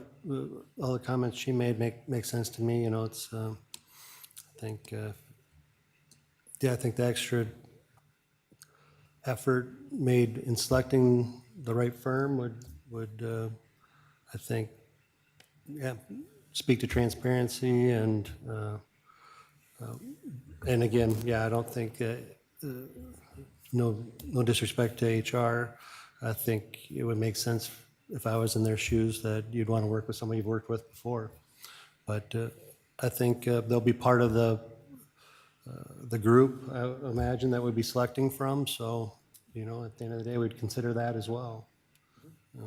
So, yeah, I think I would go to option 2, right? That'd be 1. 1. Yep. Sorry. Yeah. Okay, thanks, Mr. Staver. Mr. Landecker, please.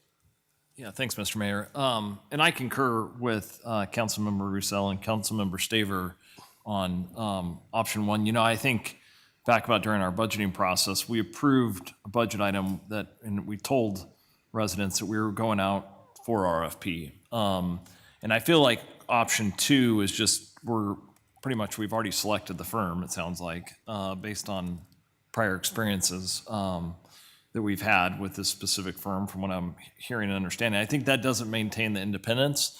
And I do think, this, and I'm not saying option 2 places less of an emphasis or a focus or a significance on the role, but I do think this decision here that we're going to have in front of us is going to be one of the most important that we're going to make over the next 10 years, just with everything we have going on in the city and all the major projects. I mean, we have generational projects going on, so I think it's very important that we vet it appropriately and spend the extra time, as Councilmember Roussel said. Thank you. Ms. Wethel.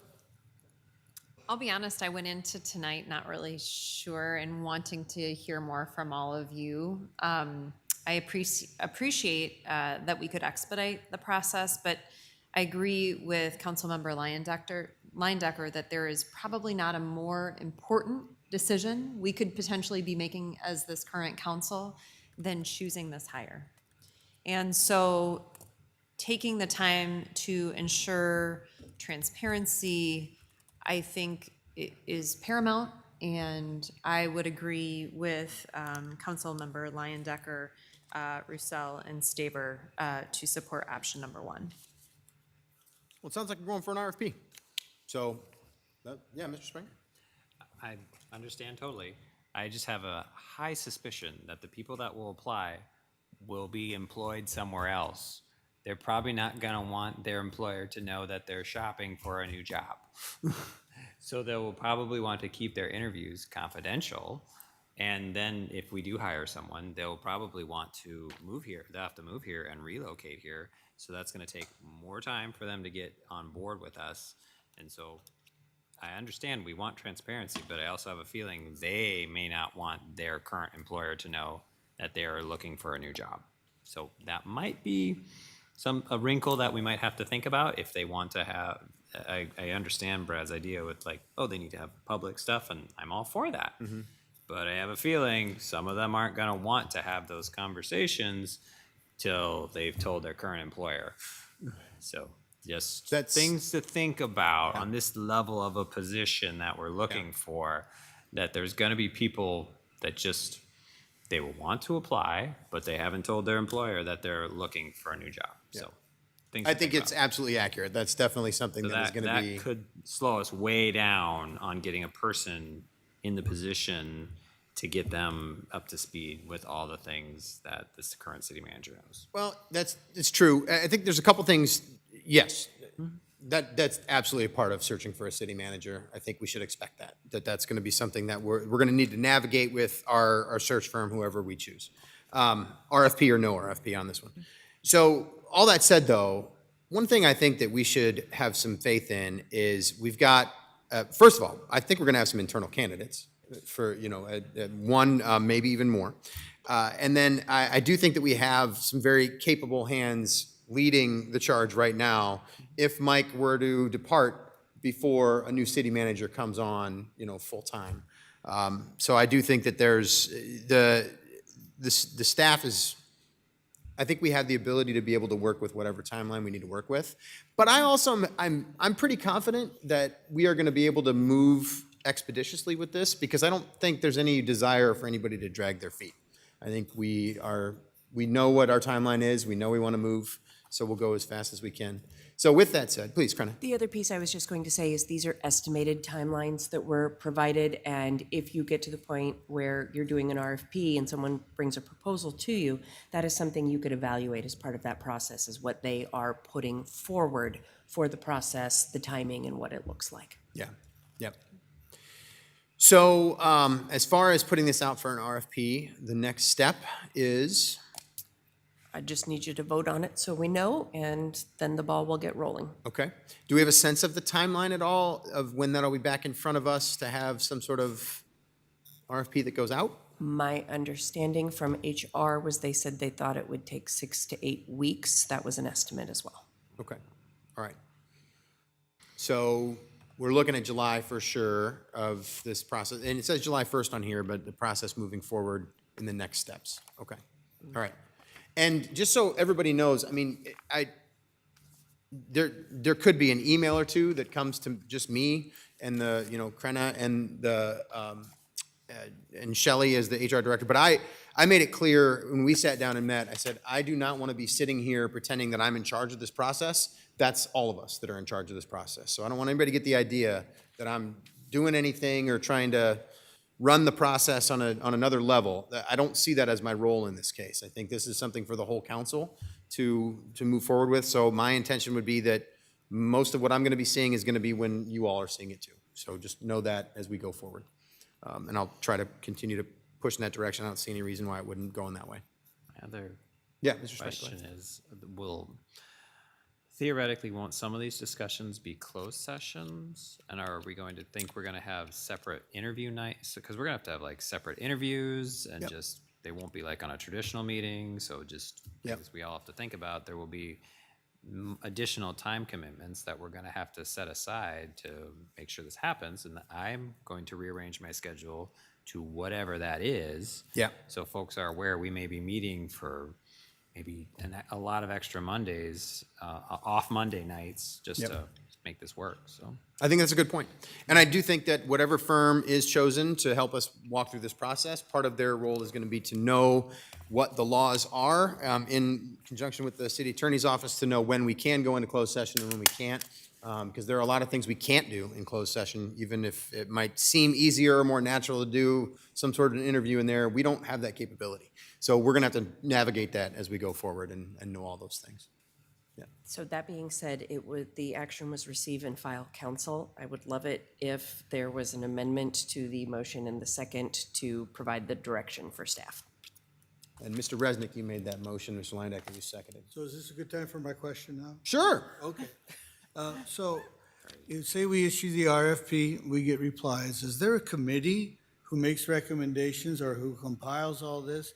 Or are you saying the city council is going to select the firm, the search firm? Is that what you were doing? So we're going to get all that information and make that decision? Is that the? Yes, sir. So there is no intermediary between, making usually we get a recommendation, somebody who's used to search firms and can help us steer us from trouble and say, well, this is, we're going to have somebody looking at these search firms and say, well, this is brand new search firm, or this is a 50-year-old firm, and this is the place they work, and how all that is going to come to us, and we're going to make that decision?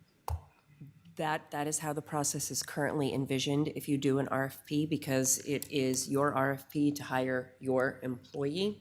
If you wanted that to evolve into something different or provide some criteria to staff to narrow it, or if you wanted staff to say, ensure that all of the responses received were in fact responsive to like the criteria in the RFP, that could be, we could work through that. I see.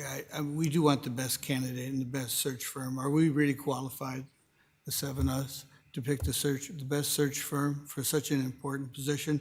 I just want to bring that up to us as we consider the next steps. I know we're good at lots of different things here, picking the best search firm for the most important position in city staff. I don't feel qualified for that, but I will read and learn as much as I can. Thank you, Mr. Mayor. Well, I don't necessarily see a problem with us getting a recommendation from our Human Resources Department. You know, Well, that was my question. yeah. That can be built in if that is what you want. Well, just a discussion point. Yeah, Mr. Linedecker, go ahead. Yeah, thank you, Mr. Mayor. To Councilmember Resnick's point, I do think it would be really helpful to have some form of scoring rubrics built out by our Human Resources Department. And I would think that there's other cities that have gone through this before, and hopefully there's some sort of scoring rubrics that they could say, hey, tenure of, time in that they've been a firm and amount of city managers they've recruited and, things of that nature. And geographic location probably does come into play, right? So hopefully we can research and maybe find something out there to that extent that would help us. I think that's good points. Okay. All right. So the motion was to receive and file and just discuss as a council. Mr. Resnick, would you care to amend that motion? Yes, and so what I'm gathering, and Mr. Mayor, you want to clarify, option one is what I understand is the choice of the council? Yep. All right. I move to receive and file and choose option one in the initiation of the recruitment process for the city manager. Second by Linedecker. Okay. We've got a motion. Krenna's shaking her head yes. That motion went well. So we've got a motion by Mr. Resnick, second by Mr. Linedecker. Trish, call the roll, please. Linedecker, Aye. Roussel, Aye. Resnick, Aye. Sprank, Aye. Staver, Aye. Wethel, Aye. Kavanaugh. Aye. That motion passes 7-0. Action item number 12 is a video of new housing creation, the spring update. Mr. Mayor, Mr. Resnick. I move to receive and file and view the video. Second. By Linedecker. Motion by Resnick, second by Linedecker. Go ahead and roll that video, please.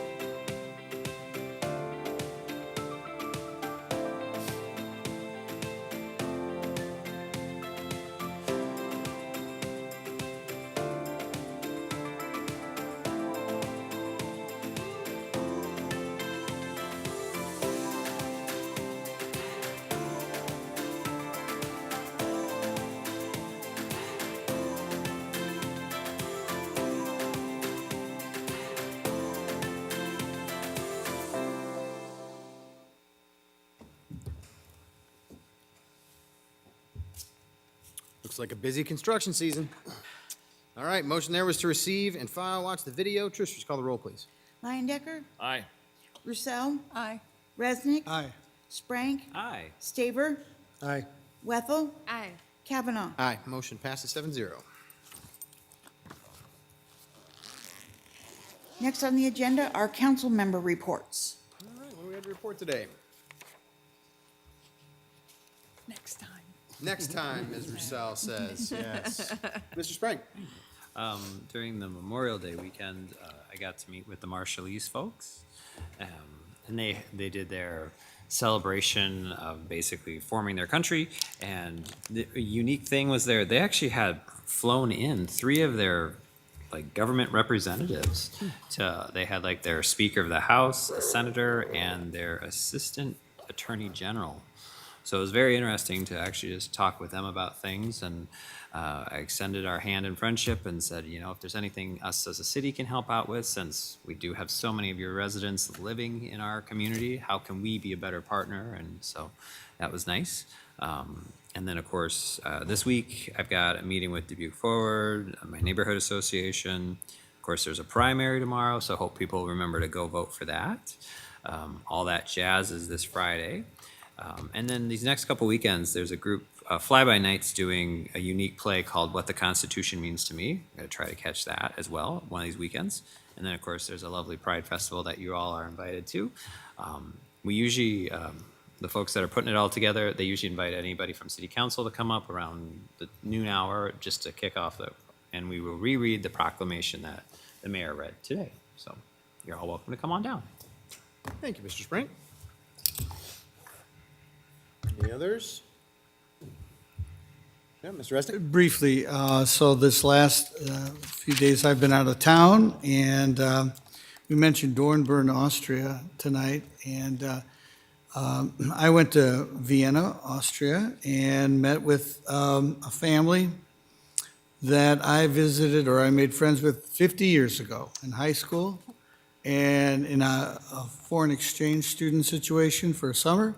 50 years later, I visit them again. I just want to let you know that they love Dubuque because they've been here as well, and they sent their daughter, who was a student at Dubuque Senior High School while she was here. She learned how to drive on my car, and we were up at 5:30 in the morning. All you parents know what that's like, but you know, trying to pass driver's ed on the hills with a stick shift. So a lot of memories, but I tell you what, whenever I go over there, I always bring a whole bunch of Dubuque stuff. Again, they've been here, they love it, and so a lot of people come and just visit, and we have you know, millions of people come over the years, and they come away with a lot of impressions of Dubuque, Iowa, and I was so very proud of our city. They like the way it looks, but they like the way it feels on them. You know, they like the people that they went to school with, that they interacted with in town. So there's a lot of ways to spread the news about Dubuque, Iowa, and it was really important and emotionally satisfying trip for me. They really like bikes over there in Europe, and I'm glad we did some more work on our trails. Want to keep that up. They're very environmentally aware all over Europe. So London, Cambridge, Vienna, and the small towns that I was visited. So it's really interesting to compare the towns and the places in Europe compared to ours, and they admire us for many reasons, and we can admire them for many reasons as well. And so I'm glad that we're still mixing it up with Dornbirn. I wasn't able to get there. That's the other side of the country. But it's very important. I hope people can get up and travel. There's don't let school get in the way of your education, I always say. So people, students, teachers, parents, hope you can travel and meet some people from other countries. It's an amazing experience. Thank you, Mr. Mayor. Thank you. I'll just say something really briefly then, and then we do have a closed session. So before too long here, we're gonna head to Washington D.C., some of us, and talk to our representatives there and meet with some folks and for the chamber fly-in. So we'll work with our business community there. I did make a trip there a couple weeks ago with Anderson Sansey and Terry Goodman as our outgoing and current Director of Strategic Partnerships. And we kind of set the stage for a couple of the meetings that we're going to have. And we had a great meeting with the Environmental Protection Agency as well as the Department of Transportation. And they really did provide a lot of attention to us. So we had pretty large groups that were meeting with us from those agencies. And it was some specific discussion about not just the grants that we're applying for, but then also the things that we've been working on. They wanted to hear the success stories about Dubuque. So they were very successful meetings. I was really glad that we went, actually, to be able to have those discussions before we all go out together. So hopefully that'll help us to have a nice, smooth trip when we go out there and have continuing the discussion rather than having to start things all over again. And also had a chance to meet with our members, our staff members members of Congress. And in fact, Congresswoman Hinton was on our plane on the way out. So we had a chance to talk with her too, so that was nice. So it was good to be able to do that. Final thing I will say, along with Mr. Sprank, to make sure everybody gets out and votes tomorrow, because it is a primary election day. It's really important that everybody does that. But I also just want to say congratulations to all the graduates out there. We had a lot of graduations this past weekend, and it was really exciting to see. It's great to see young Dubuquers coming out of high school, coming out of college, and hopefully going to be Dubuquers for a long time. And since I'm only going to get a couple of times to do this, I just want to say congratulations, Sam. We're really proud of you. All right, we do have a closed session. Take a motion. Mr. Mayor, Ms. Wethel. I move that we go into closed session to discuss purchase or sale of real estate according to Chapter 21.51J Code of Iowa. Got a motion by Wethel, second by Roussel, and for the record, the attorney of the city council will consult on the issues to be discussed in closed session is City Attorney Crano Brumwell. Trish, would you call the roll, please? Kleindecker? Aye. Roussel? Aye. Resnick? Sprank? Aye. Staver? Aye. Wethel? Aye. Kavanaugh? Aye, motion passes 7-0. We are in closed session.